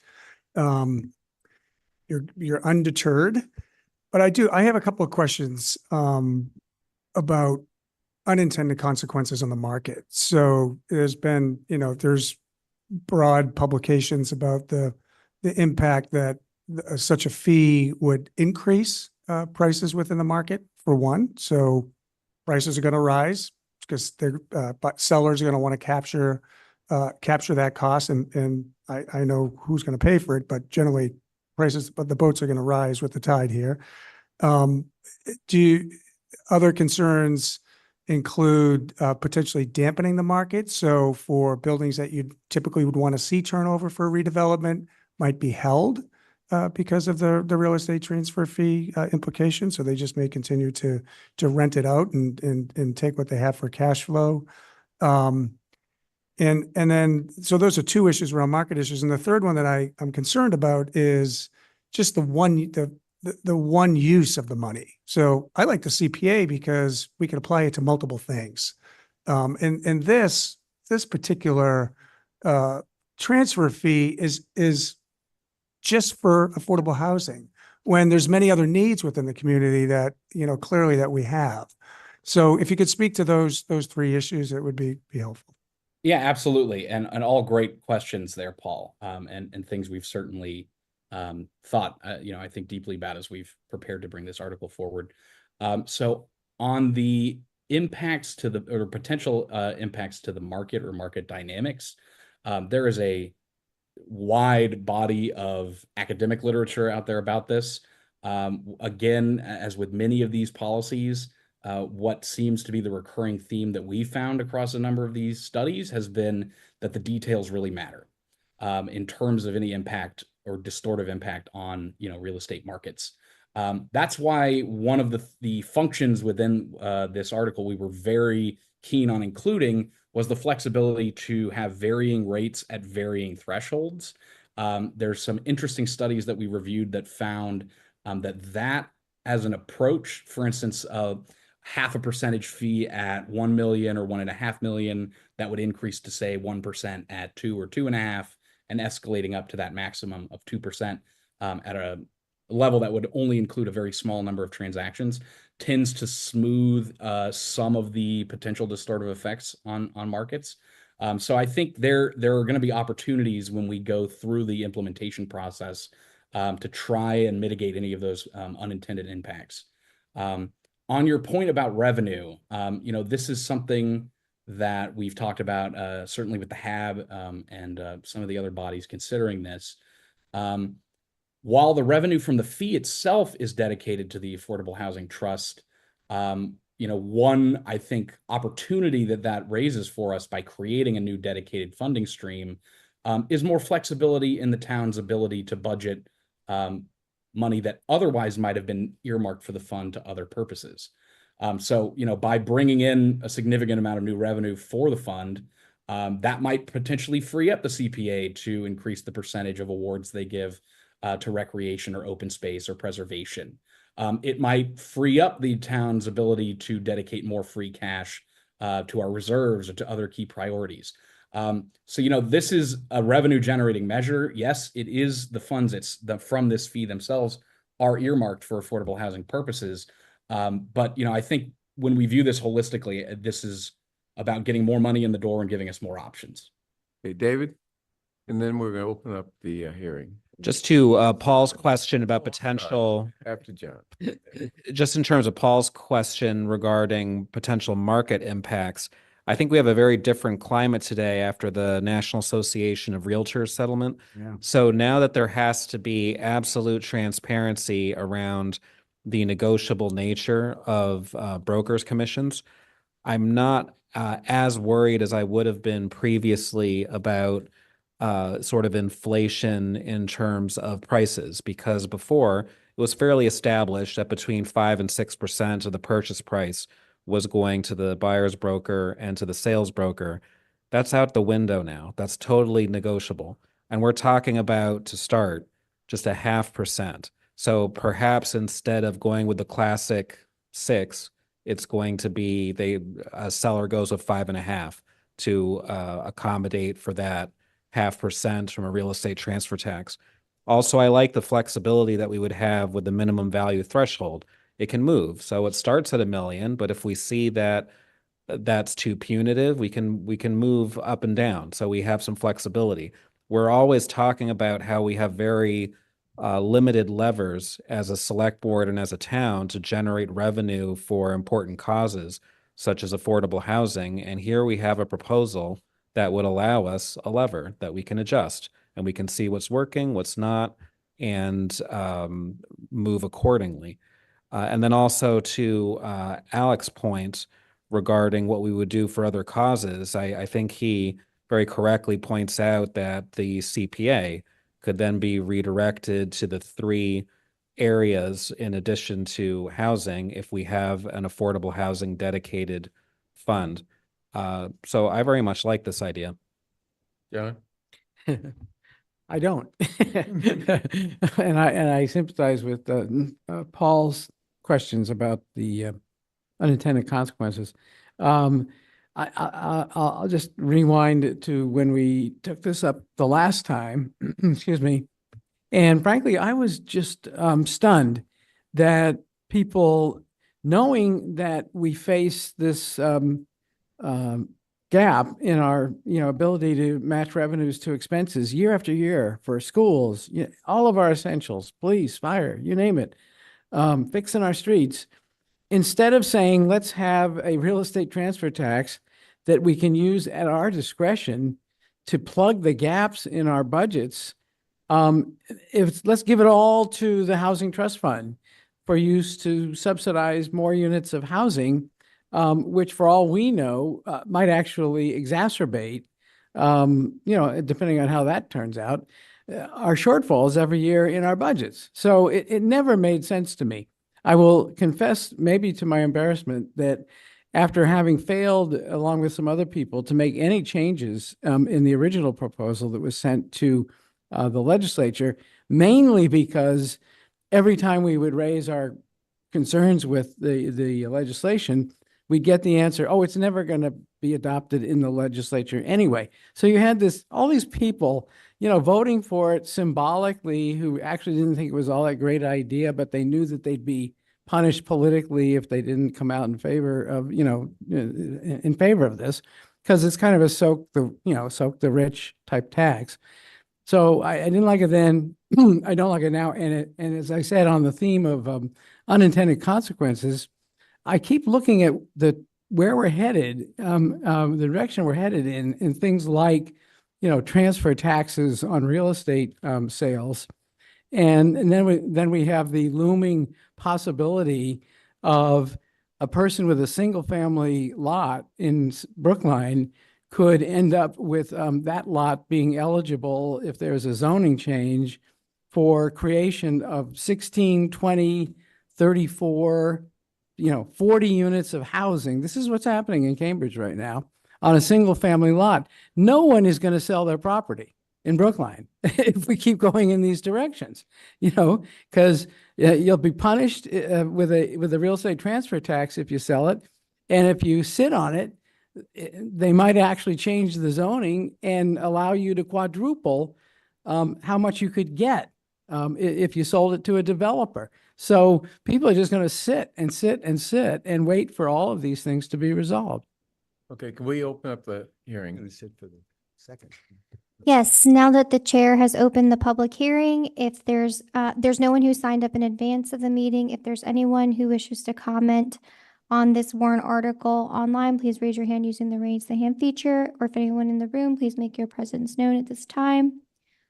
Charlie Homer is raising his hand. Charlie, I'm going to promote you, but if you could indicate whether you're speaking as an ACPH, as time has already been taken up by co-petitioners for this article. And I believe you are a co-petitioner.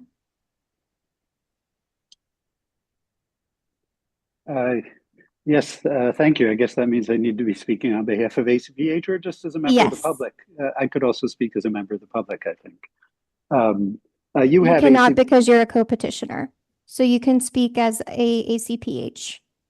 Okay, so you have ACPH's memo in front of you. I think ACPH clearly has identified through its CHIP process, as the memo indicates, that housing was identified through a very extensive community engagement process, that access to housing and affordable housing is the highest need in our community. I think that's echoed by everything that you've heard from the governor about the 220,000 shortage of housing, as well as everything you hear from the Harvard study that says, that we need both market rate housing and affordable housing because the market will never address the needs of people with low income. So I think that's why ACPH just endorsed this wholeheartedly. So I think that's my role as ACPH. If I could just add one brief comment, I have worked with a policy student at the Northeastern School of Public Policy. We have reviewed the literature. One thing that's very clear on the literature, I hear the concern about rising prices, but in fact, because, just as you talked about some of the other fees that buyers expect when you're planning on buying a house, you incorporate into your thinking how much you can afford. And if you know there's going to be and the seller also knows what the market is going to set. So in fact, the overwhelming thing that the literature shows is actually lowers the asking price of house because again, buyers and sellers know that there's that, 0.5 or 2%. So in fact, the literature is quite consistent on that.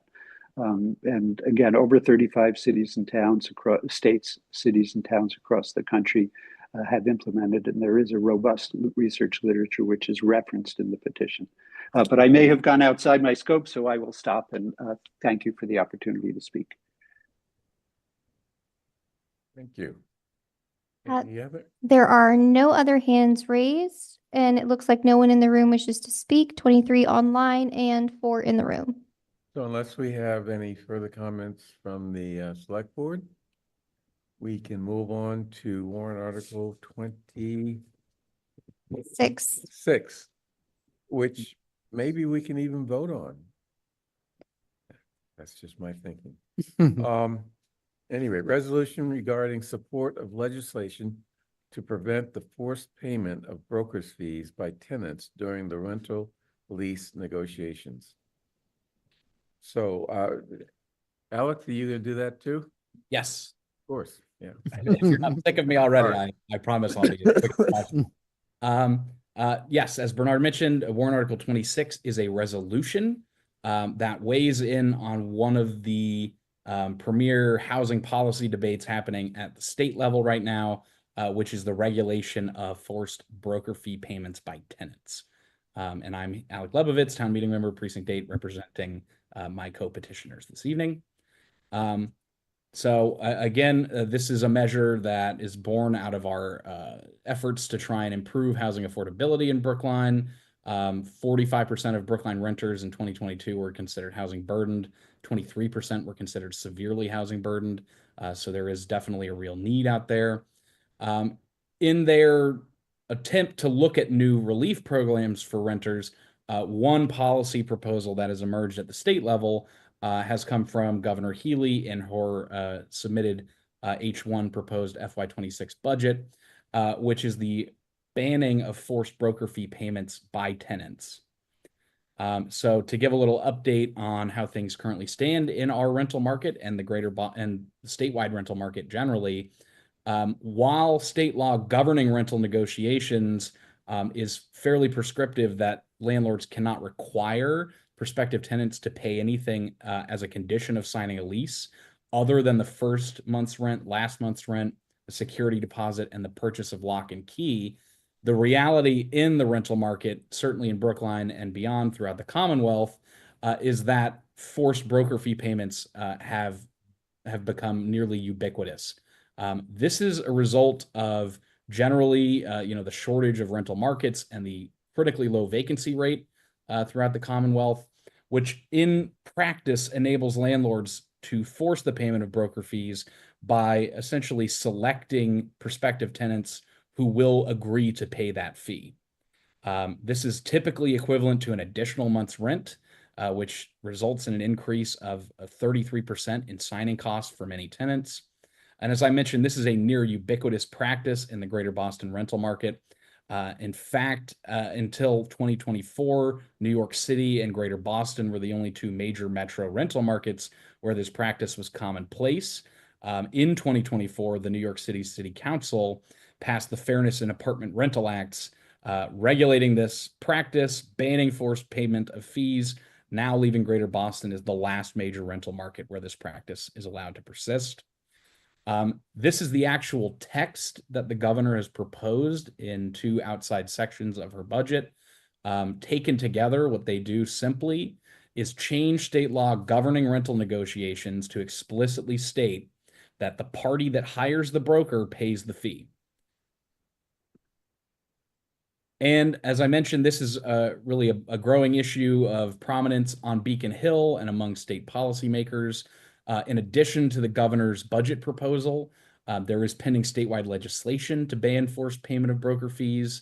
That has been reintroduced to the session. They were also pending in the last legislative session, excuse me. Similarly, this language that the governor's proposed actually passed the state Senate as a package of their Affordable Homes Act in the last session. But again, that provision did not emerge from the conference committee. But the governor has made this a priority issue and in fact specifically highlighted this as one of her lead housing initiatives for the coming session in her recent State of the State address. And as a resolution, what Warrant Article 26 really provides is an opportunity for town meeting to weigh in on this debate. As written, the resolution expresses town meeting's strong support for the banning of forced broker fee payments. Additionally, it urges our state legislative delegation to support the governor's proposal and pending statewide legislation.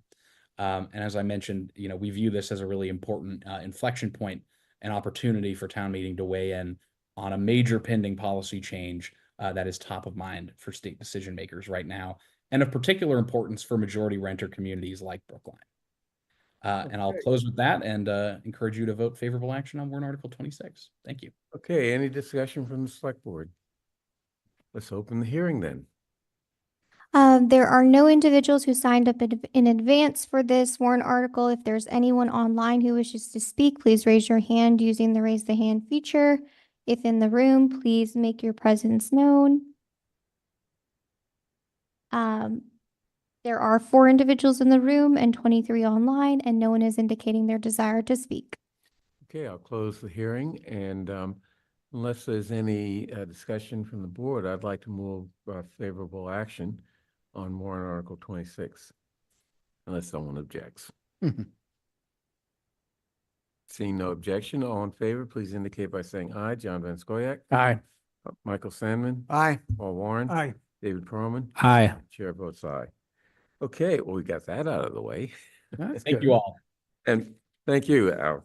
Okay, final item is reconsideration of warrant Article 11, which we voted favorable action on a couple weeks ago. And it is being pulled by the petitioner, town council, for reasons that he will explain. In hopefully 1 minute or less. So Joe Callanan, Town Council, asking for you to reconsider your previous favorable action and recommend no action. This is a warrant article that you heard several weeks ago. Recommended favorable action. It was heard before advisory committee last week. They recommended favorable action. However, the next day, a couple of advisory committee members and a member of CTOS had a concern over the style of how the article was written. The moderator ruled an amendment to address their concern out of scope. So since the warrant article doesn't need to be brought up in May, we can bring it up in the fall. We'll continue the research that we have been doing. So when it comes back in the fall, we'll be better able to answer people's questions. So therefore, I'd recommend that you reconsider your favorable action and recommend no action. Yeah, Why do we need to, if you're not going to move it, why do we need to do anything? because we voted favorable action. Yeah, we need it for the combined reports. Whatever gets us out of here. Yeah, whatever gets. I sympathize with that so that I won't be divorced. Yeah, okay. Okay. So you have to move to reconsider. Move reconsideration. Let me give people an opportunity Okay. to. No discussion, good. I move reconsideration of warrant Article 11. All in favor, John Van Scoyac. Aye. Michael Sandman. Aye. Paul Warren. Aye. David Perlman. Aye. Chair votes aye. So let's now vote. I move no action on warrant Article 11. John Van Scoyac. Aye. Michael Sandman. Aye. Paul Warren. Aye. David Perlman. Aye. Chair votes aye. Thank you very much. Thank you. And unless there's someone who would like Yes, to. we do have folks still signed up for public comment. Is Rachel Dunbar in the room? If you could You just, have great patience. You get an award for, that's fine. Yes. Do I have to do anything else? Just state your name Right. for the record and your Brookline precinct number or street address. My name? Yes, your name and Okay. also probably who you're speaking on behalf of. My name is Emily Manning Mingle. I'm an educator in the Brookline Public Schools. I'm here to speak on behalf of Rachel Dunbar. I'm just going to read the speech. Good evening, members of the Select Board Committee. Thank you for giving me the opportunity to speak. My name is Rachel Dunbar. I'm a special educator with the Public Schools of Brookline. This is my third year in the district. I'm here tonight to address a proposed solution to cover the deficit for FY 2026 that involves the cutting of 8 full-time FTE Learning Center teacher positions across the district. As Learning Center teachers, our job is to support one of the most vulnerable populations of students. We write individual education plans for students with various learning, intellectual, emotional, and health disabilities. We work with these students in small groups or in their classrooms to empower them to access the general education setting. We also work closely with classroom teachers and other service providers to discuss how best to support our students. We are also responsible for conducting evaluations to assess a student's eligibility for services. In addition to these duties, many of us, myself included, are members of the QBS team who support students in need of extra support during an emotional or safety crisis. Every year, more and more students are found eligible for special education services or an increase in services. On average, a student could have 285 minutes of services per week. Last year, my school, Pierce, had firsthand experience of what one less Learning Center teacher would be like when one of my colleagues was on leave. It was difficult for us to meet the service minutes for that teacher's caseload, especially when new students were found eligible. I had to give up my testing and prep time to meet the needs of these students. Having one less Learning Center teacher in our building simply did not work. Allow me to propose a different solution. It is my understanding that there is a fund of certified free cash that can be put towards covering this deficit. This would be a great solution to ensure that the needs of our most vulnerable students are being met without jeopardizing the town's financial standing. As a champion for these students, I implore you, please consider these alternative funds so that special educators can continue the important work that we do. Thank you. Thank you. The next speaker is Emlyn Page. Emlyn, are you in the room? Okay, we'll move on. Olivia Fisher Fox, I'm promoting you now. Olivia, you've been promoted. Hi, Olivia Fisher Fox, resident of Precinct 4.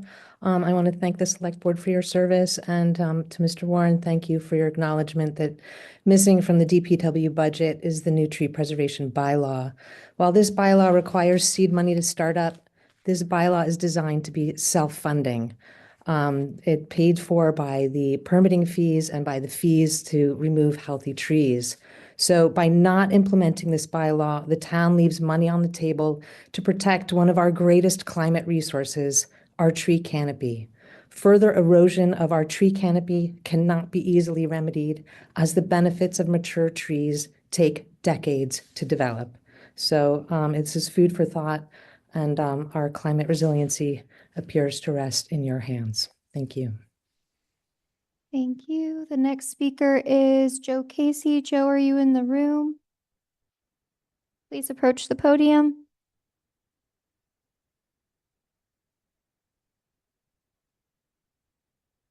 Thank you for your patience. Oh, that's all right. My name is Joe Casey. I live at 651 Chestnut Hill Avenue. I've been there for about 40 years. It was a family residence that's been in the family for 140 years. So besides the 40 years of experience I have in the town, there was a lot of oral history passed down from grandparents and uncles and cousins and everything like that. And one thing that bothers me about this proposed bike lane is the lack of transparency. That they had, whoever's on the bike advisory committee, didn't contact anyone in the neighborhood. Now, this is a big change. And to have known in the neighborhood, part of the initial committee drawing up some game plan is kind of, you're wondering, why don't they have local people in it? Because we're the ones that have to put up with the traffic, foot traffic, bike traffic, motor traffic. So, and then early in the evening, someone made a note that someone on the advisory committee or associated with it said that certain minutes from some of their committees, they didn't want released. So that's not transparency. So what are they hiding? And my understanding is they've been appointed by someone was appointed by you guys. I'm not sure if it's a traffic committee or something like that. So being on the select committee, you guys should be concerned that someone that is under your umbrella doesn't want to be transparent. I'm not a traffic expert, but you have two alternate routes that were brought up tonight that are safer for people and bicycles, and a more pleasant ride. One going Elliott Street to Clinton, and the other one's over Fisher Hill. So why create a problem for pedestrians, bicyclists, and motor vehicle operators when there's two routes already available at no cost to the town and safer? Because looking at this, what the proposed, supposedly they're working on a redo, there's going to be fatalities. You have narrower lanes for the vehicles, motor vehicles. So that means they're going to be closer together going in opposite directions. And if you've been there, 30 miles an hour is never been, it's usually 40. So if you have a fatality or 30 seconds. Head-on collision, two people going 40, that's 80 hitting the wall. So someone's going to die.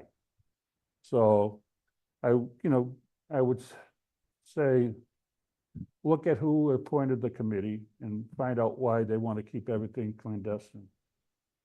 But thank you very much. Thanks for your time. Thank you. The next speaker is Paul Murphy.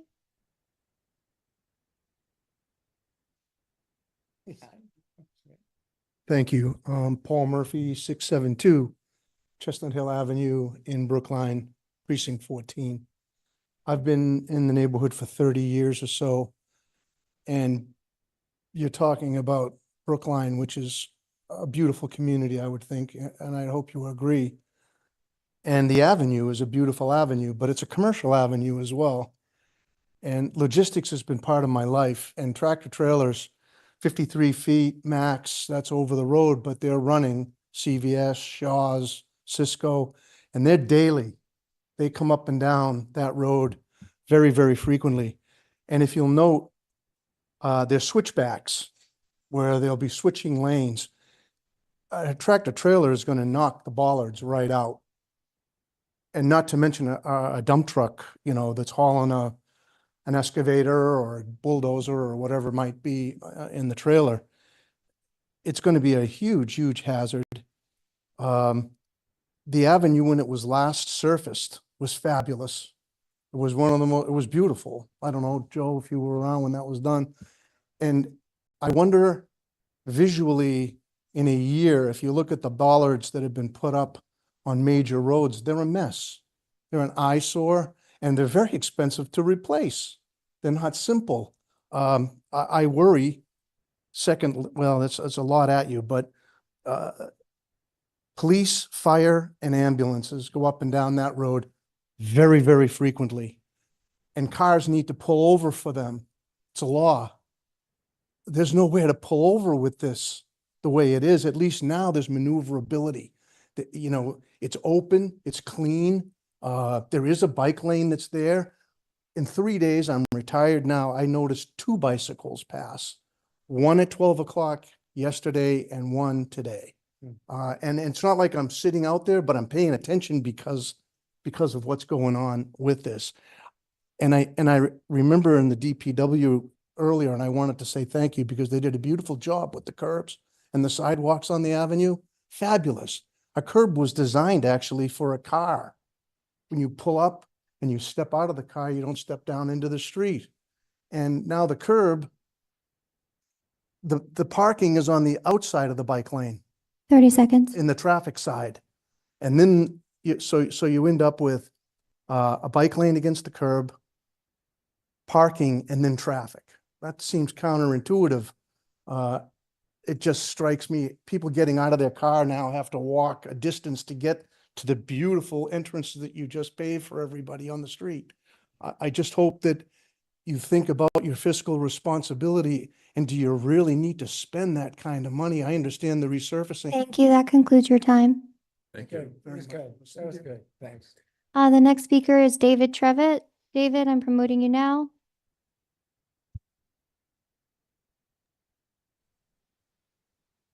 Thank you very much. David Trevitt, town meeting member from Precinct 2, also chair of the Pedestrian Advisory Committee and a member of the steering committee for the Brookline Community Aging Network. Speaking for myself, I just simply wanted to respond to a couple of the comments who have been made on Chestnut Hill Avenue. First, I want to, though, commend the select board for the hearings that it has. These hearings where you review and have good, robust discussions of town budgets and warrant articles are very helpful to me as a town meeting member, and I just wanted you to know that I greatly appreciate them. With regard to Chestnut Hill Avenue, the point that has not been made is that no, I attended the Bicycle Advisory Committee meeting. It was publicly posted where the Chestnut Hill Avenue drawings were presented by transportation staff. They said that they had sent notices to all everyone who lived along Chestnut Hill Avenue and to people who lived within a block on either side, even though they admitted that those had not gone out long in advance of the meeting. But what they did not say, there's no parking. What they said is there's no legal parking. And if you look at the drawing, if you go out on Google satellite view, you will see that there is a narrow lane, not wide enough for parking. There is no, for most of the extent of Chestnut Hill Avenue, there is no legal parking. But what it is that people park half in that shoulder lane and half up on the sidewalk or up on the tree lawn. And I have some photos that I'm not showing you tonight, but here's some photos showing that's the way that people park, whether they're going to Warren Field for a baseball game or at their residence or moving their tandem car out. There's a lot. If they pull fully out onto the street, they're extending beyond the shoulder into the driving lane, so they're blocking part of the driving lane. So I just want everybody to be clear on what the situation is today. I don't want to get into the sides one thing versus another. It's a complex situation, but I just want to be clear. There's not a parking lane along the vast majority of that street. Thank you very much. Thank you. And I believe that's the last speaker going once, going twice. Thank you. And we made it Just in the meeting, in the same day it started by 5 minutes.